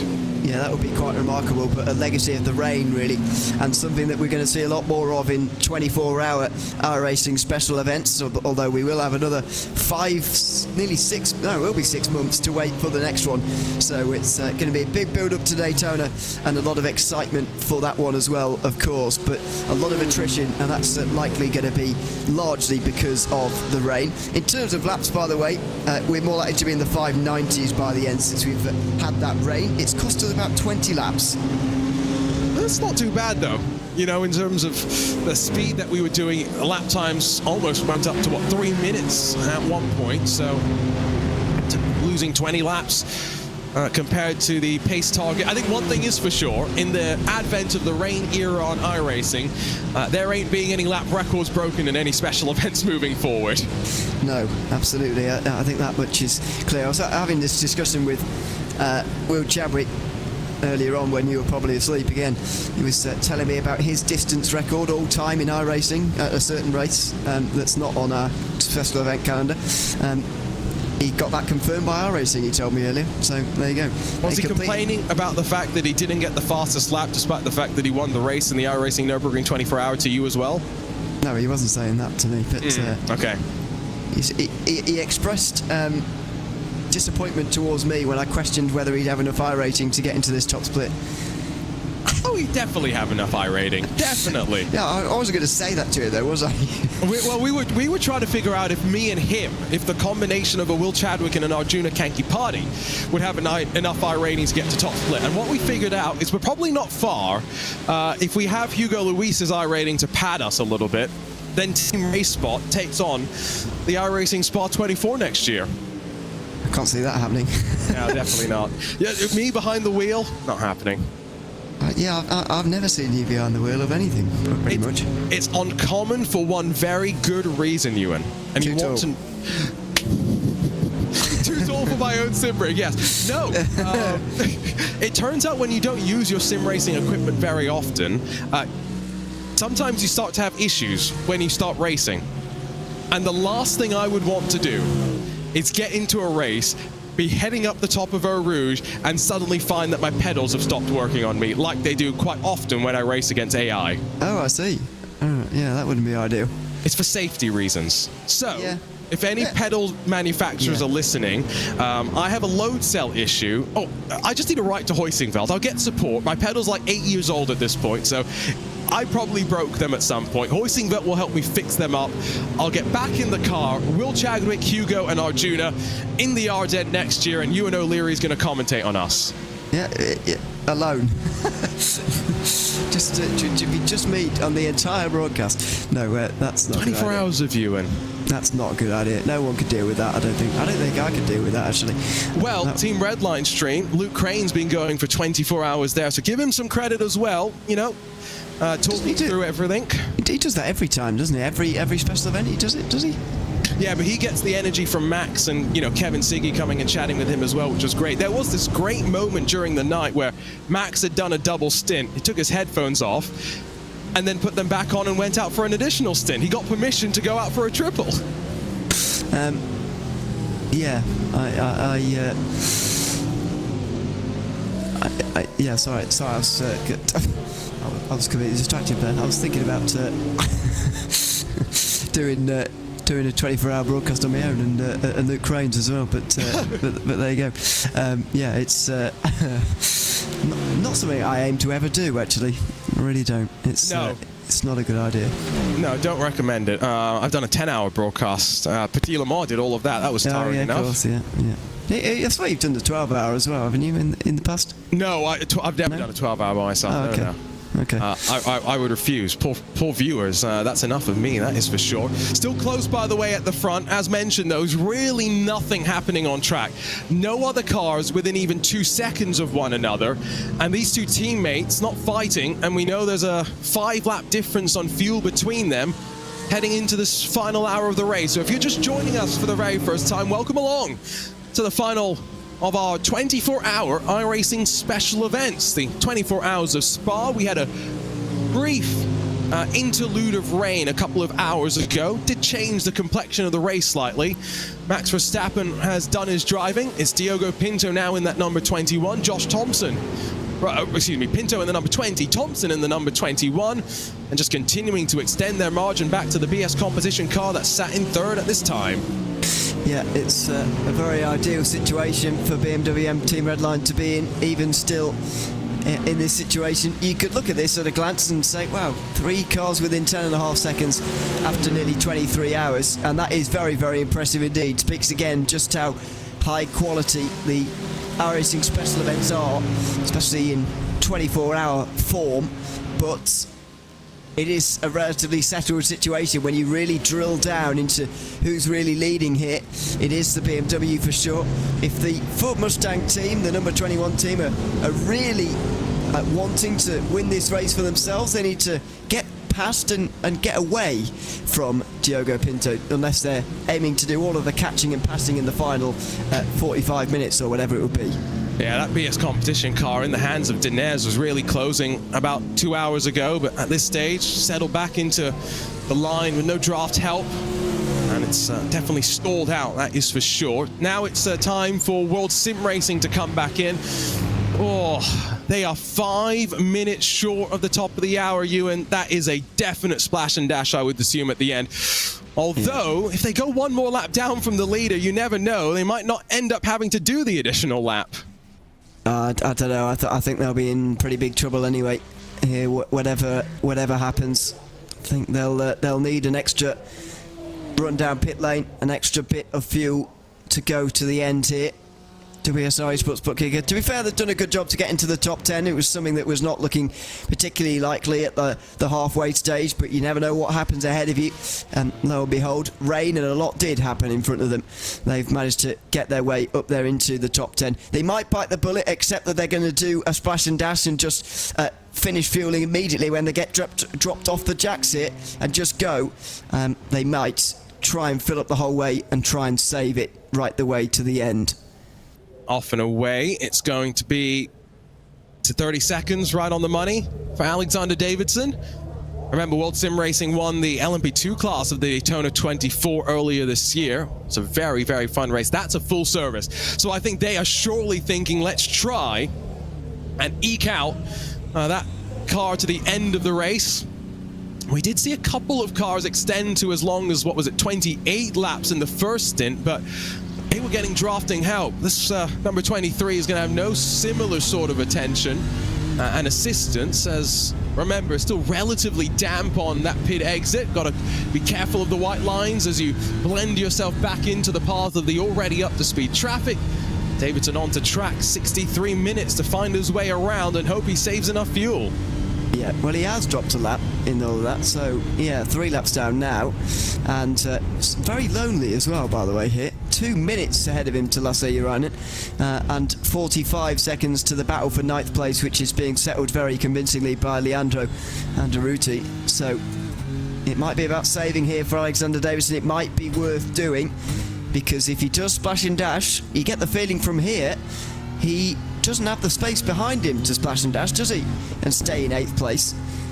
Well, yeah, 45 seconds is nowhere near enough, but he probably does have enough time to fall back into there, 45 seconds, to actually lift and coast, and that's what he might elect to do. That's a good point, actually. That margin just a little bit too close for comfort, although Andaruti does owe us a pit stop as well. Top of the track, back towards Lecom come your race leaders, and right behind them as well. I feel for Leandro Andaruti, because he's holding strong with those leaders. He was holding strong with them as part of the lead group for so long in the first half of the race as well, until they had, their unfortunate incident just with the rain. It was a big hit at the top of Eau Rouge and dropped them down 4 laps. They could have definitely been contenders as well, and they are the ones putting the chase onto that World Sim Racing entry that you see on your screen now. Powered by Door Esports as well. I do get the sense, moving into the back half of this year, still have a few endurance special events to come. Keep an eye out for these Falcon colors to be making some strong entrances, especially with the likes of Andaruti just going from strength to strength. Yeah, I mean, it's surely a matter of time until they go and win one. Haven't done so just yet. certainly in terms of the 24-hour scale, they haven't been able to win one, so surely their time will come, but this has been one of their more impressive showings. Normally, I think at the Nürburgring that this was shown especially, they did make the top split, which is very impressive in itself in GT3 at the Nürburgring, but they were really towards the back of the GT3 field, and that's nothing to say bad really, because it is such a strong field. But if they were to do that race again here and sort of transpose this performance there, they would have been inside the top 5 comfortably, because they were here. They're in amongst some of the biggest sports car teams in iRacing. They're amongst the very best, and they were really mixing it amongst the best throughout that opening 14 hours of the race, really. So, as you say, they'll be so disappointed with the end result, but again, a good recovery for them to even get a top 10. Yeah, the remaining endurance races that we have, Indy 6 hours in September, then we got both the Bathurst 1000 and the Petit Le Mans in October. And then the Fuji 8 hours makes its return. We had that for the first time last year. There was Sontec Racing, let's not forget. Sammy Matti Trogan, part of that effort that took the victory. So it wasn't one of the big established teams. That's also a GT3 only race, and so we'll have hopefully plenty of drivers not traditionally in top split getting to make their presence known. Of course, Petit Le Mans, the final of the VCO Grand Slams, the winner in GTP and GTD classes in that broadcast split will earn invites to the 2024 IMSA Esports Global Championship, the final opportunity for drivers to race their way in before the public qualifiers kick off basically the next day. But we're into this final hour of the 2024 iRacing Falcon Tower Spa 24 hours. It's BMW M Team Redline leading from Team Redline's Ford Mustang on the cusp of more history. Redline ready to win all 3 special events in a calendar year for what is just the second time in history. Williams Esports Pit Fit down to pit lane. This is the start of the final round of pit stops for Williams, who have timed this just about right. Sammy Matti Trogan has raced ahead of Beckham Jassir. Doesn't say anything too badly about Beckham Jassir really, but he's only really newly promoted into the main Williams Esports outfit and might well be on his way to a top 5 in one of the biggest endurance races on iRacing. We'll just have to see where the Marlin Racing team are in comparison to them. Well, in a sense, it doesn't especially matter, because they are currently about to complete the end of their 13th lap of the stint. That is going to see them in the pit stop again, in the pit lane, excuse me, again. The 2 Williams cars won't be. Yeah, I think, unfortunately, that Marlin Racing splash and dash that's expected is going to allow Williams to be confident in 4th and 5th, although, never say never. Seen weirder things in the world of motorsports than a surprise strategy call suddenly coming good at the very end. Might have just had a couple more retirements, by the way. I see some teams down in pit lane potentially packing up their cars and leaving the session, so not sure if that means that traffic going to be even less of a factor in these final stages. Josh Thompson continues just to sit directly behind his teammate. A little bit of bump drafting assistance going on. These were the only 2 cars in the 217s last time around. Yeah, this a very impressive pace. We're back to where we were before the rain again. We were wondering at a stage whether we'd get to this stage again because of how wet it was at a certain time, but it has dried out over the course of the hours. It's been around 5 or 6 hours now that they've had dry tyres on all over again here, and we are really in the best times again. Don't think we've quite got the best times that we maybe could have done, because it wasn't quite dry when the sun came up and it was perfect ideal lap time conditions. What, I guess, when is the fastest conditions, right? Because there's that weird thing where the track rubber's in, and sometimes I never actually know whether it's going to get faster or slower depending on how that track rubber's in. Now that rain, does it wash away the rubber? I actually don't know how that interaction all plays out, so I'm going to need to talk to more of these drivers after this race, get their feeling for how this race played out. First 24-hour race with rain. We've had the 6-hour race, the 12-hour race in our special event calendar with the forecast being looked at. This is the first time that for 24 hours there's been that level of unpredictability. And I guess for the big teams as well, can't just have one engineer, one person watching all of the data and keeping an eye on the weather. At some point, they've got to go off and get some sleep as well. So, as opposed to those previous races where one person has the mental picture of what's going on for each car and can maintain that, here maybe there's a bit more coordination and communication. These three stay out on track. Williams Esports Racing Prodigy, though, and Beckham Jasir into the pit lane for the final time today. Will be behind the Marla Racing team by the end of this pit stop, I would imagine. Elias Riker has got out ahead of Sammy Matti-Trogan there, who needed a full service but will make it to the end of the race now. Riker only about 10 laps away from another pit stop. That is not going to see him to the end of the race. We are going to complete more than 10 laps in 55 minutes, would you believe it? So we will be seeing another pit stop there as bump drafting continues at the front of the field. Does the Mustang finally go through? Answer to that is definitely no. So I think that Thompson is within 3 or 4 laps of needing to come to pit lane. He's onto the 18th lap of his stint. It was a 35-second fuel stop, so I think that should be able to take him to maybe 22 laps in this stint. Probably going to see Diogo Pinto in then 5 laps after him. Expect Ryan Barneveld in third, that BMW M-Team BS Plus competition car, come in on the same lap as the Ford Mustang, if not maybe a lap earlier, if it's been doing less saving. Thompson has been just tucked up behind. That was a bit of a don't make a move or anything here. Let's just work together. Remember, body language of the car, very important to communicate to the traffic around you. I thought it was a bit of a thank you to the Corvette. Maybe I'm too naively minded. Maybe that too, to be fair. But the Corvette was very probably overly nice in terms of getting out of the way, but doesn't really have anyone to race around it. It's James Bowie back at the wheel of that one. 2 minutes ahead of him, 1.5 minutes behind him. So had no real incentive to hold 3 of the fastest cars on the circuit back, but was very generous in getting out the way, which you don't have to do, of course, in sports car racing. Blue flag's only advisory. And that the only Chevy Corvette in the field did qualify. Anyone left? No, it was the only one ever that we had, and it was the only one as up towards Blanchemont. These drivers come again. Now they qualified inside of the top 20. There was a point in the first hour where I thought they may even be challenging for the top 10 before they got tangled up in incidents, and as a result. Yeah, it was the BMW, wasn't it? Yeah, well, one of their BMWs. Yeah, they've got quite a few. I can't even remember who was the culprit now, but it's too long ago. But yeah, it was a really good start for them. Altitude Esports, I've got to say, one of the teams I've sort of seen down on the low a little bit in terms of in some of the lower leagues, if you like, of iRacing, some of the lower sports car leagues. But I've noticed rising and beating some relatively big names, not huge names like Redline, BS Competition or Williams like you've got in this race, sort of the biggest 3 teams in this race, you would say, in terms of results. But they've been beating some of the second tier teams, I would describe them as, in the world of sports car sim racing. And, starting to make some progress. And this could have been a real moment for them to say, we belong here on this kind of stage when there's a bigger GT3 field, like at a Spa, or maybe at I think Fuji will run in a similar way later on in the season.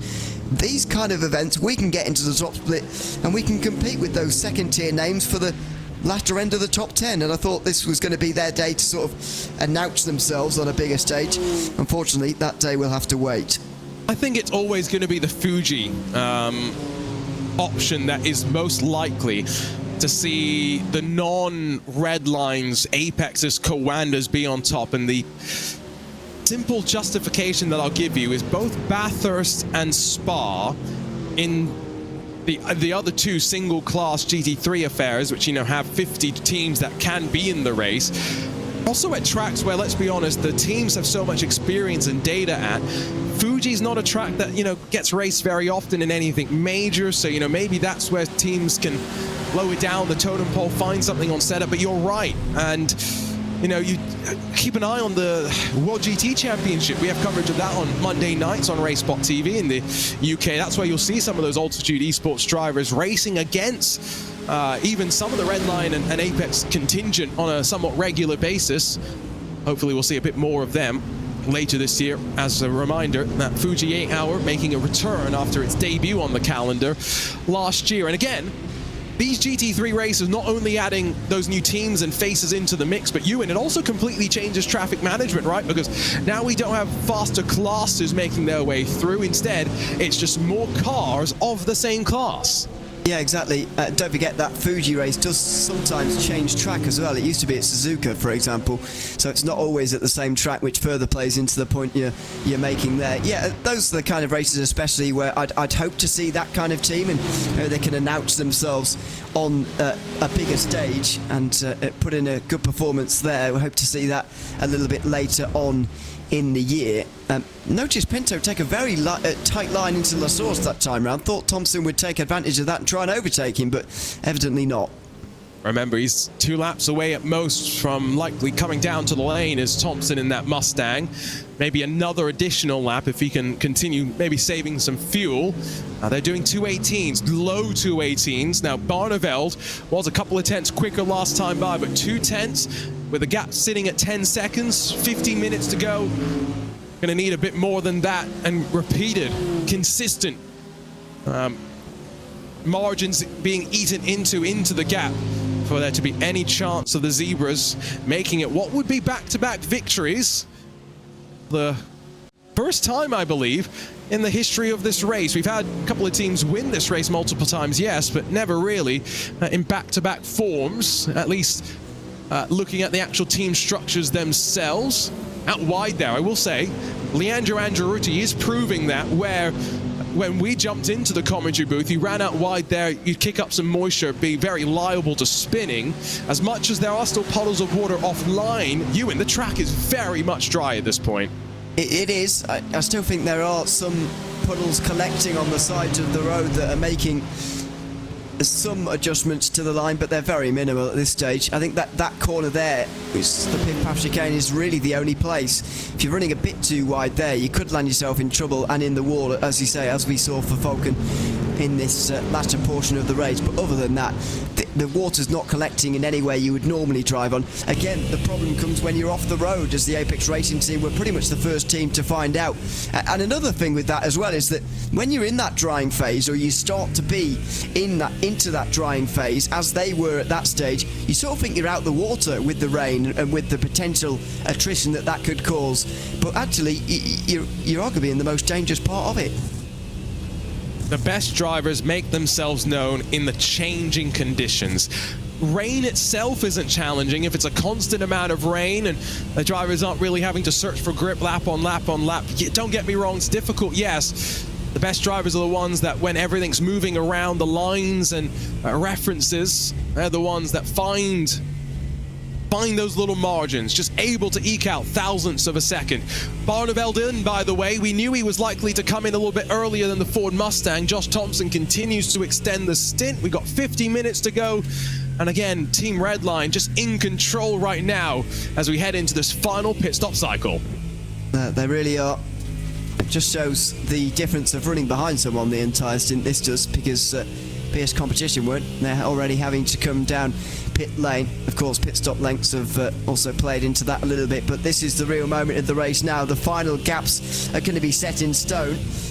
Based on the numbers that we're seeing so far from these guys, it looks like the BMW of Team Redline will be a few seconds ahead of their Ford. Ford as well, that I think a lot of people will be looking at its performance and saying, you know what, why didn't we pick the Ford Mustang maybe? It was what Will Chadwick was talking about as we reached the halfway mark of the race, that from his perspective, having tested all of these drivers, he's a driver capable of racing in this split as well, he would have gone for the Ford. He was just saying that maybe a lot of the teams fell back on the BMW, knowing that they've had the car available for a couple of years. They're a little bit more familiar with the quirks, how to set the car up. But maybe they've seen now this Mustang's performance, and they'll spend a couple of the next weeks and so trying to figure out how to get similar sorts of speed from it. Here comes Thompson though into the lane. He put the car on pole. It's been a sterling performance from him so far. Just one final time to be perfect in the box, and then 45 odd minutes out on track to avoid being in the wall. Yeah, it's a chance to bring it home now for Team Redline as Josh Thompson makes his way down pit lane. Of course, they will have had a bit of time to play with, as we know, but they will have made sure, absolutely sure, that they can take a set of tyres in this final stop here and also pack the car full of fuel with however much they need. Given the amount of time that the tyre change actually takes, you'd realistically want to come in with, I think, at least 40 minutes remaining in the race. Because I think you can get about 40 minutes worth of fuel into the car while you are changing tyres, roughly. Remember, these drivers can't afford a speeding penalty at this point. Many of them not using the limiter. And gravity works against you as you roll down the hill. It works with you if you're running out of fuel. I hope there's no such qualms and concerns for Josh Thompson. You slide through your box, but you've got no fuel to tow, even to push you back the half a meter you slid through the box. Remember, doesn't need to be a full service here. Barneveld was stationary for 35.5, and so some 4 fresh Pirelli tires going on.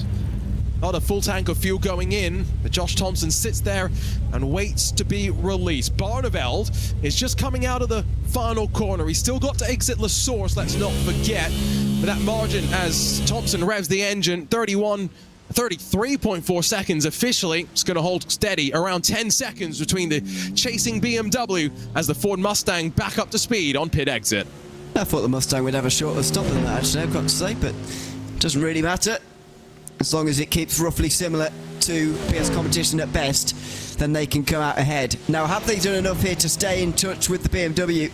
I think it's going to be difficult for them to do that, but if they can, they're still in with a chance of winning the race. And then we've got a whole different set of questions to discuss. How will it be sorted on the road? Who wins? How's that decided? Will they battle for it? That's all to be decided if indeed they come out together. Like you say, I think there is still the question of how close are they in the first place? Will there even be a real battle to talk about? Expecting Pinto, of course, to extend the stint for at least another 3 laps or so up front. Will that correspond to a sub 30-second pit stop? Does take about 30 seconds to put the tires on, let's not forget. There's probably still a minimum time to expect the BMW to be sitting stationary. Gotta wonder what's going through Max Verstappen's mind right now. It's 55 minutes before the green lights come on for the start of the Hungarian Grand Prix. Well, yeah. Something like that? Yeah, I think so, yeah. I was going to say, it's not green lights, is it? But is it not green lights anymore? I suppose they just go out, don't they, really? I thought they had green lights as well, but maybe you're right. I think they have green light to start the formation lap. That's about okay. It. Shows how much attention we paid to the detail of Formula 1 these days. Exactly. Dear me, we're absolutely finished commentators. We don't even know what F1 is anymore. But yeah. Anyway, it doesn't really matter. It did make me wonder at Nürburgring, and it is making me wonder again just how much of an eye he has on this race, because he will want to know whether he's won or not. But right. And in my opinion, Nürburgring was more sure than this. I think they've become under a lot more pressure from not only the other team in Redline, but BS Competition as well today, than what they did at Nürburgring. So how is he going to learn they've won? Will he wait until after his race as well? I don't know. No, GP is going to come over the radio right as the red lights are building to say, Max, just so you know, you've won the iRacing Spa 24 Hours. You're the 3rd driver in history to have won all 3 special events, 24-hour special events in a calendar year. Now, can you win this Grand Prix as well for me, please? That's exactly what's going to be said over the radio. It might well be, yeah. Perfect. Yeah, word for word, that's what's going to happen. No, you're being realistic. He probably has a pretty good inclination at this stage of what's going to happen. I guess the only concern is, does Diogo Pinto's brake pedal fail? Does his internet go out? Or does he crash the car? Yeah, they don't have 3 minutes to play with this year. No. Compared to the last time he won this race. In case you went with us for either that event or Arjuna's story about it earlier on. Max Verstappen last won this race in 2019. His brake pedal failed about 15 minutes from the end. Had to get, I think Lando Norris finished the race, didn't he, bizarrely? Indeed. Indeed, Lando Norris won't be coming to save anybody this year either, because he is occupied in the same manner. But they managed to sort that out because they had such a big lead in what feels like a bit of a different era compared to the iRacing 24-hour special events that we get these days. Such close finishes compared to 5 years ago. Yeah, not quite sure, by the way, what happened to Team PGZ's 119. A 4-minute, 22-second pit stop for them. They've just left pit lane. Let's put them down to 11. So they've gone from inside of the top 10 to maybe just giving up that potential finishing spot. Not sure if there was an incident out on track that necessitated a lengthy service time, but it's a little bit heartbreaking. Well, I'll tell you what it makes very close is this battle for 10th place, because Maniti Racing have just come in for their last stop right now, and they are going to be close, I think, to Loic Rabia here, who will have some time to chase them down. He will be quicker probably as well, because Maniti are driving a Porsche, so it could be a nervy final 40 minutes, but it could be a top 10 for Maniti after all. Well, okay. There comes Tim Matska in pit lane. Now, I'm not 100% sure on this. I believe that Team PGZ may have run out of fuel. That's absolutely farcical if they have. Yeah, if we could, I'm not sure if the replay is going to spool up for us in a sec, but what happened is they exited out of La Source, pulled off on the right side, so basically alongside on the pit lane, and towed themselves back. Which makes no sense. Yeah. Someone forgetting to come in rather than finding themselves halfway around and then not realising they don't have enough. That's a 4-minute tow as well. Here we go. Wow.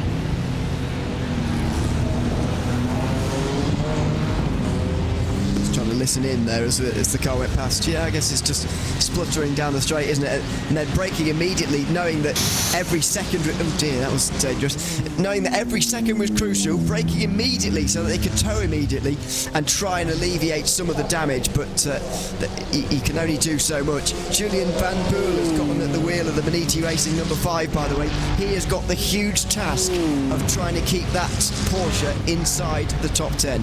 It has a 30-second advantage over Team PGZ, so that's a healthy margin. I saw a question, what happened to Apex? Well, a couple of things happened to Apex, unfortunately. They got a slowdown before they even really started the race when Hugh Barter slightly shortcutted the top of the hill at Radion at the very start of the race. That dropped them to the edge of the top 20. They fought their way back up into the top 10 before, with about 5 hours to go, they crashed from 4th position.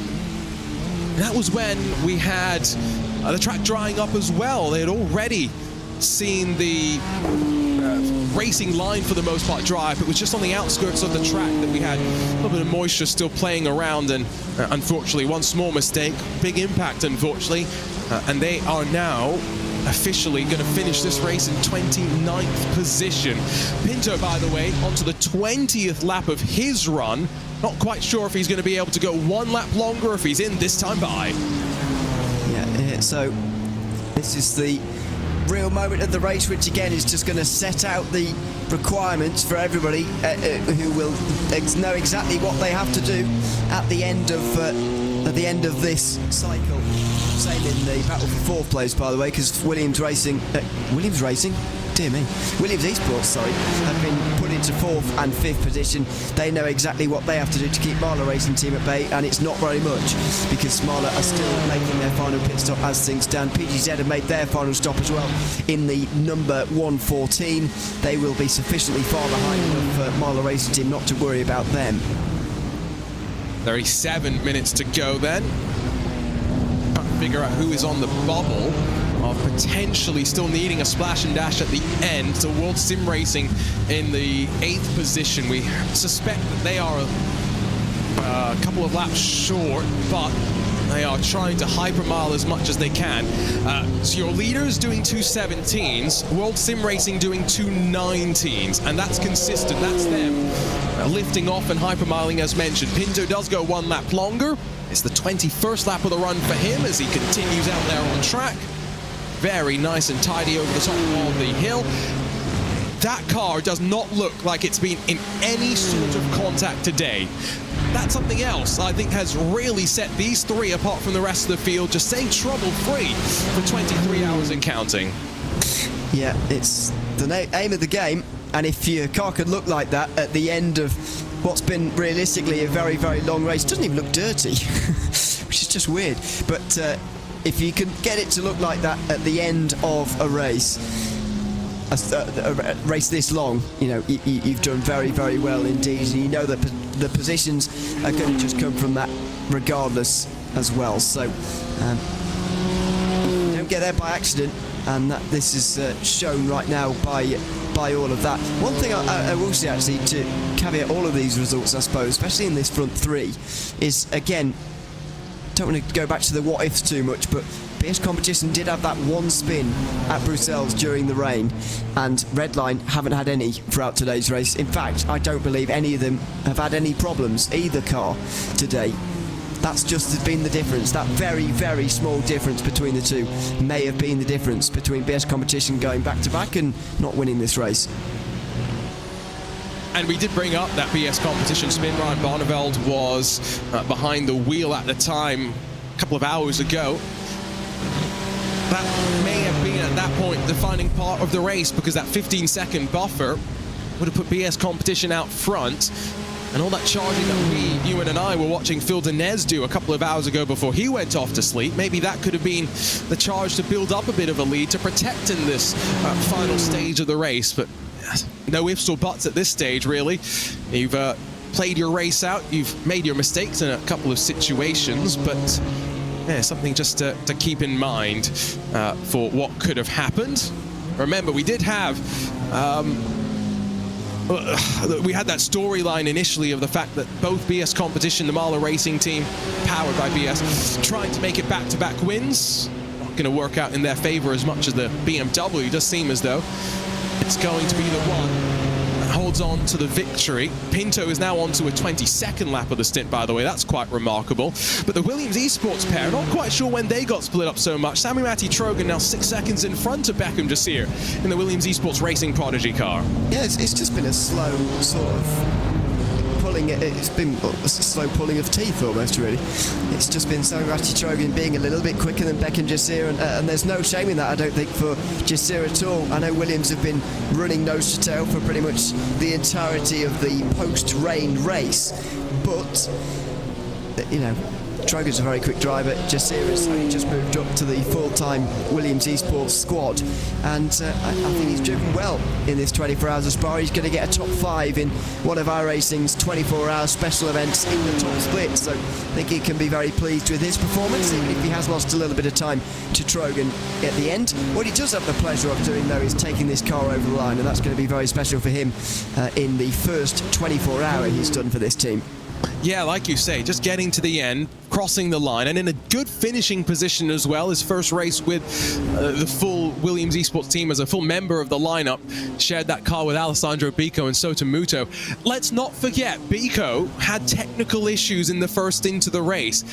So, as a result, I just had to go back and confirm this. He only drove in the start. He has done 32 laps of 578. Beckham Jasir and Sotomuto have had to do 240 laps apiece to cover off, you know, that issue that Bico was having. That is the danger of a three-man lineup in the special events. So, would I be right in saying on that, then, he just hasn't driven again after that, then? I think so. You don't think he's driven again? I did wonder that when it has happened, because we did the first 2 hours, and Bico did them also, but we knew he had those problems. Then there were 22 hours to go. I wondered, are they going to have to do 11 hours each from here? The answer, seemingly, I guess, has been yes. Yeah, no, that is crazy. And I'm just looking at my list in front of me. Diogo Pinto's on his 242nd lap of this race as well. Labiga's done, I think it's 160-ish, so is Chris Lallam.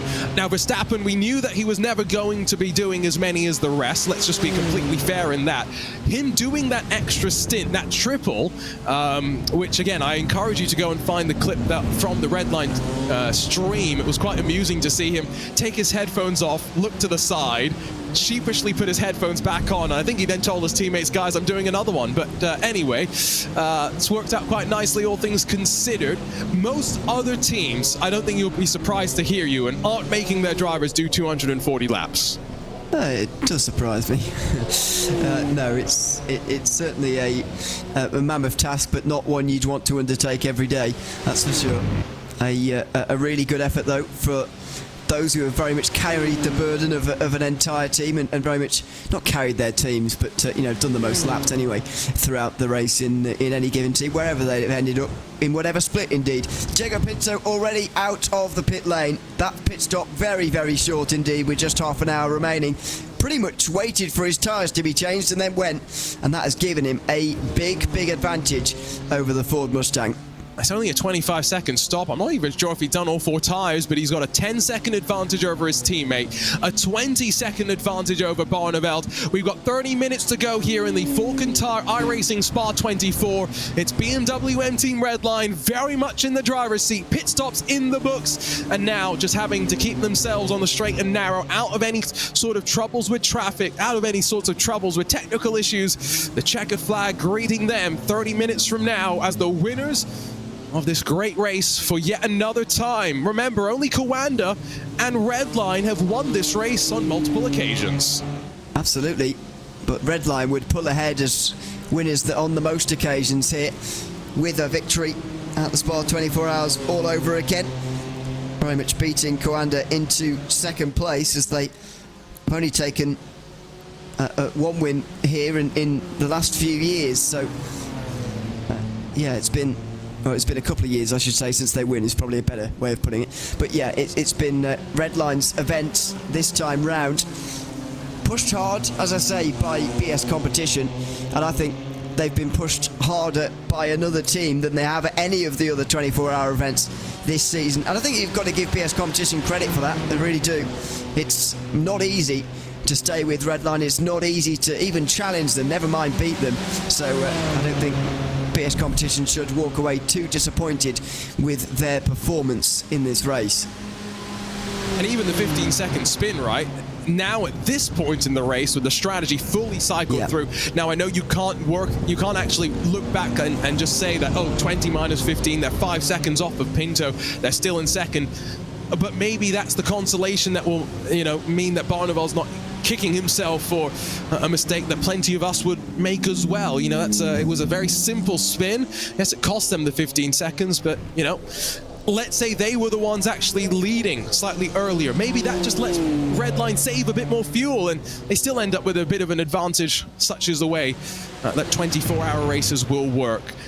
As it sits right now, though, Ewan, once again, we're in a situation where there are no cars within 5 seconds of one another. 30 minutes to go, everyone in a world of their own. And that's to be expected with the amount of attrition and the amount of issues for some teams that we've seen so far today. What I do hope we see in this final half an hour maybe is a team returning that we haven't seen for hours, just coming out to do the last 20 minutes or so, just to say they've completed the race and they got to see the checkered flag at the very end of the race. I think that would be pretty cool to see, if indeed we do see it, but not particularly hopeful at the moment. Can't see any drivers lurking and waiting to get into their very wrecked and many laps down cars for now. Compared to other years, it's going to be a very low finishing count at Spa 24 Hours. Compared to what we saw, by the way, at other 24-hour races this season, especially the Nürburgring, which in 2023 had a very low finishing rate, had a pretty high finishing rate this year. Yeah, that surprised us as well, I think. The fact that attrition wasn't such a big part. It was also, I think, part of how the initial phase of the race was pretty clean, with the layers of traffic interaction that we had. Now, there are so many classes there, yes, but just by virtue of the fact that they start quite staggered, it's a long lap, we don't necessarily see as much traffic management in the early stages, and attrition through the night played less of a part as well. I just went back to last year just to remind myself. Only 4 cars on the lead lap, so it's not like we had that much more. 3 cars separated by around 40 seconds in the podium spots, and I'm going to go and try and see if I can find an official number of retirements. I think it was around only 34 or so finishers, so yeah, this has definitely been a bit more of an attrition-heavy race.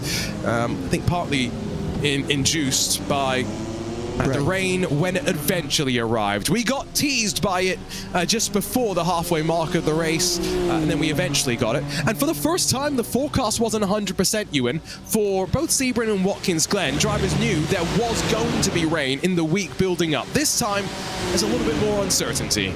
Well, I think it was still quite likely, though, really. The chance of rain was fairly high, so I'm looking forward to seeing a race of distance, so we've still got a couple of those in the calendar where, you know, there's a couple of dips at 50%. Then what do you do as a team? Do you really bank on there being rain then? You know, how much are you going to factor a 50% chance of rain into your strategy? Because I would have thought with a sort of 80% or so chances we had here, the chances are pretty good. 4 times out of 5 you will see a bit of rain throughout the race, and actually it's taken up 1/6 of this race distance, so I think you could pretty certainly say, not quite as certainly as 100% for sure, but pretty certainly say it will come. Looking forward to seeing in the future those lower percentage chances where it really is on the line, and on any other day it could have been not raining, but it does rain, and vice versa. That's going to be very interesting to see. We did have people earlier on reporting from their, you know, different splits and different time slots of the Spa-24, saying that, you know, every split seems to have its own unique weather system now, so it's not like every single split mirrors one another, which is also great. You can't just look at the top split if you're in the second split, for example, and say, oh, well, the big teams are going on to wets, now let me copy them. No, you've got to really try and figure it out yourself. Yeah, and that's a good thing as well. The problem you could sometimes have with that as well is that if everyone has the same weather and it's sort of programmed into 24 hours, if one race, just because of the admin stuff that happens before an iRacing race, takes a little bit longer than the other, you could get a split a couple of minutes behind the other, and if it starts raining in one, then a split that's a couple of minutes behind knows there's rain in 2 minutes, and that's no good for anybody. So I think it's better to keep it that way, keep it a little bit different. I mean, I heard from someone when we were commentating this morning that for the last 17 hours of their race it's carried on raining, even despite relatively low chances of rain. They just didn't get off the wets. That was an earlier time slot, by the way. 17 hours of rain. Yeah. It's like the real race. Or at least wet weather. Right. The real race, isn't it? More than what we had here today in this top split broadcast one, but I guess that's the way the forecast ends up falling, and you, again, deal with what you're given, and the strategists use the tools that they have. And if you're wondering what tools they have available, so they have a weather radar that gives them about a 30-minute insight into the weather systems that are actually closer to the track. And then they have a more, I'll call it like an airplane, an airliner style system, which is just like text-based lines which say 15-minute sort of increments for the next 4 or so hours, what the temperature's likely to be, what the cloud cover might be, like a percentage chance of precipitation, gives them an indication of wind as well. So they have a better idea of the immediate 30 minutes. The 4-hour window, that can change quite a bit. Just before we reached the halfway point of the race, Ewan, there was a point at which we thought it was 70% chance of rain, and then 15 minutes later it updated back again to, I think it was 19% chance. Yeah, I mean, when you're trying to be that accurate, that far out, it's pretty difficult, really. It's like looking forward at the way, when you go on holiday somewhere and you're looking at the 7-day forecast, you go, oh, it'll be a nice day on Saturday. Turns out it's rubbish because you've looked too far ahead. It's that kind of thing, but on a very small scale, because we're looking so locally, looking to see whether it's going to rain on this literal whatever square kilometres the Spa-Francorchamps facility is contained within. I know it's 7 kilometres long, but however many square kilometres it is, it's a very small area all in all, and it's a pretty difficult task to try and predict what's going to happen until it's pretty much right above you, which is not much good. Hey, and even in the real world at Spa, it can be quite difficult. Yeah, exactly. Let's not beat about the bush. Is it my eyes, Ewan, or has it got a lot more cloudy and a lot darker out on track with 22 minutes to go? Yeah, I thought that. I thought my laptop was going out of charge, but it's actually just darker. And you're not going wrong. And by the way, it's about 5 p.m. It's proper tea time, if you like, in Spa at the moment. Virtual standard time. We started this race in sim very, very late on in the afternoon, as is the trend in 24-hour races. I'm always against it. I've said it before, but it does, and that's what we started with at virtual standard time as well. So naturally, even with the slightly more overcast conditions, we are getting a setting sun as well. We're not going to get darkness again, but it's a setting sun. I have a counterpoint to you not liking the later start times. But before I give you the counterpoint, what's your reason for not liking the later start times for a 24-hour race? It's just one of those things that I haven't got really any reason for it. I just like it. Just feels better. You know what I mean? Enough. It's just It's the vibes. Yep. Don't use that word. I'm just trying to be hip and young. I'm turning 30 this year. Sorry, I've got to stay young with the kids. Remember, sim racers are young at heart and often young in age. So my counterpoint to you is that the later the race starts, the longer drivers also then are fatigued after the night. Yes. So that's my counterpoint to you. Is So that makes it better? I think so. I think there's more. So this race finishes 5 p.m. virtual standard time, right? Something like that, yeah. Something like that. Let's say it finishes 12 p.m. virtual standard time. It means that you get through the night, and now you've got, let's say, 6 hours left. Whereas you get through the night here, and I got off the broadcast with 12 hours left to go, and we were basically seeing sunrise. Yeah. So when you get, often, right, the act of getting through the night is act number 1 for teams, right? It's 07 Racing, their final splash and dash, they leave the pit lane. So when the mindset is, right, let's get through the night and then we can push on from there, it's a very different mindset from, oh, I've got 12 hours of the race left versus I have 6 hours of the race left. So the only justification I have for you for a later start time, both in the real world and the virtual world, is that. Yeah, I get what you mean, and it might create some more susceptibility to mistakes, but if I'm being very selfish, it doesn't help our lives as commentators. Look at you, European. Starting so late. I mean, the actual iRacing start time is pretty much perfect. 10 to 2 UK is, dreamy, really, as far as my obsession with starting things in the middle of the day goes, because I think most races should start at 1 or 2 in the afternoon, to be honest with you. I don't like NASCAR moving so late because it means I have to stay up really late in the afternoon. Look at this selfish guy. Sorry, I know, but it's true. Why does everything have to be in the nighttime these days and in the evening? What happened to daytime sport? I like how you're complaining about NASCAR as someone who lives in Europe. Well, not Europe anymore, technically, I guess, but you know. We are in Europe. You're not in the EU. Right, you're in Europe, you're not in the EU. Good point. Good catch. Less than 20 minutes to go. Pinto's lead is extending at this point as well. 2:17.939. He was the only driver in the 17s last time around, so he is very much just extending his margin up front, not looking back and driving his way closer and closer to the checkered flag. I see a question in the iRacing Esports Network chat. Why not use real-world weather data for everyone so you don't get different weather for the other races? That's an interesting one. I don't know about that. I see both sides of the argument. I understand that point, right? So that everyone's really in the same sort of situation. But like you say, if you've got 2 races that don't start at exactly the same time, you don't want people to be able to take advantage, even 30 seconds, right? If you know that you need to pit 1 lap earlier than someone else because that next lap you're going to be doing a 4-5 minute lap instead of a 2-minute 30 lap time, that's very, very important. Yeah, I've always been an advocate for it because it keeps it as realistic as possible. But one thing I would say, based on my experience with other simulators and multiple splits with live weather, which I have experienced before, is that people tend to really complain when it's not absolutely identical.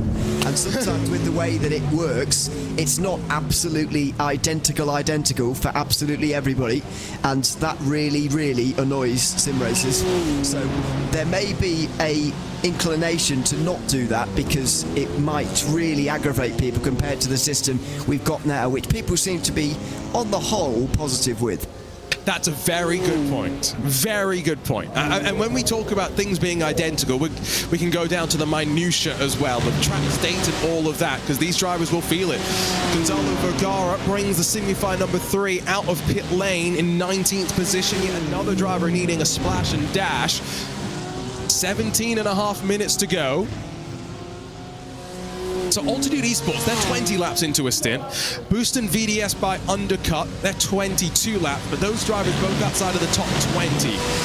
19 laps into the stint, make that 20 now for Alexander Davidson as he breaks the timing line. He's in trouble. He's in trouble, isn't he? He is in trouble. And the timing that I'm seeing at the moment in terms of the gap he's got, I'm not sure he's doing anything about the lack of fuel that he's got at the moment. I think he's just taking the short fill and just, accepting he's going to have to do it, which surprised me, really. I thought, he had 45 seconds. With PGZ running out of fuel, that's an even bigger gap now. He can fall into that and try and save the fuel, but it doesn't seem like he's bothered to try it. I'm pretty sure, looking at the lap times, that you remember I mentioned he was doing 2:19s earlier. I think they may have just given up on the fuel saving at this point, and they've realized that they're not going to get to the end, and so the splash and dash somewhat inevitable. We'll find out, though, 16 minutes to go, if they are able to extend the stint. Anyone else due a pit stop? Well, if Williams Esports Pit Fit are 18 laps into the stint, we know that they came in after the final hour of the race began. Anyone else on lap 18 should be feeling pretty confident. So I think basically it is the 23, World Sim Racing Esports in 8th, and then Altitude Esports and Boosted VDS by Undercut, 21st and 22nd. Only drivers to be keeping an eye on in terms of worry for fuel mileage. Here comes your race leader back to the line, though, and Diogo Pinto. It's going to be yet another 2:17.9, metronomic in his speed to close out this race. Yeah, either 7 or 8 laps to go now, so anybody who's on lap 18 of their stint or further on will need to splash and dash unless they've been doing some serious fuel saving in the last 45 minutes or so. But as you mentioned earlier, most of the top 20 have done enough now to make sure that they've lined up their stint nicely with the end of the race. And given when the rain ended earlier on in the race, there really isn't very many excuses for not having your fuel strategy quite lined up at the end of this race. Firstly, because you've had a good 6 hours to sort it out, but secondly, because it did end at quite a nice time. Yeah, that's the other thing. We need the rain to come and be less considerate of the team strategies. Need to mix it up a little bit more. Yeah, it was pretty considerate to us, both when it came out and... Exactly. Although some of the credit has to go to the top teams like Redline and BS Competition, who played it particularly well. BS Competition actually got themselves way closer to Redline than they ever were before by playing the rain really well. The Redline BMW also played it pretty well to start off with too. But so some of the credit has to go to the teams for sure, but it did come at a relatively considerate time for them. I remember doing a 24 hours of Spa on another platform in the past where basically it would stay dry for a little bit, then we get rain, but we'd only get rain for 30 minutes. But it was bad enough rain that you had to come in and put on wet tires. That was not very considerate, so strategies kept getting shaken up. That's the type of unpredictability that strategists hate, fans probably love. So hoping that maybe in the future we get a bit of that. In terms of teams that have stayed out of trouble, by the way, a couple of teams that have earned some plaudits, I would argue. World Sim Racing, that number 23 car, they started down in 21st position. If they are able to stay out on track, even if they're not, they should actually have enough of a buffer now to hold on to a spot inside of the top 10. That's pretty good. Team PGZ, that 119, 15 positions gained for them. Same thing to be said for the 777 Valkyrie car that's in 13th position. Quite remarkably, though, 30 positions gained for Delatraz Automotive by Major's Garage. Helps when you stay out of trouble and pick up freebies from other cars falling by the wayside. Absolutely, and that is got the most positions gained of anybody and has had for quite some time, I'll add. I remember coming in this morning with 9 hours to go, they had the most back then. They still do now. Some great drives up and down from some of these teams. And by the way, I'll retract a little bit of what I was saying earlier on about WS Esports bookkicker and Alexander Davidson. He hasn't bothered to save the fuel because he doesn't really need to, actually. With PGZ falling away, a minute and a half should actually be enough for him to facilitate his splash and dash, which he'll need in a few laps time. By that stage there'll only need to be 3 or 4 laps of fuel. He'll probably lose a minute driving through the pit lane. He certainly won't lose the other 29 seconds fueling, so he should be okay. Yeah, I think it's about having the peace of mind at this point for them, right? They maybe did a bit of fuel saving early, then calculated it out. That's a good strategist behind the scenes, just making sure the driver knows exactly what needs to be done. They won't take tires, let's not forget. They'll probably just be in for the fuel, so a little bit of tire conservation that is having to be done as well. Are we going to see a bit of a trend as well? Special liveries for more teams moving forward? Because I know Team Redline have had a pretty good year in special events, all things considered. This silver livery, though, it's not done their chances any harm. No, and I think it looks way better than... Well, we said we're going to argue about colours, but me and Will were having the conversation about the base colour on the normal livery being black or dark blue. Dark blue? Yeah, so it is, but nobody notices or cares. This is better, though, I think. It's sort of a silvery grey. Silver. Well, no, it's silver, and it's with the red as well in the usual places. And as I say, I think it looks way better. Especially good on the Mustang as well. Though maybe that's just because I've got some new car bias going on there. It is nice having a new manufacturer up towards the front. Great to see the Ford Mustang represented. Hope to see a few more of the Chevy Corvettes moving forward as well. And yeah, healthy GT3 class in terms of manufacturer representation. It does look amazing on the Mustang, I will say that. It is definitely a dark blue base on the regular Team Redline cars. However, what I will say is part of the reason I think why I like this change so much is too many cars are, you know, a dark blue or black and then red. There's not many cars that are silver out there, both in real and virtual motorsports, I'll say that. After seeing this, not enough cars, I would say, are sort of a silvery colour. I guess that maybe silver paint in real life is quite expensive. Expensive paint, can you imagine? Well, Mercedes, I guess, are the only silver team I can think of right now. I don't think they really use actual paint and a brush anymore, do they? It's all wraps and stuff. It's a wrap these days. Cause now that the world's gone sort of digital, if you like. It's sort of wrapped, but anyway, so even more reason why not more silver cars in the world of motorsport and just more different colours, because you're right, there is too many dark, and what I've noticed actually in sort of team liveries of a lot of sports, lots of dark blues and blues going on around in the world. Seriously? At the moment. And it means there's just, you can't tell them apart. We need more purples, we need more pinks, I don't know. It's quite similar, more different to blue. Yeah, but we don't have many purple race cars. No. If I'm wrong. No, not many. No. Although purple's not a colour I greatly like, so I'm not That's too much. That's just a you problem, though. Well, it is, but Purple's a great still. colour. Yeah, all right, fine. But yeah, different colours would be nice to see. I mean, immediately we're spotting out the Timify Porsche just up in front of the silver Redline car as well here. They're very easily spotted as Maniti Racing are coming in here after only 13. Have they got a drive-through at the end here? I think it is indeed a drive-through. Yeah, it is. They're not stopping in pit lane. They made their way down the entirety of it. And so a late race penalty within the last 10 minutes at number 5, the big green machine, the best running of the Porsches. In fact, no, never mind. It does make a stop. Wow, what's this all about? That's a 0.5 second. Now, a penalty is only meant to be a drive-through for an incident count. I'm going to have to send a message. What has happened there? Well, whatever it is, it's very, very disappointing for them. We thought we were going to get a very unfancied car into the top 10 of the top split in the iRacing Spa 24 hours. That would have been spectacular for Maniti Racing and almost deserving as much plaudits as a win. Not quite as much, but almost as much, because of the way that this car has been previewed, if you like. And unfortunately, it's got away from them right at the very end. They say there was a fueling issue in the last pit stop, and so had to come back in 9.9 seconds. That is painful. World Sim Racing did say that they are good to the end of the 23, they believe, so should be able to eke out the fuel for another 4 laps or so. 8 minutes on the clock. That's painful, though. Sorry, WSR, but I don't believe you. Well, to be fair, maybe they've been saving.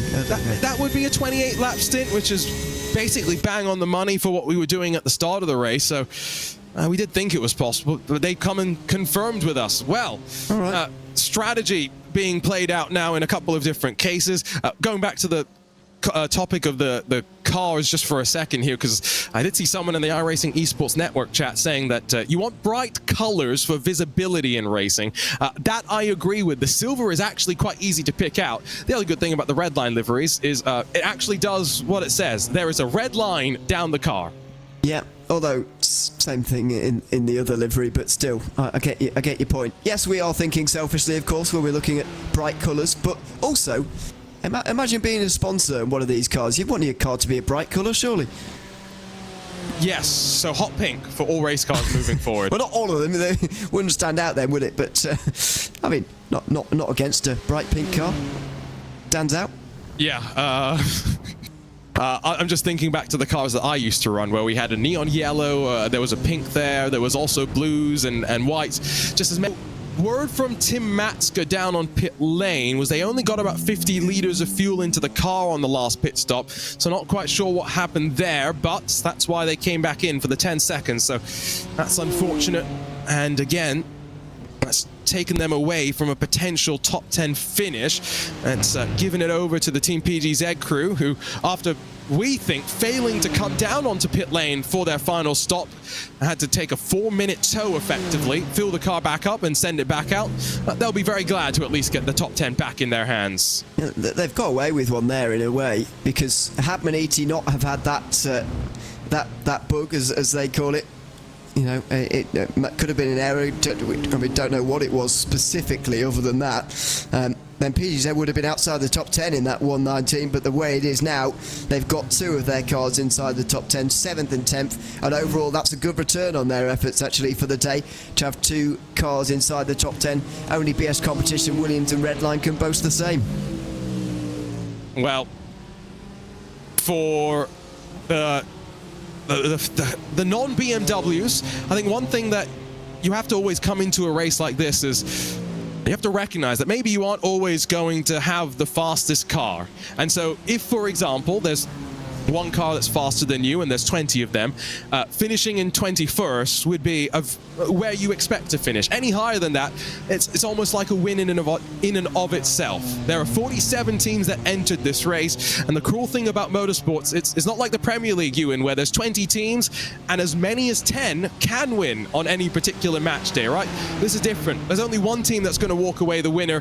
Motorsport is a cruel beast at the best of times. Yeah, it's not like we do this every Saturday and Tuesday. You get to do a 24-hour iRacing special event once every, well, on average 4 months. It doesn't even work out quite like that. 3 times a year, and you won't get to do another one for another 6 months. So the stakes are so high when we get to these events, and you always go down in the history books as well when you come out on top in one of these. That's why everyone wants to win them so badly, but it's also why you have got to look a little bit deeper than the results themselves. Look a little bit deeper than the race winner themselves, because there are so many storylines underlying the actual race winners. In this case, looks like BMW Team Redline, and so many in this race too that have been played out over the course of 24 hours. And I believe 2 laps to go as Diogo Pinto crests over Radion once more. Don't think anybody expected to be down on the pit lane either. So we are at that stage of the race. Everything's basically set. There's no changes to be expected. Just got to get yourself around. After 593 laps, it comes down to 2 final trips around the 7-kilometer circuit to Spa-Francorchamps and this Falcon iRacing Spa 24-hour. And as much as you say, Ewan, this is the final 24-hour race of the year, are we not doing our crazy 24-hour event that we haven't come up with quite just yet? Elimination over 24 hours? Haven't figured out the format yet. No, I know. It's because 2-hour race or 1-hour race with 2 cars seems a bit much, doesn't it? Really, but yeah, there are. Maybe there's some others to go, but there won't be iRacing official events, that's for sure. No, that is for sure. Maybe we do that crazy idea where it's a 24-hour team race, but you don't know what car your team signed up for. What team you're on. Oh, can you imagine that? Oh, okay, Ewan? Genius. That's a good idea. Genius. Imagine in this race, Sven Haase could have been with Max Verstappen. Oh, can you imagine the drama that we could have brought to the internet? We would have broke Twitter, I think. I think so, yeah. Would have gone viral again. Oh, at Spa, I mean, it would have been fitting. Okay, you know what, Ewan? That's a pretty genius idea. not sure how these team contracts really work with that idea, but I hope that let's just live in fantasy world for a couple more minutes. Right. Oh, genius idea, but that's all for the future. One more lap to come, white flag in hand here, and 7 more kilometers in the Ardennes for BMW M Team Redline, and history about to be made as they get ready to sweep the 24-hour special events in 2024. Josh Thompson, 11 seconds behind. It will be a Redline 1 and 2, and then BMW M Team BS Plus competition will round out the podium. I mean, Ewan, let's take this final lap. Let's just talk about what a race it's been between these three, all the way down to the wire, pushing each other through the rain, through the night, and through everything that they've seen. They've been through so much, but come out the other side of it with a completely clean BMW. That says a lot about the 4 drivers that have been at the wheel of this one throughout the event. It says a lot about the team as a whole and this race as a whole. The standard to which, especially the front 3 teams, have held themselves has been quite fantastic. 3 cars on the lead lap at the end of this. Another couple only 1 lap down. Don't forget, deep into this race, about halfway through, still 5 cars were in the leading draft. It was a remarkable race until split apart by the weather. Already split apart a little bit by Redline, who showed themselves to be the quickest in that first period of dry weather. Then they really hammered home that advantage in the wet. They've weathered this storm from BS Competition, who've tried to chase them down all day long, but they are still out in front, and they are on their way to winning a 3rd 24-hour iRacing special event in the same year for the first time in 6 years. And I believe that the intensity on the grid at the Hungarian Grand Prix must be building. According to our iRacing Esports Network chat, Max Verstappen's been spotted watching a phone. Is he keeping an eye on the action? 30 seconds left to go, and he's ready to see his team grab the checkered flag. And something else that we mentioned a couple of times over the course of the day, the last time Max Verstappen raced in a 24-hour special event and a Grand Prix on the same weekend, he won both of them. He'll check off the win in the 24-hour race as they come around the final couple of corners. Just the Grand Prix left to go. And what a race that has been. The first ever time iRacing's weather system has been in play for 24 hours of racing. Almost halfway through the race, we were disappointed at the lack of rain, but when it arrived in the Ardennes, it brought the expected chaos, and rising through all of it to set more history, sweeping the 24-hour special events in 2024. It's BMW M Team Redline, Diogo Pinto across the line, winners of the 2024 Falcon Tire iRacing Spa 24 Hours. Not just history for Redline, history for Verstappen as well. The 3rd driver in history to win all 3 special events, the 24-hour races in a calendar year. Yeah, remarkable driving from him, balancing in 2 of those 24-hour races, an F1 race as well. And don't forget about the others. Diogo Pinto, who's taken the car over the line here, and their teammates in the Ford Mustang. There they pull up alongside. The photo opportunities now for Redline will be aplenty. There's Josh Thompson and Diogo Pinto, 2 key parts of Redline's successes in 2024. So much credit has to go for them for achieving something that hasn't been done in 6 years and hasn't been done by any other team other than themselves. It is something that will never be forgotten. The year in 2024 that Redline just continue to have. They go from strength to strength. They prove themselves. At one point, the question was, were they the best team in sim racing? In many ways, no. They are the best team in sim racing now, and back on top here in the Ardennes for the first time since 2021. Rest of the drivers still running their way around to see the line. Here comes the Williams Esports pair. 3rd, a bit too far away from them, unfortunately. It's going to be 4th and 5th for Williams Esports Fit and for Williams Esports Racing Prodigy, and for Beckham Jasir in particular. You mentioned it, Ewan. What a feeling it's going to be for him to come across the line, his first outing in the full lineup for Williams Esports, and he gets a top 5 in one of the biggest races of the year.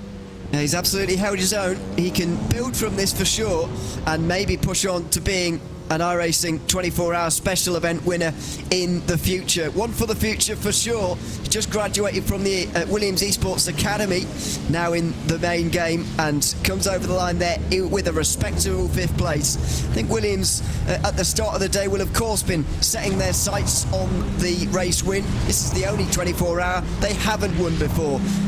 This year wasn't their year, but they have got a double top 5. And as the final drivers streak across the line, can confirm that World Sim Racing did end up making it on fuel, as there's a barbecue going down on Pirelli tires out at turn 1 right now. Everyone's celebrating the end of a hard-fought race. Remember, everybody who saw the checkered flag has got their own little stories to tell, but that's the story that everyone will be focused on. It's BMW M Team Redline doing the donuts, and it was that very same car that won at the Nürburgring 24 Hours. Of course, they won at Daytona as well. In the GTD class, it's 3 24-hour wins for Team Redline in 2024. Josh Thompson shows that the Ford Mustang had some pace, fastest in qualifying, second on track after 24 hours of racing, and Team Redline 1 and 2 get their photo opportunity. BS competitions cycled down to third. Winners last year just coming up shy, but showing once again some good fight all the way to the very end before Williams Esports pit fit in front of the Williams Esports Racing Prodigy Crews. Marla Racing Team down in 6, 2 laps down for them, with Lasse Urinen for Team PGZ. Then the mammoth fuel save potentially at the end of the race to see Alexander Davidson avoid the splash and dash for World Sim Racing Esports butt kicker. Falcon Sim Racing's number 44 down in 9th, maybe slightly frustrated knowing that Leander Angeruti was very, very fast over the course of the early stages. Loic Rabier down in 10th to round out those first page of results. Maniti's Porsche 11th for them after unfortunately needing to come back in for the splash and dash. Jonas Wanner for Falcon's second car in 12th, with Valkyrie the first Ferrari, Sim RC the second of the Ford, and then BS Plus Turner, that split livery, down in 15th. Delatraz Automotive by Majors Garage, Fiercely Forward, and then 07 Racing, Simufy, and Maniti, the top 20, and all still finishers, but only a handful more to talk about. 21st for the Sol Chevy Corvette, the Altitude Esports by Freem Machine, with Boost and VDS by Undercut behind them. Handful of Mercs on this page of results, with Pro Sport Sim Racing as well. Impulse and Energy, the final cars, officially seeing the end of the race before you get to the used car lot. The Fiercely Forward crew included, along with a handful of others, as we'll scroll through some of those names. Williams Gaming Club 1 in particular, the Apex Racing team as well. Maybe slightly disappointed they didn't get to show what they were really capable of fighting for. And remember, it was a very tidy opening lap for the most part, all things considered. And it was the chaos at the end of the lap that really saw the likes of SimSpirit and a couple of others not get much further. And a couple of those teams at the end all scored 594 laps down, courtesy of not filling the fair share rule. Well, we've got 5 minutes to go before we'll all switch the channels and go and watch to see if Max Verstappen can do the double, win this iRacing Spa 24 and the Hungarian Grand Prix. But Ewan O'Leary, as we get ready to wrap things up, don't think we're going to get a chance to catch up with the Team Redline crew after a history-making win for them. But talk to us about your feeling as we get ready to depart the Ardennes. Yeah, a historic day once again. Still waiting for a team to win overall Daytona, Nürburgring and Spa. That has still yet got to wait. But for a team to achieve this, winning at Daytona, the GTD category, winning the GT3 and overall category at the Nürburgring, and winning the GT3 and overall category at Spa is quite an achievement. Team Redline have done it in the past in 2018. They've done it again now. No other team has ever been able to do it, and only 3 drivers have ever been able to do it now. Max Verstappen can call himself one of those names. He could make history as well by doing the double again, as you say, winning at Spa, then winning an F1 race. He's already done it at the Nürburgring and Imola, I believe it was. He might be about to do it again in a few moments' time. Yeah, I'm going to be very much looking forward to that, but 24 long hours gone, time to say goodbye. So many people make these coverage and these broadcasts happen, so from behalf of our team behind the scenes, our producer Hugo Luis working through 24 hours of craziness, and then our team of commentators, Ewan O'Leary, Paul Smith, Will Chadwick, David Haynes, Derek Watson, Lorenzo Bonder, and Zach Sweeney, joining myself, Arjuna Kangipati. 24 hours of racing, and we can't wait to do it again at Daytona. There are still more iRacing special events to come, but it's Team Redline, Diogo Pinto, alongside his teammates, crossing the line to set history. Winners of all 3 iRacing 24-hour special events, and now can Max Verstappen, with the eyes of the sim racing world, prove why he's Super Max and the best maybe not just in the real world, the virtual world as well, and do the double. We'll see you next time on RaceBot TV.